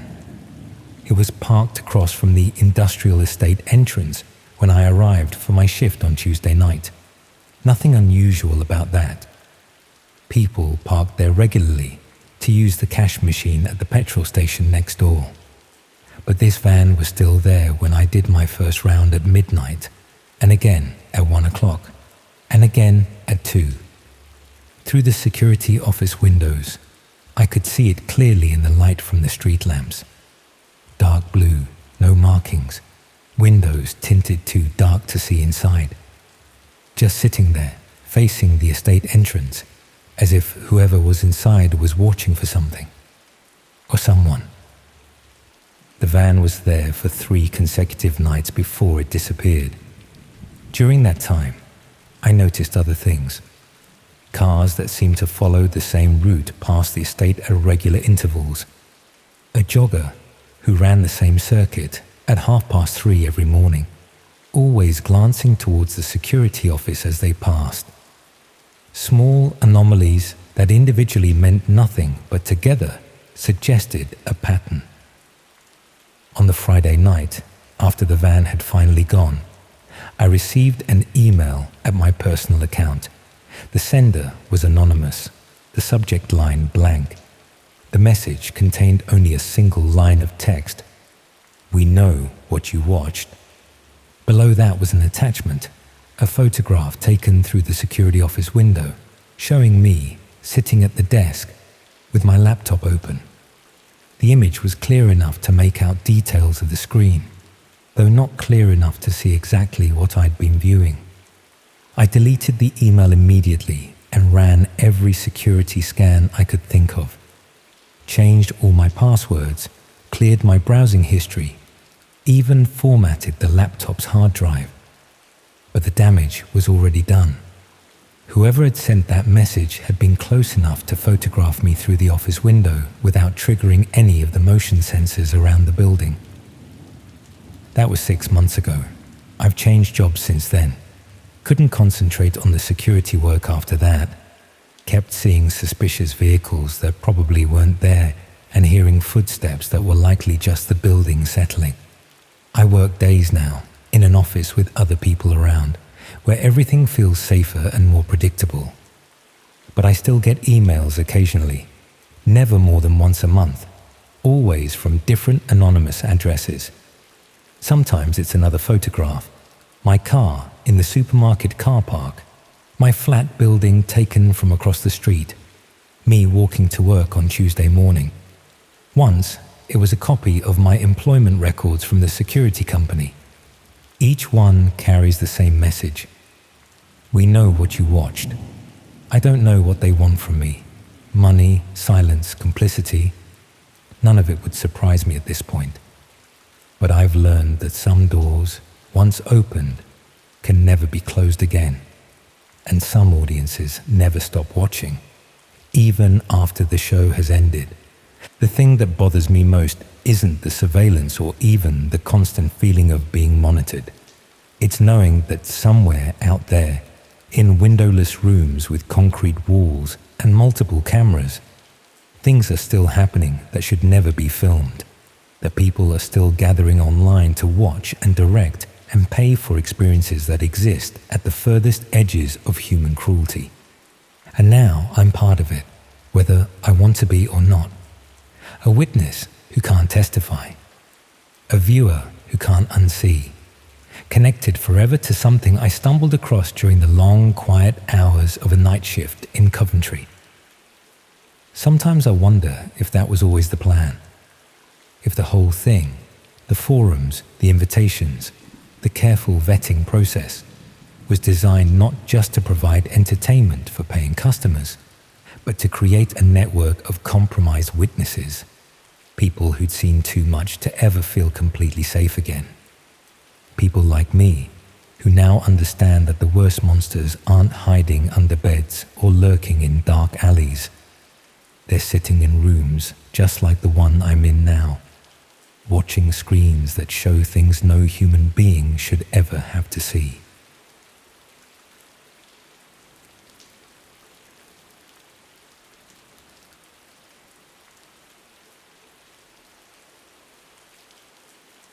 The most dangerous button I've ever clicked wasn't labeled something like launch missile or even delete account.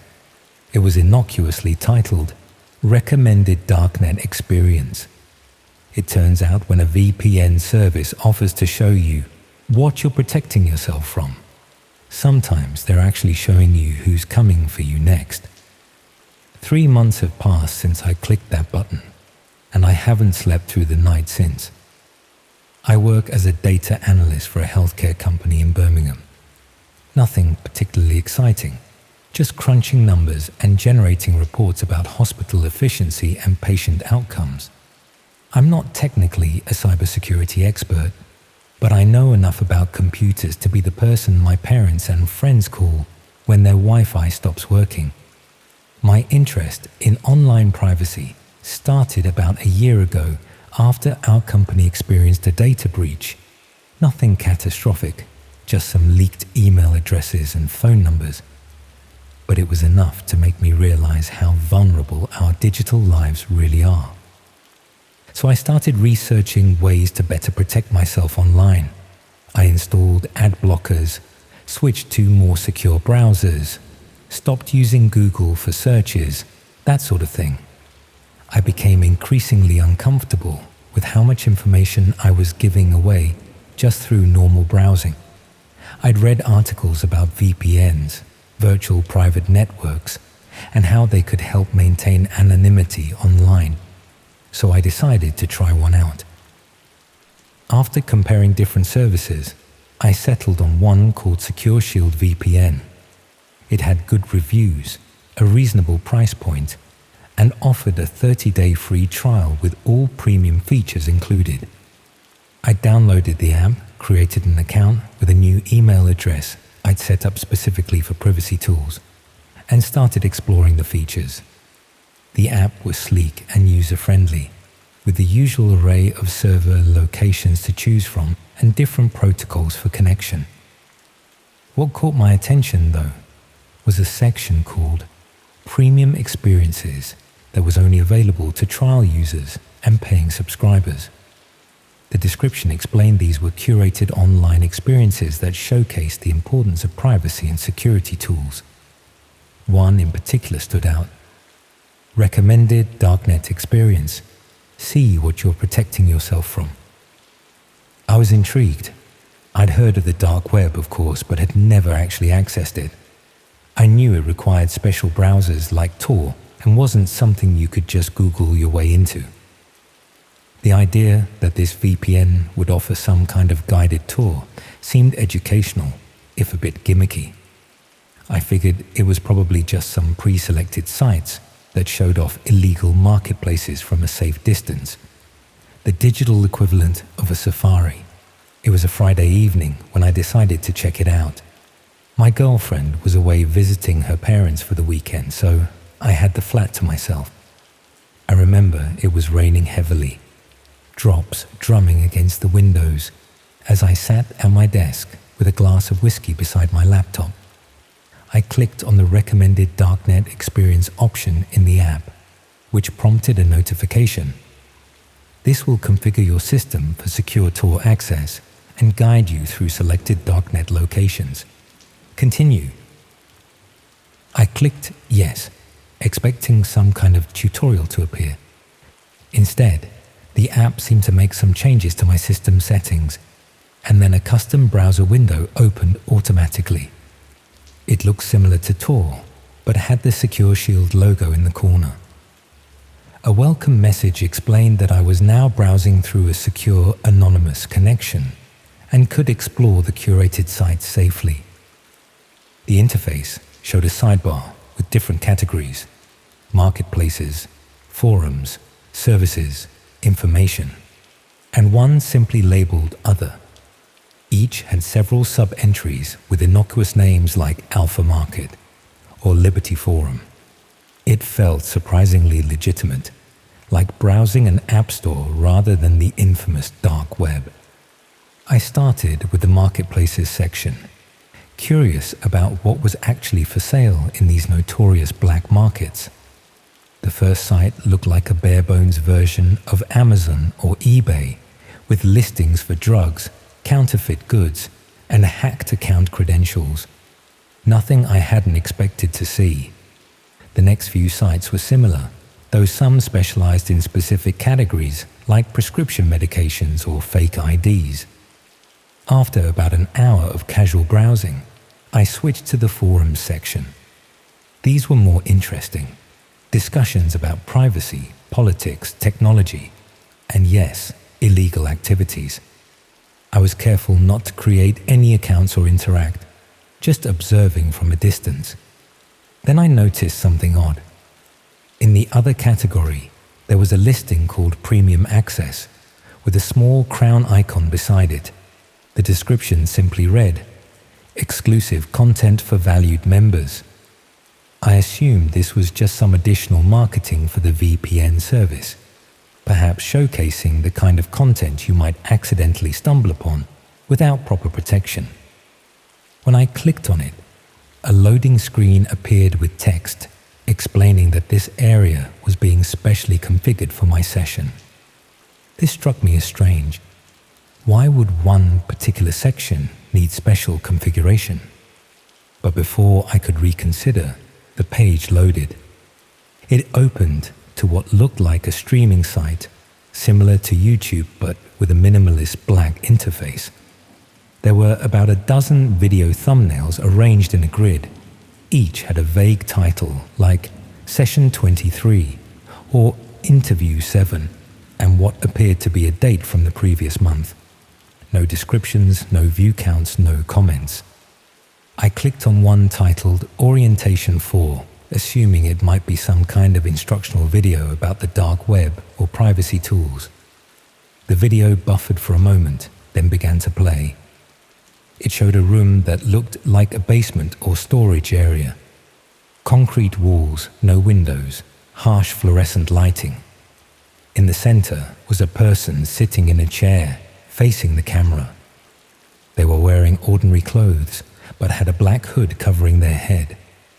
Behind them stood another figure in dark clothing, face obscured by shadows. My first thought was that this was some kind of mock interrogation scenario, perhaps a dramatization meant to illustrate the dangers of compromised privacy. But as the video continued, I realized with growing horror that this wasn't staged. The hooded person's hands were bound behind them, and they were visibly trembling. The standing figure began asking questions in a distorted voice. Questions about usernames, passwords, and access codes. I quickly closed the video, my heart pounding in my chest. This couldn't be real, could it? It had to be some kind of extreme roleplay or scare tactic designed to emphasize the importance of security. Yet something about the victim's posture, the genuine fear evident even through the hood, felt sickeningly authentic. Against my better judgment, I clicked on another video, this one titled Session 17. Similar setup, different victim. This time, the interrogation was more aggressive. I shut it down after less than a minute, feeling physically ill. I was about to close the entire browser when a chat notification appeared in the corner of the screen. Enjoying the premium access content. Your feedback is valuable to us. I froze, staring at the message. I hadn't logged into any chat system. I hadn't provided any way for them to contact me within this browser. Yet here was a direct message, clearly indicating that someone was aware of my presence, my actions, my viewing choices. I didn't respond, hoping they would assume I was away from my computer. Another message appeared. We notice you've accessed 2 of our exclusive videos. Your interest has been noted. Panic rising, I closed the browser completely and shut down my laptop. I unplugged my router for good measure, as if physically disconnecting from the internet could somehow erase what had just happened. I spent the rest of the evening in a state of growing paranoia, checking my locks, closing my curtains, jumping at every noise from the street below. By morning, I had almost convinced myself that I'd overreacted. The videos were probably just elaborate fakes, designed to shock users into taking privacy seriously. The messages were likely automated, triggered by my viewing activity. Nothing to worry about. I cautiously turned my laptop back on, but didn't reconnect to the internet immediately. Instead, I checked for any unusual files or programs that might have been installed. Everything seemed normal. When I finally reconnected and checked my email, there was nothing suspicious there either. I uninstalled the Secure Shield VPN app and decided to put the whole experience behind me. 3 days later, I received an email from an address I didn't recognize. The subject line was simply my home address, nothing else. The body of the email contained a link. Despite every instinct screaming not to click it, my curiosity and fear got the better of me. I opened it in an incognito browser window. It was a Google Street View image of my flat building. But this wasn't from the public Street View database. This was a recent photo taken from across the street, showing my specific window. My curtains were open, and if I looked closely, I could just make out my silhouette sitting at my desk. Below the image was text that made my blood run cold. Premium members receive home visits. Your trial begins tomorrow. I left my flat that night, staying with a friend under the pretense that I had a plumbing issue. I reported the email to the police as a potential threat, but without more concrete evidence, they couldn't do much besides take a statement. I didn't tell them about the dark web videos. How could I explain that without implicating myself in potentially viewing something illegal? Over the next week, I received 3 more emails from different addresses. Each contained photos taken at increasingly close range. One from the street directly in front of my building, one from the entrance hallway, and finally, one that could only have been taken from inside my flat while I was away, showing my desk with my laptop closed on it. The final email had no text, just an attachment, a video file. It showed hooded figures entering an apartment that looked similar to mine, finding the occupant asleep, and I couldn't watch more than a few seconds. The file name was preview session24.mp4. I never returned to my flat. I quit my job, moved to a different city, changed my phone number, and created all new email addresses. I withdrew most of my savings in cash and found a place to rent that didn't require background checks or digital payments. I bought a new laptop and made sure it's never connected to any accounts that could be traced to my previous identity. It's been 3 months now. Sometimes I go days without thinking about it, almost convincing myself that I overreacted to an elaborate scare tactic. Then I'll notice someone looking at me too long on the street, or I'll receive an email to an account that no one should know about, containing nothing but a crown emoji. Last week, I woke up to find my new laptop open, when I know I closed it before going to bed. The browser was open to a blank page with just a countdown timer showing 7 days. I don't know who these people are. I don't know if they're government operatives running some kind of twisted surveillance program, criminals documenting their activities, or something else entirely. I don't know why they chose me or what happens when the countdown reaches 0. All I know is that the tools we use to protect ourselves online can sometimes connect us to things we were never meant to see. And once you've been granted premium access, there's no way to cancel your subscription.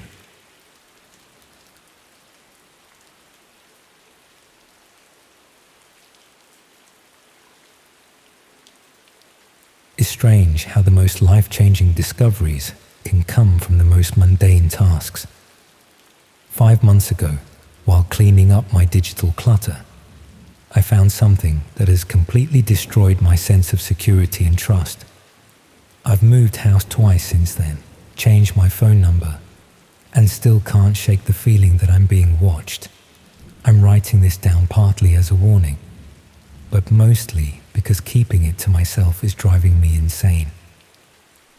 I work in IT support for a university in Manchester. Nothing glamorous, just fixing printers, resetting passwords, and explaining to professors why they shouldn't click on suspicious email links.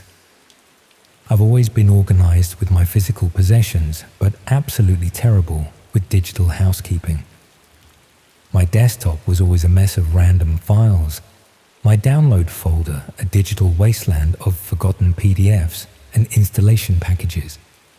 My bad habits caught up with me when my laptop started running painfully slow. After putting it off for months, I finally set aside a Sunday afternoon to do a proper digital cleanup.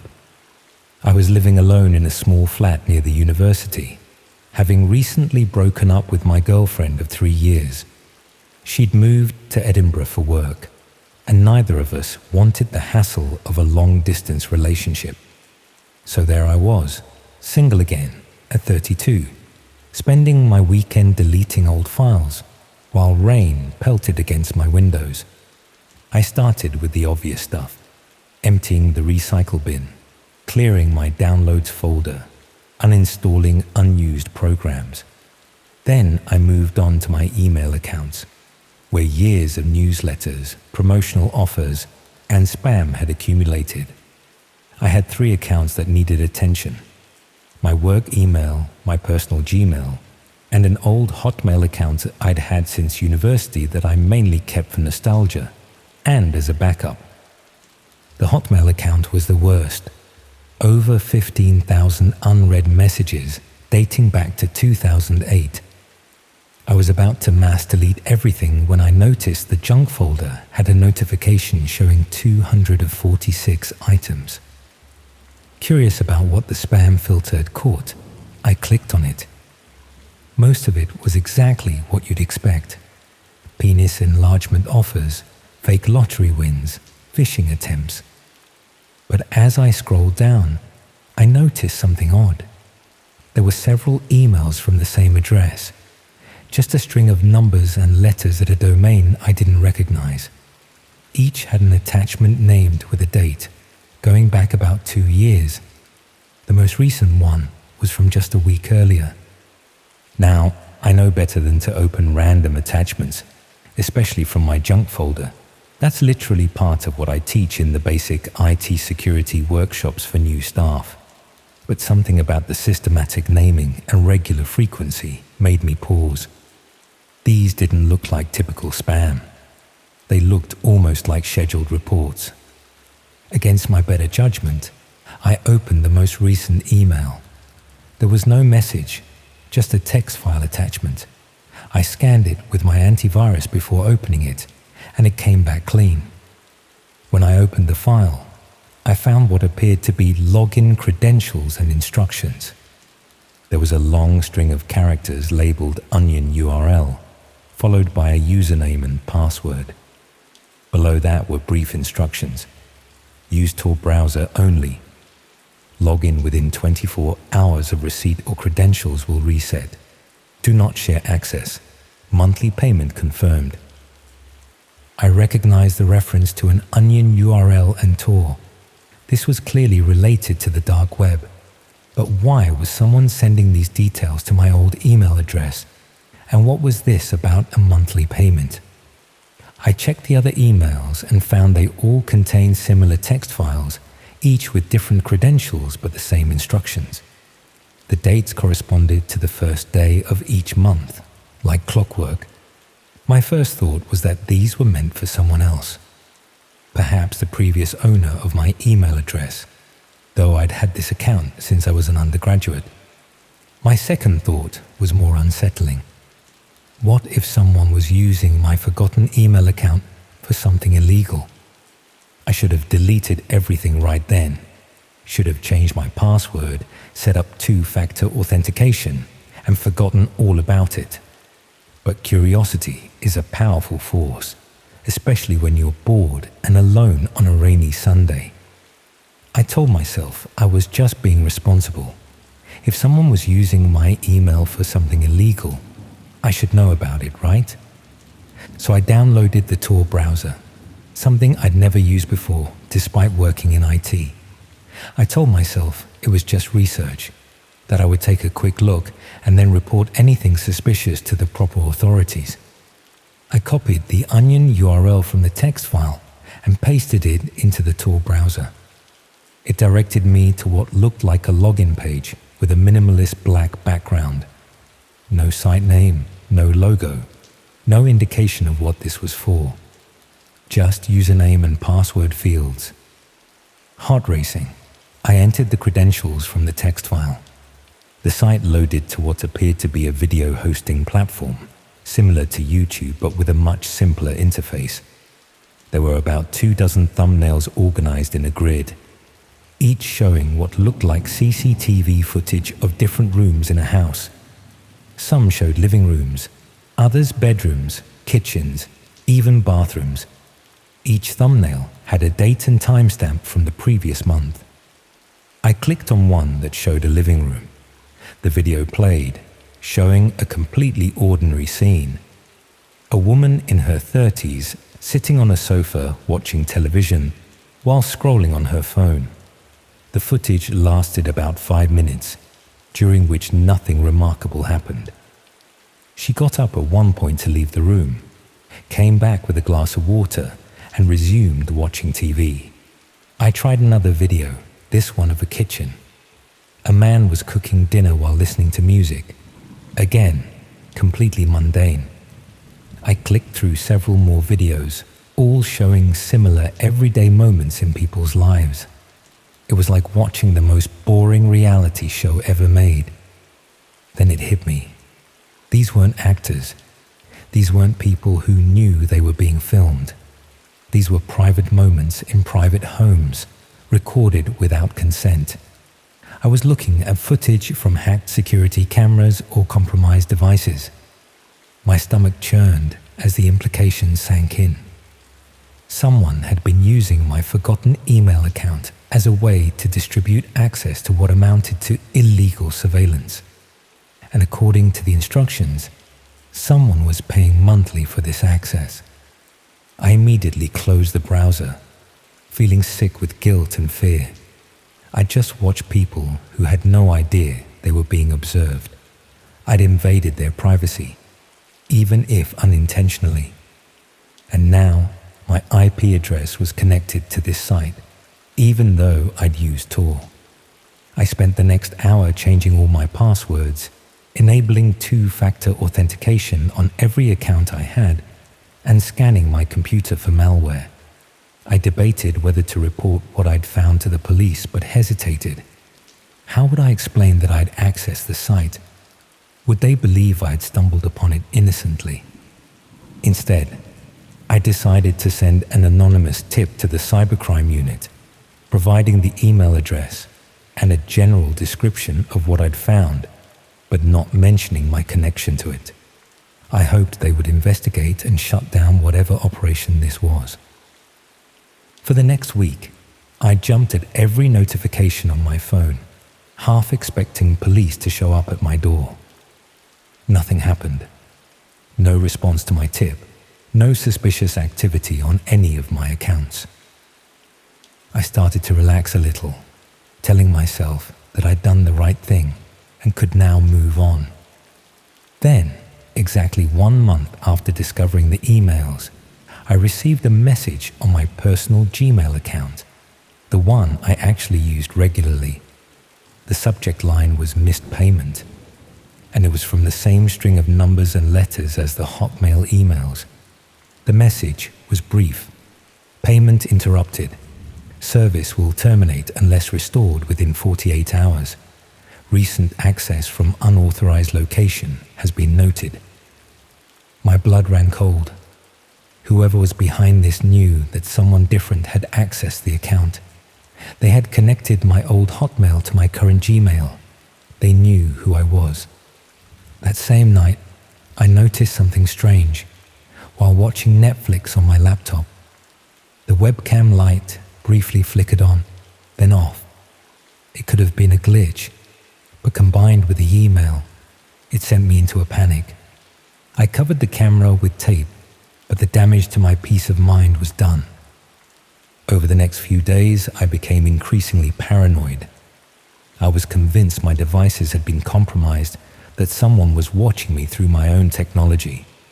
I started unplugging my router at night, covering all camera lenses, even disconnecting my smart TV. 2 weeks after the missed payment email, I came home from work to find my flat had been broken into. Nothing valuable was taken. Not my laptop, not my TV, not even the cash I kept in my desk drawer. The only thing disturbed was my bedside table, where my diary had been moved.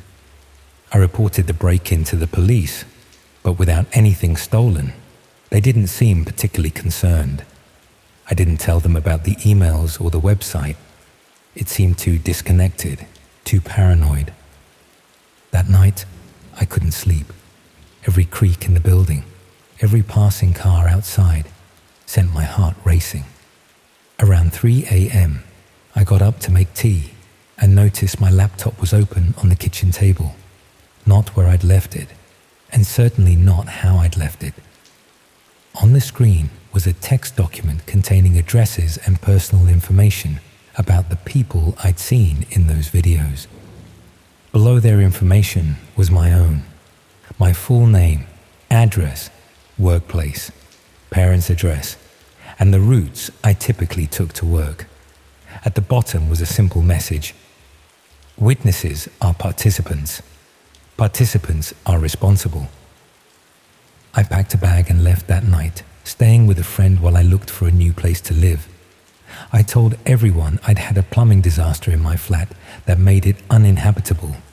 I changed my phone number, deleted all my social media, even considered changing jobs. It's been 5 months since then. I've moved twice, switching cities entirely the second time. I live completely offline now. No social media, no cloud storage, no smart devices. I'm writing this on a new laptop that has never been connected to my name in any way. But sometimes I still see the webcam light flicker when I'm working late. Sometimes I receive blank emails from addresses I don't recognize. And last week, I found a note on my car windscreen with just an Onion URL written on it. Different from the original one, but unmistakably similar in format. I don't know who these people are or why they chose my forgotten email account for their operation. I don't know if they're still watching those unsuspecting people or if they're now watching me instead. All I know is that somewhere in the vastness of the dark web, there are people who consider me a loose end that needs tying up. So if you ever find something unexpected while clearing out your digital junk, something that doesn't quite make sense, something that perhaps wasn't meant for you, delete it, close it, forget you ever saw it, because once you've seen something you shouldn't, there's no going back. And in the dark corners of the internet, there are people who will go to extraordinary lengths to protect their secrets.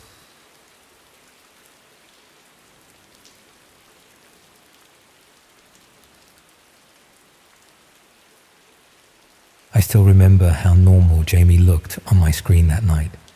The same messy bedroom in the background, the same faded band poster on the wall, the same person I'd known since secondary school, smiling at me through my laptop. There wasn't a single warning sign that in just a few minutes, everything I thought I knew about my oldest friend would shatter, leaving me trapped in a nightmare I couldn't escape. I'm writing this down because I need to process what happened, but I can't bring myself to tell a therapist. They'd be obligated to report it, and honestly, I'm terrified of what might happen if this gets out. So I'm putting it here anonymously, hoping that maybe someone will understand or at least learn from my experience. Perhaps writing it out will help me make sense of how someone I trusted completely could do something so horrific. Last winter, I was in my final year at university in Edinburgh, while Jamie was working in London. We'd been close since we were 13, the kind of friendship that survives distance and time.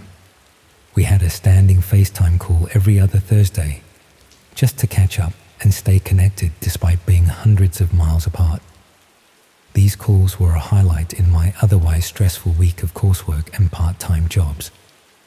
Just a normal ritual between friends, nothing unusual or concerning about it. That particular Thursday in November was miserable outside, raining so hard I could hear it drumming against my window in the student flat. I remember being grateful I didn't have to go anywhere that evening. I'd made a cup of tea, wrapped myself in a blanket, and settled in for our usual hour-long chat.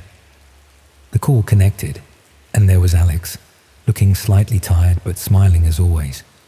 The first 20 minutes were completely normal. We talked about our weeks, complained about work and studies, gossiped about mutual friends. Jamie had recently started a new job at a tech company, something to do with cybersecurity that I didn't fully understand, but sounded impressive.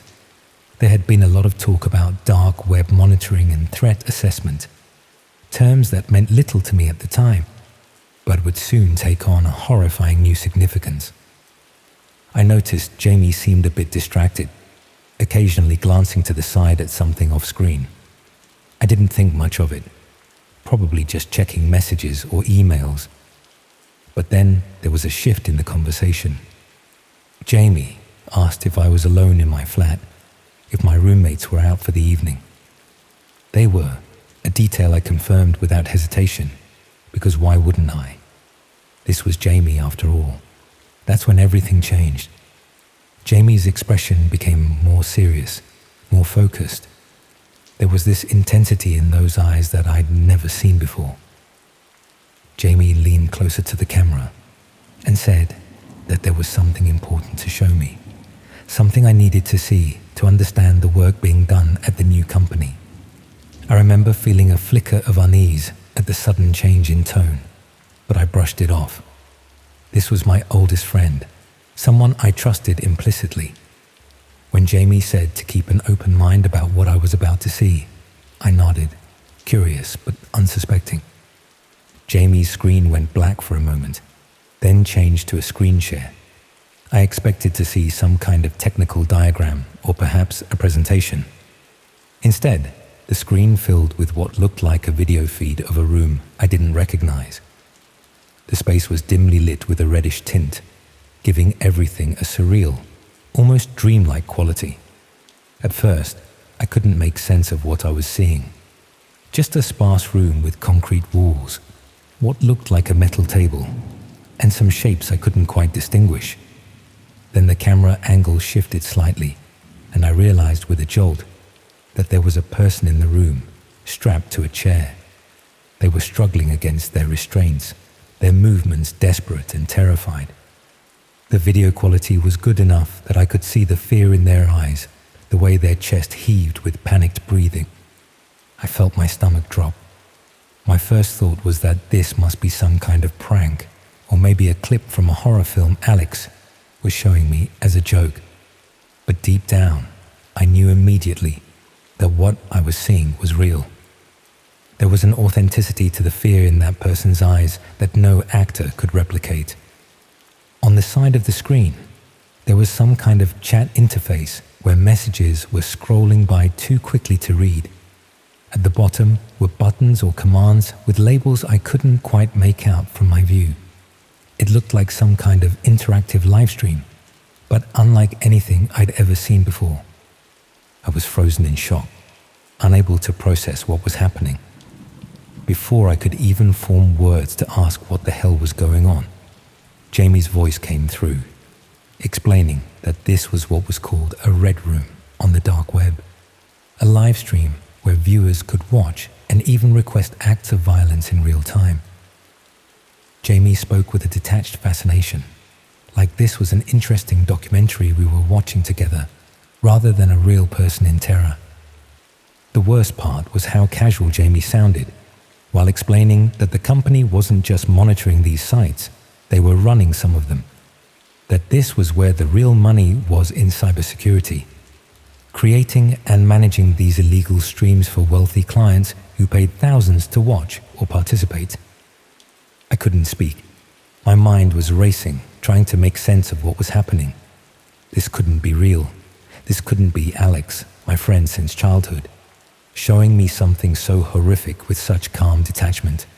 But the video continued playing, and the person in the chair continued struggling, and Alex continued explaining how the whole operation worked. Then came the moment that still haunts my nightmares. Jamie said that the company had been impressed with my psychology background and computer skills, that they'd been watching me through Jamie for months, that they thought I had potential to join their special projects team, and to prove I was suitable, I needed to participate tonight. The camera on my laptop suddenly lit up, indicating it was active even though I hadn't touched it. On Alex's shared screen, my face appeared in a small window above the video feed. My name appeared in the chat scroll. Whoever was running this stream now knew who I was. I could see my own horrified expression alongside the victim in the room. I tried to end the call, but my computer wouldn't respond. I tried to close the laptop, but Jamie's voice sharpened, warning me that closing the connection now would be seen as rejection of their offer. And they didn't allow people to reject offers once they'd seen what I'd seen. The implication was clear. I was being recorded watching this. I was now implicated, my face and name captured alongside this horrific content. If I didn't cooperate, that recording could be sent to the police, to my university, to my family, or worse, I could end up like the person in that chair. My mind was spinning with panic and betrayal. This person I'd trusted for over a decade had just dragged me into something nightmarish without my consent. Had Jamie always been this person? Or had something changed? I couldn't reconcile the friend I thought I knew with the monster on my screen. Jamie instructed me to select one of the commands from the menu that had appeared on my screen. Simple options were available for first-time participants, I was told. Nothing too extreme. Just enough to prove my commitment. I felt physically sick, tears streaming down my face as I realized the impossible situation I was in. If I participated, I would be complicit in someone's suffering. If I refused, I could be implicated or become a victim myself. There seemed to be no way out. In desperation, I yanked my router's power cable from the wall, cutting my internet connection entirely. The screen froze, then went black. The silence in my flat was deafening after the intensity of what had just happened. I sat there shaking for what felt like hours, expecting my phone to ring, expecting someone to knock on my door, expecting some immediate consequence for my refusal to participate. But nothing happened that night. The next day, I went to the campus IT department and had them check my laptop for any spyware or malicious software. I made up a story about getting strange pop-ups. They found nothing unusual. I changed all my passwords, deleted my social media accounts, and bought a new laptop just to be safe. I never heard from Jamie again. My messages went unanswered. Social media profiles disappeared. Mutual friends said they hadn't been in touch either. It was as if Jamie had vanished completely. For weeks afterward, I jumped at every notification, every unexpected sound. I covered my laptop camera with tape. I changed my phone number, moved to a different flat. I even considered dropping out of university and moving back home. But the fear that whatever Alex was involved with could find me there too kept me from running. It's been 6 months now. Sometimes I almost convince myself it was all some elaborate hoax or nightmare. But then I'll see a news story about dark web arrests, or I'll catch a glimpse of someone who resembles the person in that chair, and it all comes flooding back.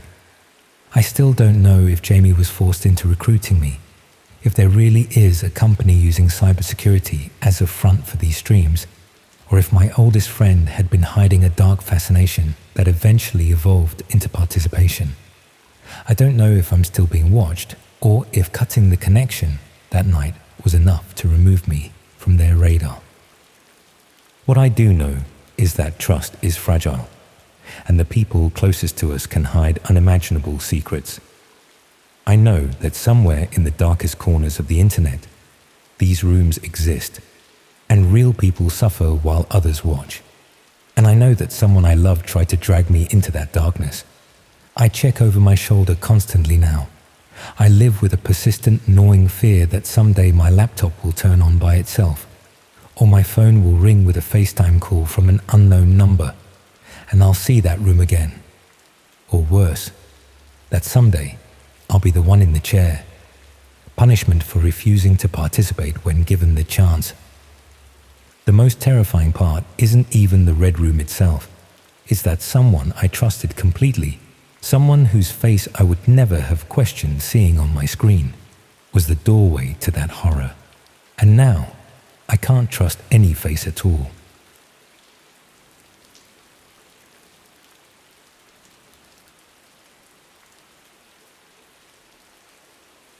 There's something uniquely terrifying about waking up to find you're not alone. Not in the traditional sense of someone physically being in your room, but in that modern digital way where your devices have betrayed you. That moment when you realize the technology you trusted has become a window for someone else to peer through. It happened to me 3 months ago, and I haven't had a proper night's sleep since. I should probably give you a bit of background. I work as a network administrator for a small tech company in Bristol. Nothing glamorous, just your typical IT job, troubleshooting connections, maintaining servers, the usual stuff. I've always been interested in cybersecurity as a hobby, which is probably what got me into this mess in the first place. Curiosity and technical knowledge can be a dangerous combination. After a particularly rough breakup last year, I developed this bad habit of browsing the internet until the early hours, often falling asleep with my laptop still running beside me on the bed. My flat is a small one-bedroom place in one of those converted Victorian houses. High ceilings, drafty windows, and neighbours I rarely see. Perfect for someone who values privacy, but terrible for someone developing paranoia, as it turns out. I'd been exploring the dark web for about 6 months prior to the incident. Not for anything illegal, mind you. Just fascinated by the technology, the anonymity of it all. And yes, I'll admit, the thrill of accessing something most people don't understand. I'd visit forums discussing privacy tools, cryptocurrency exchanges, that sort of thing. Occasionally, I'd venture into some of the marketplaces out of curiosity, but I never bought anything. I considered myself a cautious observer, smart enough to protect myself. Looking back, that confidence was my first mistake. The night it happened was a Wednesday in February, one of those bitter cold nights where the wind finds every gap in your window frames. I remember it had been a frustrating day at work, a server migration gone wrong, hours of overtime, the kind of day that leaves you mentally drained. I'd come home around 9, heated up some leftover pasta, and crawled into bed with my laptop to unwind. I was browsing through some dark web forums, reading about new encryption methods when I started to drift off. You know that feeling when you're reading and suddenly realize the words aren't making sense anymore because you're half asleep? That's where I was, in that hazy state between consciousness and dreams. I remember my finger slipping on the trackpad, clicking something I hadn't meant to click, but I was too tired to care. I closed my eyes, telling myself I'd shut down the laptop properly in a minute. The next thing I knew, I was waking up with a start. It was that sudden, jarring kind of awakening where something pulls you from deep sleep, but you're not sure what. My bedroom was dark, except for the blue glow of my laptop screen. The digital clock on my bedside table read 3:17 a.m. At first, I thought it was just the cold that had woken me. My duvet had slipped off and the room was freezing. But then I noticed my laptop screen. It wasn't displaying the forum I'd been browsing. Instead, there was a video feed open, taking up the entire screen. A dark room, lit only by what looked like a computer monitor, and sitting in front of it was a figure in a black hoodie, their face hidden in shadow. They weren't moving, just sitting there, staring directly at the camera. At me. My first sleepy thought was that I'd accidentally clicked on some kind of live stream before falling asleep. But as my brain cleared, I realized this wasn't YouTube or Twitch. There was no interface, no view account, no chat window, just this feed taking up my entire screen with no browser window around it. I reached for the trackpad, thinking I'd close whatever this was, but the cursor didn't appear. I tried keyboard shortcuts, nothing. The feed just continued, the hooded figure sitting motionless. Then, slowly, they raised a hand and gave a small wave. My blood turned to ice. This wasn't some random stream I'd clicked on. This person was watching me, responding to me. I slammed the laptop shut and sat up in bed, fully awake now, heart pounding in my chest. I told myself it was just some weird glitch or maybe malware I'd picked up browsing those forums. Perhaps someone had gained remote access to my webcam. Creepy, yes, but explicable. Nothing to panic about. I could run some security scans in the morning, reinstall my OS if necessary. I even convinced myself that I might have dreamt it, that weird space between sleeping and waking where reality gets distorted. After about 20 minutes of sitting in the dark, listening to my own breathing, I managed to calm down enough to consider going back to sleep. I moved my closed laptop from the bed to my desk, unplugged it for good measure, and crawled back under the covers. Just as I was drifting off again, my phone screen lit up on the bedside table. A notification, a new email. I should have ignored it until morning, but some combination of lingering unease and IT worker instinct made me check. The email had no subject. The sender address was just a string of random numbers and letters. The body contained only a link. Against every ounce of common sense, my thumb tapped it. My phone browser opened to a video feed, the same feed that had been on my laptop. But now the angle was different. The hooded figure was still there, but the camera showed more of the room. Behind them was a wall covered in monitors, each displaying different rooms of what looked like a house. With a sickening lurch, I recognized one of them. My bedroom. Me, sitting up in bed, phone in hand, face lit by the blue glow of the screen. I threw my phone across the room in panic. It hit the wall and clattered to the floor, the screen going dark. For several minutes, I just sat there frozen, trying to process what I'd seen. Someone had access to cameras in my flat, cameras I hadn't installed. They were watching me, had been watching me for who knows how long. Sleep was out of the question now. I got up, turned on every light in the flat, and began searching for cameras. I checked smoke detectors, light fixtures, air vents, all the usual hiding spots. Nothing. I unplugged my router, turned off my phone, disconnected every smart device I owned.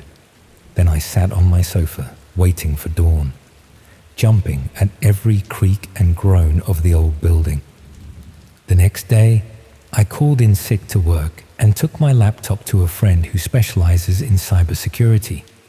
I explained that I thought someone might have hacked into my system. I didn't tell him about the video feed or my suspicions about hidden cameras. It sounded too paranoid, too crazy. He ran some diagnostics and found traces of a remote access Trojan, a type of malware that allows someone to control your computer from a distance. According to him, it had been installed about 3 months earlier, around the time I first started browsing the dark web.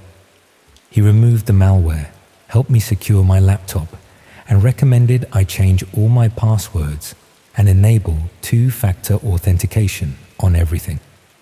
I did all that and more. Factory reset my phone, bought a new router, even put tape over all my device cameras. For a few days, I felt safer. Then I received a text from an unknown number. New cameras hidden better. Keep waving. I immediately moved out of my flat, staying with a friend while I found a new place. I changed my phone number, created new email accounts, even considered changing jobs. I was thorough, careful, paranoid. And for a while, I thought I'd escaped. Then last week, as I was setting up my computer in my new place, I found a file on my desktop that I hadn't put there. A video file. I knew I shouldn't open it, but I did. It showed footage of me from the previous day, moving into my new flat. The camera angle was from across the street, through my new living room window. At the end, text appeared on screen. The dark web sees everything. Privacy is an illusion. I've since learned that there are forums on the dark web dedicated to this. People who hack into others' devices and watch them, trading access like baseball cards. Some do it for the thrill of invasion, others for more sinister purposes. They call it live streaming, turning unsuspecting people's lives into entertainment. I don't know why I was targeted. Maybe I visited the wrong forum, clicked the wrong link, or maybe it was completely random. What I do know is that someone is still watching me, still one step ahead despite everything I've done to shake them. I've considered going to the police, but what would I tell them?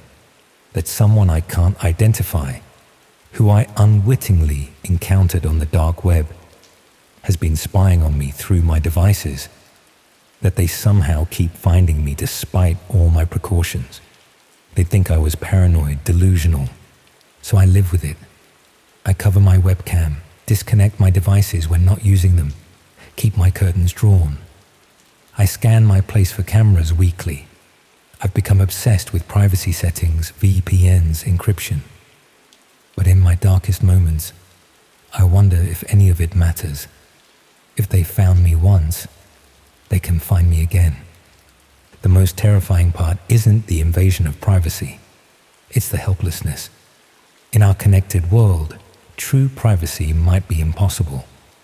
We surround ourselves with devices that watch and listen, that track our movements and habits. Most of the time, it's for convenience or security.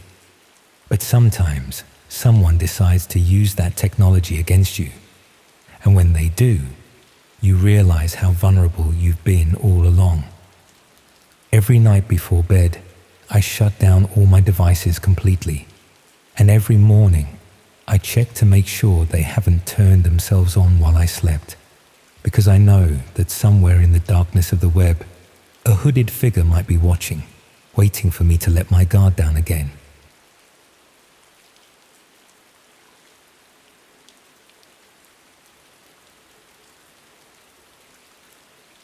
The thing about the dark web is that it seems distant until it shows up at your front door.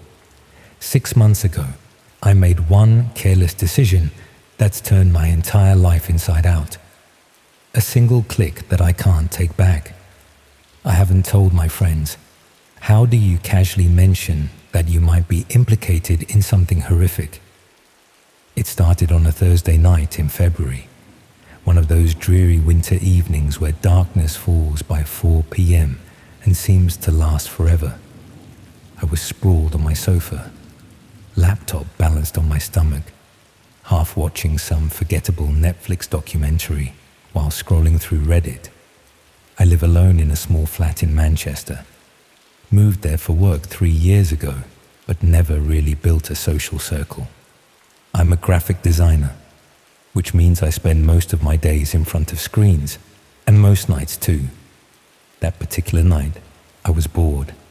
Not just regular bored, but that restless, existential kind of boredom where you feel like you're wasting your life away, one Netflix episode at a time. I'd been browsing the dark web on and off for about a year.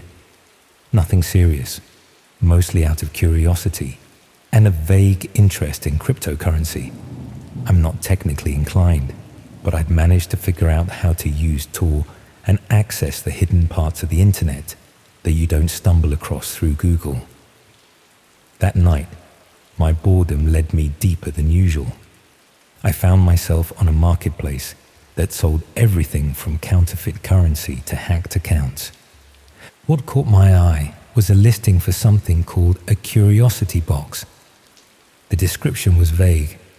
A curated collection of items you won't find elsewhere, each box unique. No returns, no questions. The price was steep, about £200 in Bitcoin, but something about it intrigued me. Maybe it was the mystery, or maybe it was just the promise of something different breaking the monotony of my existence. Whatever the reason, I made the payment, entered my delivery details, and promptly fell asleep on the sofa, the empty wine bottle on the floor probably explaining my lapse in judgment. The next morning, I woke with a hangover and a vague memory of my late-night purchase. I checked my Bitcoin wallet, and sure enough, the transaction had gone through. I felt a twinge of regret. £200 was a lot for what was probably just a box of worthless trinkets or illegal knockoffs. But what really unsettled me was that I'd used my real address. I'd been careful on previous dark web excursions, but the wine had made me careless. I told myself it would be fine. Worst case scenario, I'd wasted money on junk. Best case, I'd get something interesting to break the monotony. 2 days later, I'd almost forgotten about the whole thing when I heard a knock at my door. It was a delivery driver with a small, unmarked brown package. I signed for it, surprised at how ordinary the whole transaction felt. The package was about the size of a shoebox, lightweight, with no return address or markings of any kind. Just my name and address printed on a generic label. I took it to my lounge and set it on the coffee table, suddenly feeling a strange reluctance to open it. For a moment, I considered just throwing it away unopened. But curiosity, the same curiosity that had gotten me into this situation, won out. I cut through the packaging tape with a kitchen knife and opened the box. Inside was a layer of bubble wrap, and beneath that, several items nestled in black tissue paper. The first item was a USB drive, matte black with no markings. The second was a small velvet drawstring bag. The third was a folded sheet of paper, and the fourth was a Polaroid photograph, face down. I examined the USB drive first, turning it over in my hands. Common sense told me not to plug an unknown drive from the dark web into my computer, but I figured my laptop was due for an upgrade anyway. I had decent security software, so I took the risk. The drive contained a single video file. I clicked on it, and my screen filled with footage of someone's home, filmed from what looked like a hidden camera. The footage showed an ordinary living room, sofa, TV, coffee table. Then someone walked into frame, It took me a moment to process what I was seeing. The person on screen was me. This was footage of my flat, filmed without my knowledge. The timestamp in the corner showed it was from 3 weeks ago. I slammed the laptop shut, my heart pounding against my ribcage. Someone had been in my flat. Someone had hidden cameras in my home. I scanned the room frantically, looking for anything out of place, any tiny lens or device I might have missed. Then I remembered the other items in the box. With shaking hands, I opened the velvet bag. Inside was a key, an ordinary Yale key that looked disturbingly similar to my own front door key. I picked up the folded paper next. It contained a list of my daily routines, meticulously documented. When I left for work, which coffee shop I stopped at on Thursdays, my regular grocery shop on Fridays, even the fact that I called my mother every Sunday at 6 p.m. My mouth went dry. This wasn't just some random dark web scam. This was targeted surveillance. I'd been watched, studied, catalogued. But why? I'm nobody. A freelance graphic designer with an unremarkable life and a modest bank account. Why go to all this trouble? There was still the Polaroid. It lay face down in the box, and some irrational part of me thought that as long as I didn't look at it, this nightmare wouldn't be real. But I had to know. I picked it up and turned it over. The photo showed me, asleep on my sofa, clearly taken the very night I'd ordered the box. In the image, someone was standing over me, a figure in dark clothing, their face just out of frame. They were holding something that glinted in the low light, the blade of a knife hovering just inches from my throat. I dropped the photo as if it had burned me. They had been in my flat while I was asleep with a knife. I don't remember much of what happened next. I grabbed essential belongings and fled to a hotel. I called in sick to work. I spent hours searching my flat for cameras but found nothing. I changed the locks, installed a security system, even considered moving. But a horrible thought kept nagging at me. They'd been watching me for weeks before I ordered the box. This wasn't a consequence of my dark web purchase. The purchase itself had been part of their plan. For days, I jumped at every sound, checked over my shoulder constantly, slept with the lights on when I managed to sleep at all. I combed through my flat inch by inch, but found no cameras. Either they were incredibly well hidden, or they'd been removed. Neither possibility was comforting. A week after receiving the box, I came home to find a small package leaning against my door. No postage, no label, just a padded envelope. Inside was another USB drive. Despite every instinct screaming not to, I plugged it in. This time, the video showed a different flat, a different person sleeping. The same dark figure stood over them, knife in hand. But this time, the video didn't end with just the threat. I won't describe what happened next. I couldn't watch it all, but I saw enough to know it was real. At the end of the video, text appeared on screen. Your curiosity box has been delivered to another customer. That's when I understood. The curiosity box wasn't just a product. It was a system, a game, a chain. Someone had purchased access to my life, just as I had unknowingly purchased access to someone else's. And somewhere out there, another person was receiving a box containing footage of me, my routines, a key to my flat, and a photo of what could have happened while I slept. I went to the police, but what could I tell them? That I'd purchased something illegal on the dark web and was now being terrorized. That I potentially had evidence of a murder, but had acquired it through illegal means. I'd be implicated myself. It's been 6 months now. I've moved flats, changed my name, deleted all social media. I work exclusively from home, and have groceries delivered. But I still feel watched, still check for cameras daily, still sleep with a baseball bat beside my bed. Because here's the thing about the dark web. It's not some separate reality that exists only in digital space. It's a gateway that allows the darkest parts of humanity to reach through your screen and into your physical world. When you engage with it, you're not just clicking links, you're opening doors. And sometimes, what comes through those doors follows you long after you've closed your browser. I don't know who received my information in their curiosity box.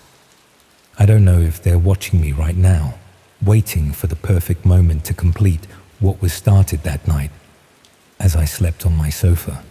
I don't know if I'm a target, a random selection, or just another link in a chain of voyeuristic terror. All I know is that every night, as I double-check my locks and scan my new flat for unfamiliar shadows, I remember that single moment of boredom, that single careless decision, that single click that might eventually cost me everything. Because on the dark web, curiosity doesn't just kill cats. It creates ripples that turn into waves that drown you slowly, one sleepless night at a time.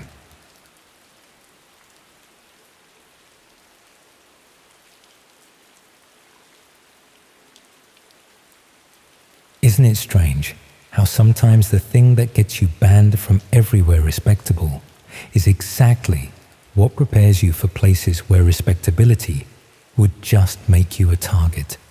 I was 24 and living in a bedsit in Newcastle when I got permanently banned from the last mainstream poker platform that would accept UK players. Not for cheating, I wasn't good enough at the game to cheat successfully, but for what they politely called persistent antisocial behavior in chat rooms. Turns out that calling other players idiots when they made obviously stupid moves violated community standards, even when you were demonstrably correct about their lack of skill. After about 18 months of warnings and temporary suspensions, they decided I was too disruptive for their family-friendly environment. The problem was that I'd gotten addicted to the thrill of high-stakes games against players who thought they were cleverer than they actually were. Losing access to legitimate platforms meant either giving up poker entirely or finding alternatives that operated outside normal regulatory frameworks. The dark web had plenty of gambling sites that didn't care about your previous behavior on mainstream platforms. Anonymous rooms where you could play against people from around the world without worrying about identity verification or community standards. The sort of places that attracted players who'd been banned elsewhere or preferred to keep their activities private. I started with straightforward poker rooms that functioned exactly like legitimate sites except for the lack of regulation and player protection. The games were often higher quality than mainstream platforms because everyone there was serious about gambling rather than just casual entertainment. But the anonymous nature of these sites meant they attracted more than just poker players. People shared information about other hidden services, discussed activities that wouldn't be tolerated on the regular internet, treated the whole dark web like a private club for people who didn't fit into conventional online spaces. After about 6 months of regular play, I started hearing about rooms that offered more than just card games. Places where you could bet on real events happening in real time, often with the ability to influence outcomes through collective audience participation. The concept seemed like a natural evolution of online gambling.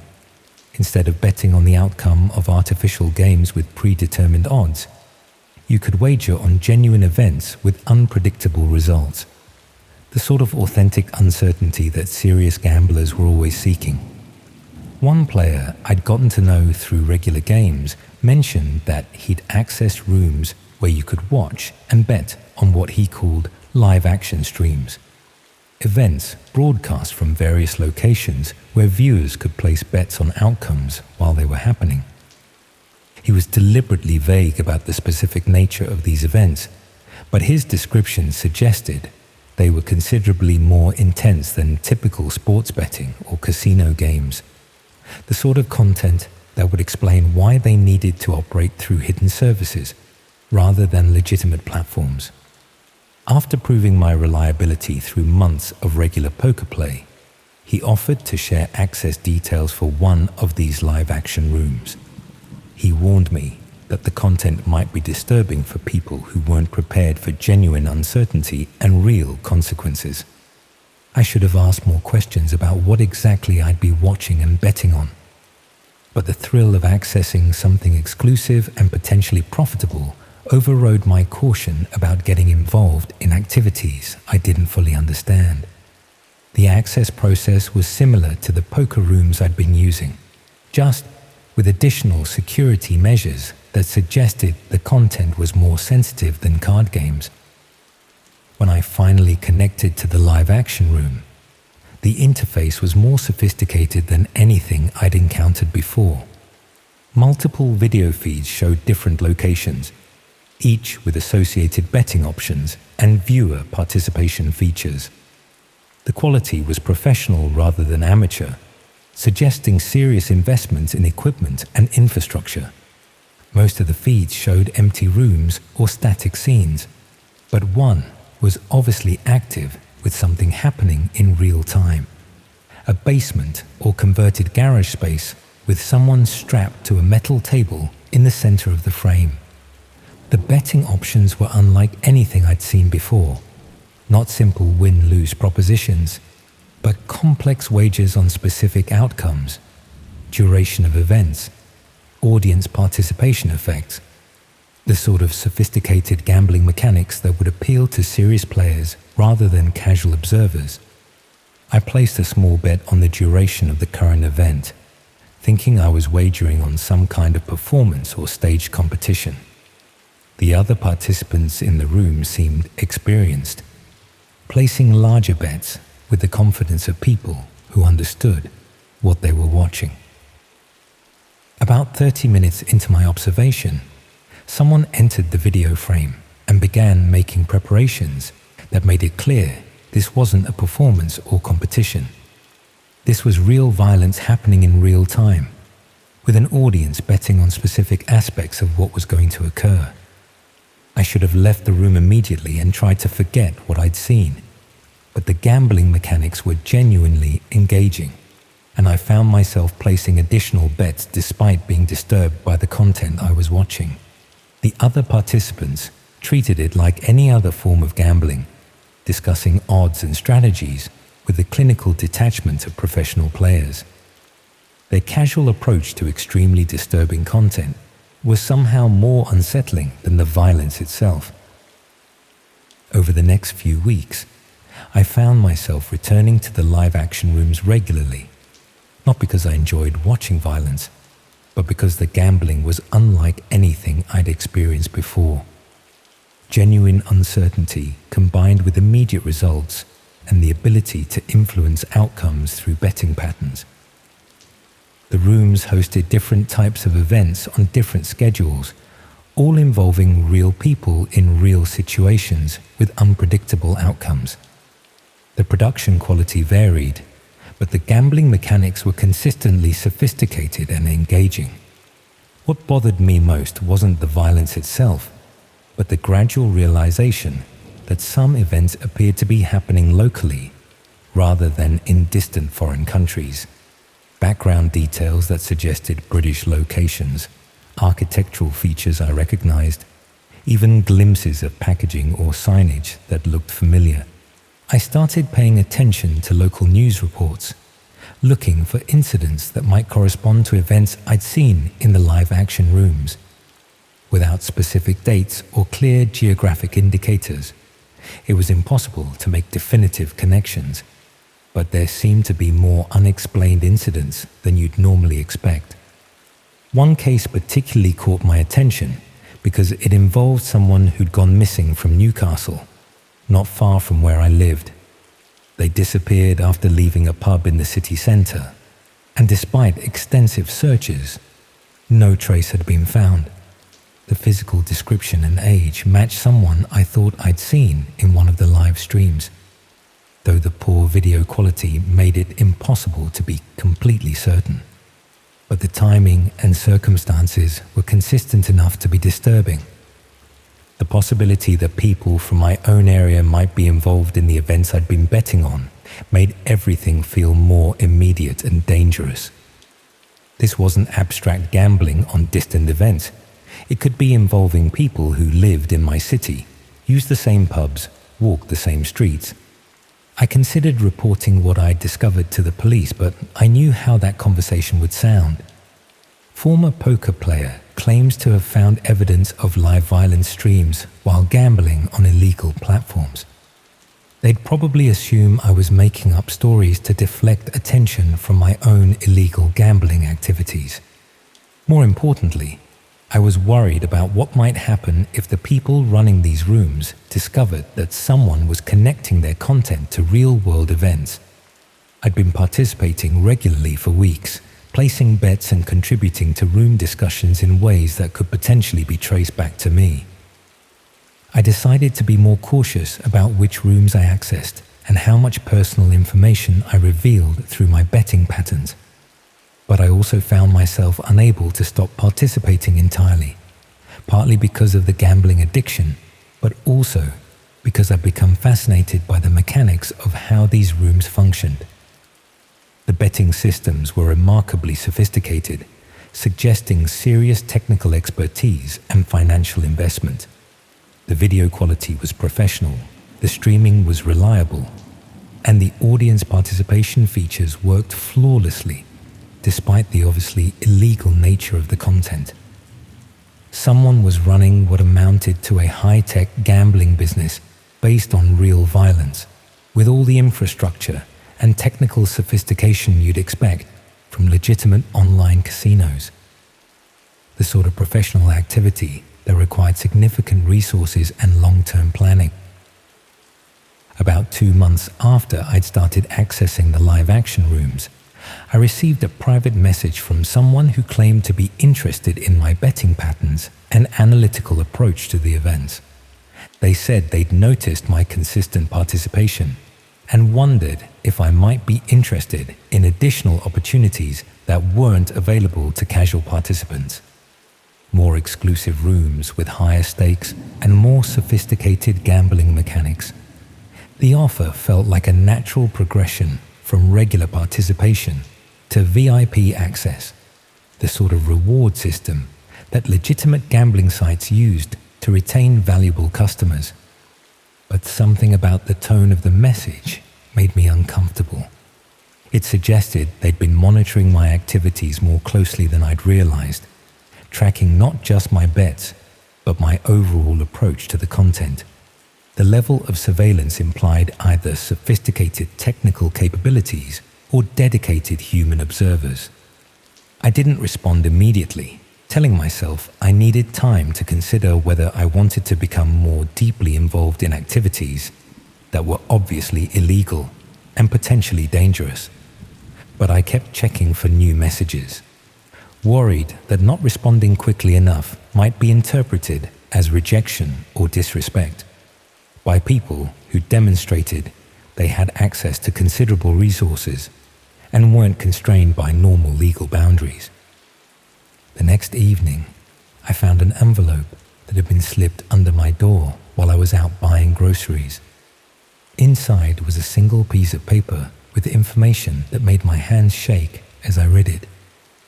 It was a printout of my betting history from the live-action rooms, showing not just the amounts I'd wagered, but detailed analysis of my patterns, preferences, and successful predictions. Information that should have been private, but had obviously been compiled by someone with complete access to the room's records. At the bottom of the page was a handwritten note with a simple message. We should meet. No signature, no contact details.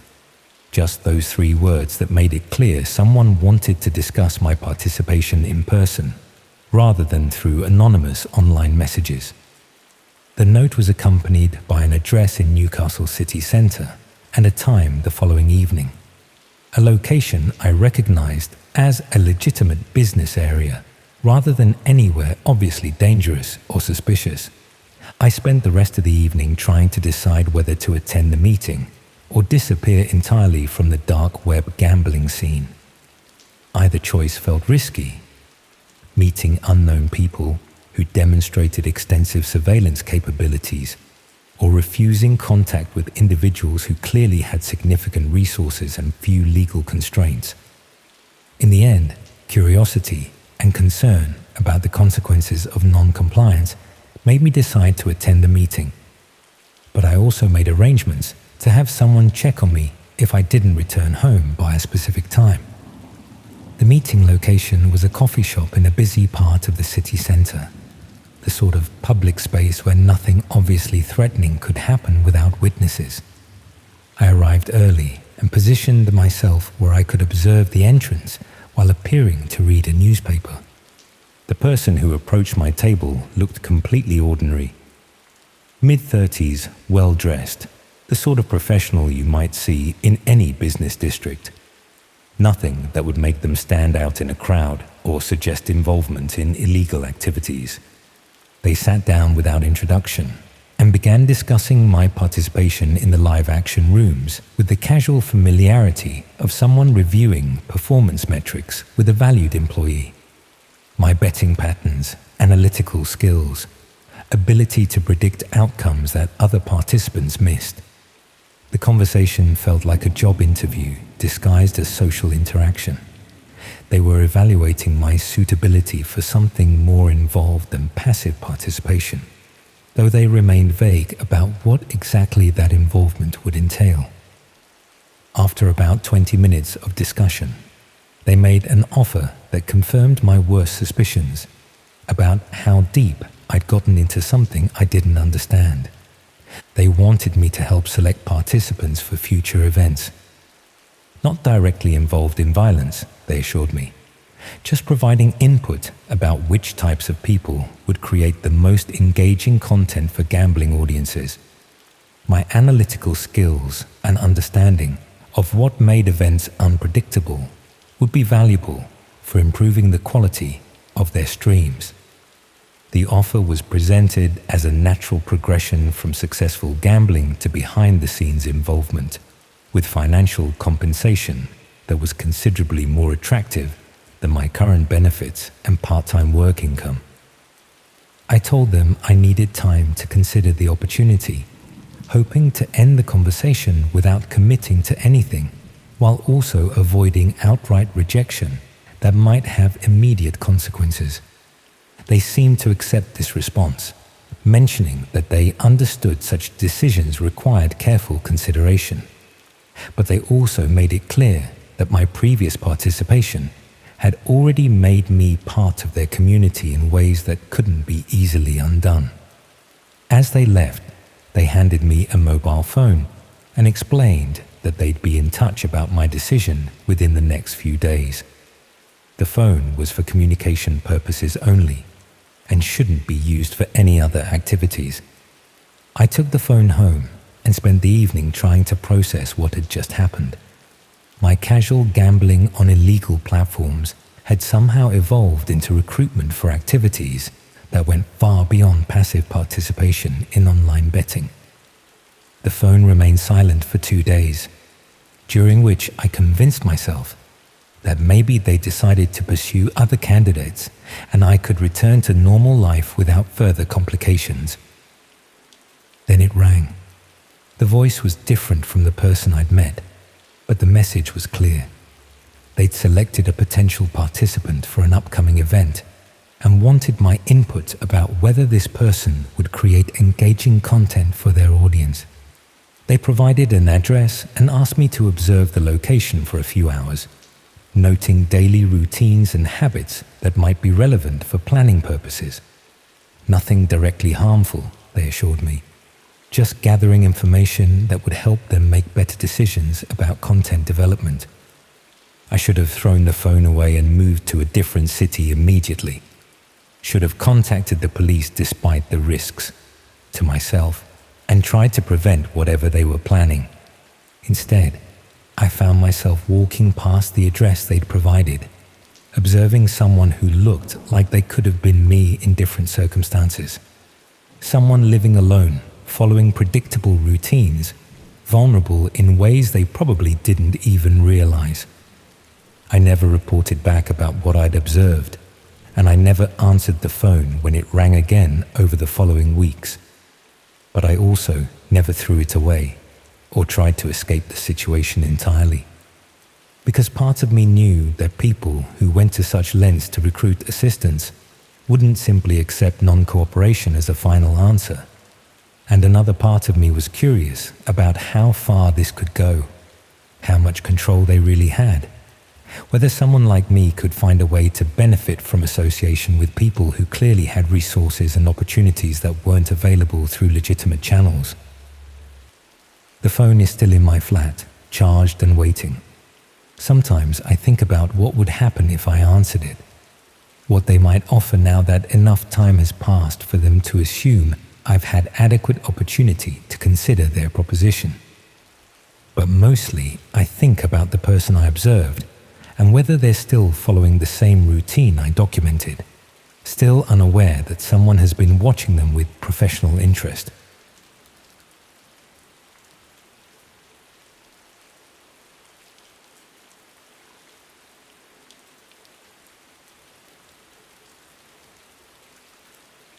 I remember it like it was yesterday, though it's been 8 months since I found the laptop hidden behind the water tank in our loft and discovered that the man I'd been married to for 6 years wasn't who I thought he was. David and I had what everyone considered a stable relationship. We'd met through mutual friends in Manchester, moved in together after about a year, got married 3 years later in a small ceremony that felt perfect for both of us. He worked in logistics for a mid-sized company. I taught primary school. Ordinary jobs, ordinary lives, the sort of comfortable domesticity that most couples aspire to. We lived in a Victorian terrace in Chorlton that we'd bought together, splitting the mortgage payments and household responsibilities in ways that felt fair and sustainable. David handled most of the practical stuff, bills, maintenance, the technical side of running a household, while I focused on the social aspects like keeping in touch with friends and family. It was a good arrangement that worked well for both our personalities. David was naturally private and preferred dealing with systems rather than people, while I enjoyed the interpersonal side of life that he found draining. We complemented each other in ways that made the relationship feel balanced and secure. The only thing that occasionally bothered me was how secretive David could be about his computer activities.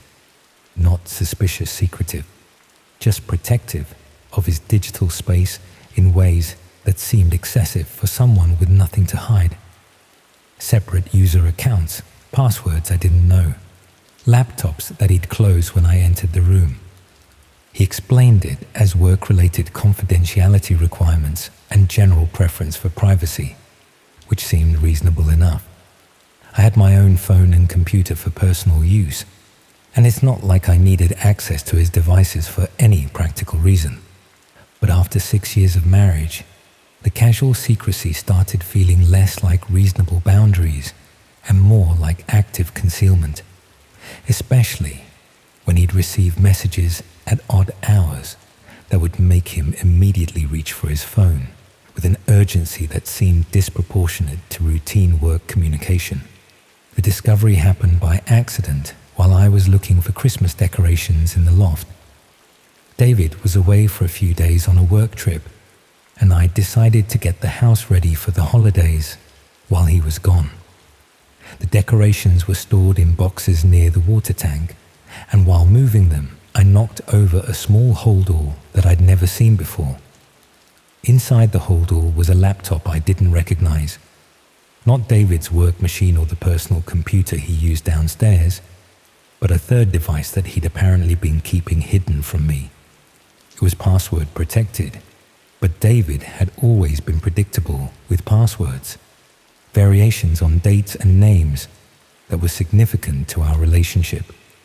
I shouldn't have tried to access it. Should have put it back where I'd found it and pretended I'd never seen it. But curiosity got the better of me, especially when the password turned out to be a combination of our wedding date and my middle name. The desktop contained folders with names that immediately made me uncomfortable. Video files, streaming software, communication applications I'd never heard of. Nothing obviously illegal at first glance, but arranged in ways that suggested activities David had never mentioned to me.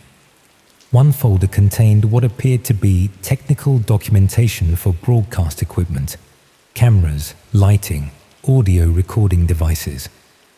Professional quality gear that would cost thousands of pounds and wasn't the sort of thing David had ever shown interest in owning. Another folder contained correspondence with people using usernames rather than real names, discussing technical aspects of streaming and content creation. The conversations were carefully worded, but clearly referred to activities that weren't entirely legal or socially acceptable. The third folder contained video files that made my hands shake as I scrolled through the list. Recordings of what appeared to be live streams, showing dark rooms with industrial equipment and bound figures, the sort of content that explained why David had been keeping this laptop hidden. I opened one of the files and immediately understood that I was looking at something David had created rather than just downloaded. The camera work was deliberate and professional. The lighting was carefully arranged, and in the background I could hear David's voice giving instructions to someone off camera. The video showed a basement space that I'd never seen before, but with architectural details that suggested it was local rather than foreign. British electrical fittings, building materials that were common in the UK, background sounds that seemed typically Manchester. Most disturbing was the casual way David spoke during the recording. Not the voice of someone being forced to participate in criminal activity, but someone who was clearly in control and experienced with this type of content creation. I closed the file and sat in the loft trying to process what I'd discovered. The man I'd been married to for 6 years, who taught me to drive and remembered my birthday and helped me mark schoolwork in the evenings, was apparently creating violent content for audiences on hidden parts of the internet. Over the next few hours, I went through more of the files and correspondence on the laptop. The scope of David's activities was larger than I'd initially realized. Multiple locations, regular scheduling, sophisticated technical setup. This wasn't occasional dabbling in extreme content. It was a substantial ongoing activity that he'd been maintaining throughout our relationship.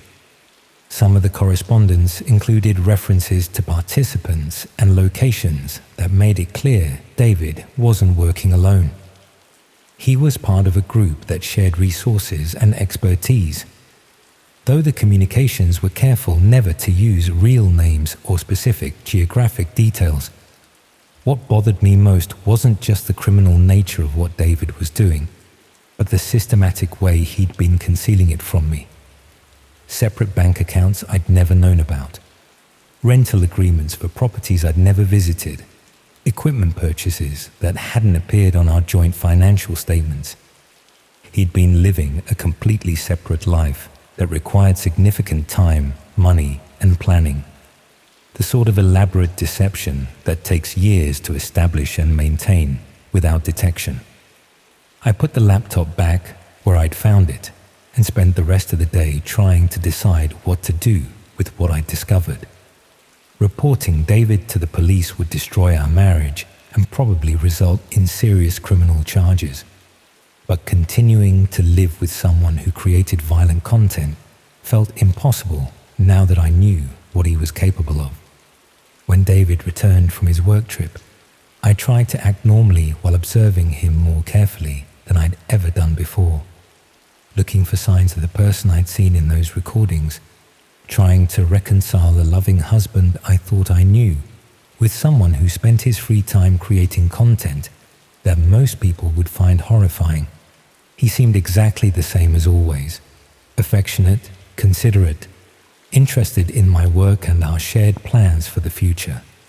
If I hadn't seen the evidence myself, I'd never have suspected he was involved in anything more disturbing than occasional overtime at his logistics job. But I found myself paying attention to details I'd previously ignored. The times when he worked late or went out for drinks with colleagues whose names he never mentioned. The phone calls he'd take in another room. The messages that arrived at unusual hours. Most unsettling was realizing how much of our life together had been structured around David's hidden activities without me recognizing it. Weekends, when he'd encourage me to visit friends or family while he stayed home to catch up on work.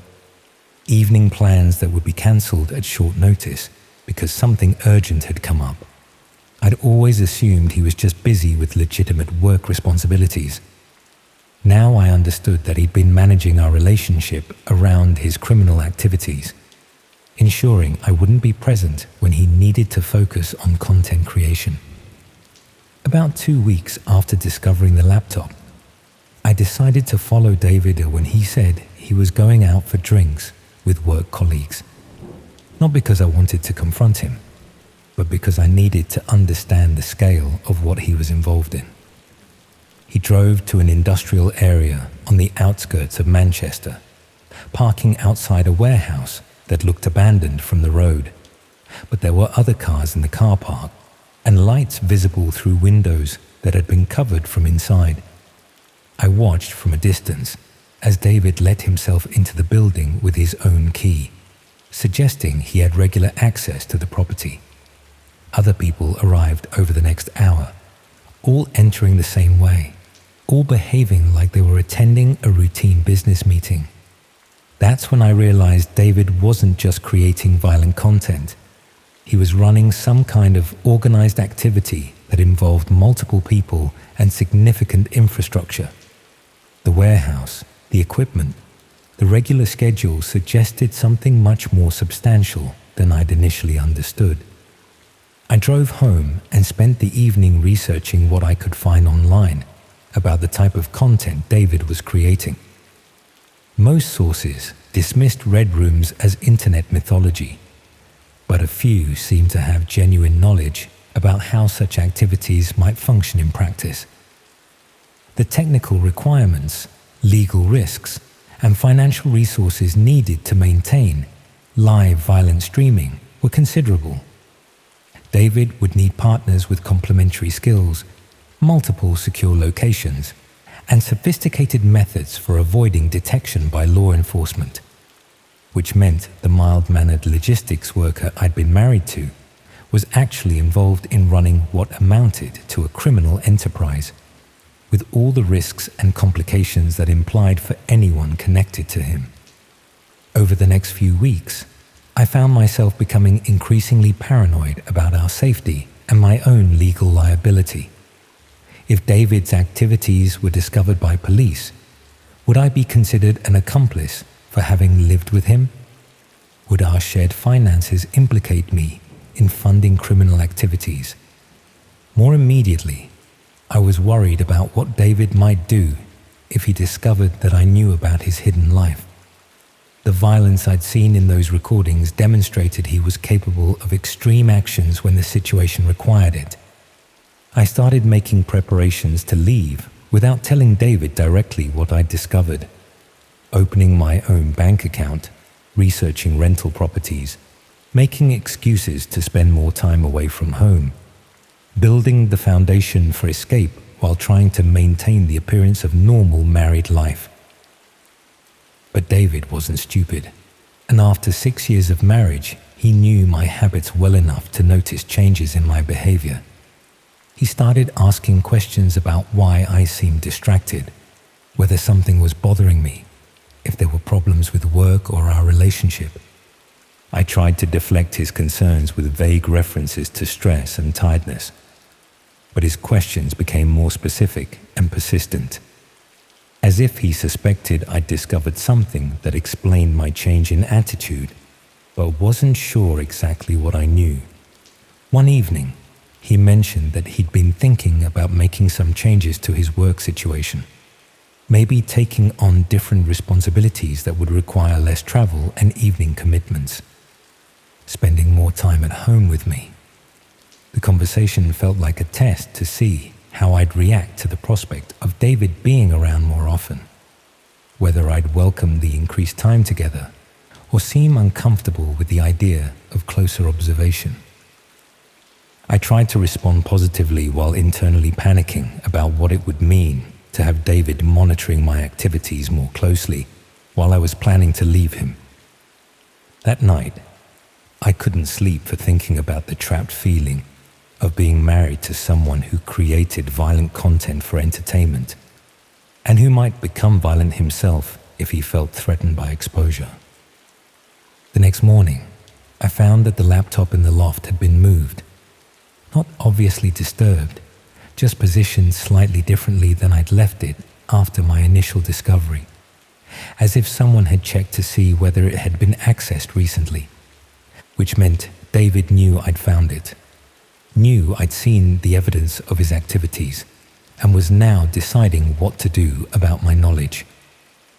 I called in sick to work and spent the day researching emergency accommodation and legal advice for people in dangerous domestic situations. But how do you explain to support services that your husband isn't physically abusive, but creates content that demonstrates he's capable of extreme violence against strangers? That evening, David came home with flowers and suggestions for a weekend away together. A romantic trip to the Lake District, just the two of us, no distractions from work or technology. The offer felt like an ultimatum disguised as a romantic gesture. Either accept that our marriage would continue as if nothing had changed, or face consequences that I wasn't prepared to contemplate. I told him the weekend away sounded lovely and started planning how to disappear before we were supposed to leave together. But I'm still here, 8 months later, sleeping next to someone who smiles when he kisses me goodnight and creates violent content in hidden locations during his free time. Because leaving would mean acknowledging what I know, and acknowledging what I know would mean accepting that the last 6 years of my life were built on foundations I never understood. And because I'm not sure someone who's invested this much time and effort in maintaining a secret life would simply let me walk away with knowledge that could destroy everything he's built.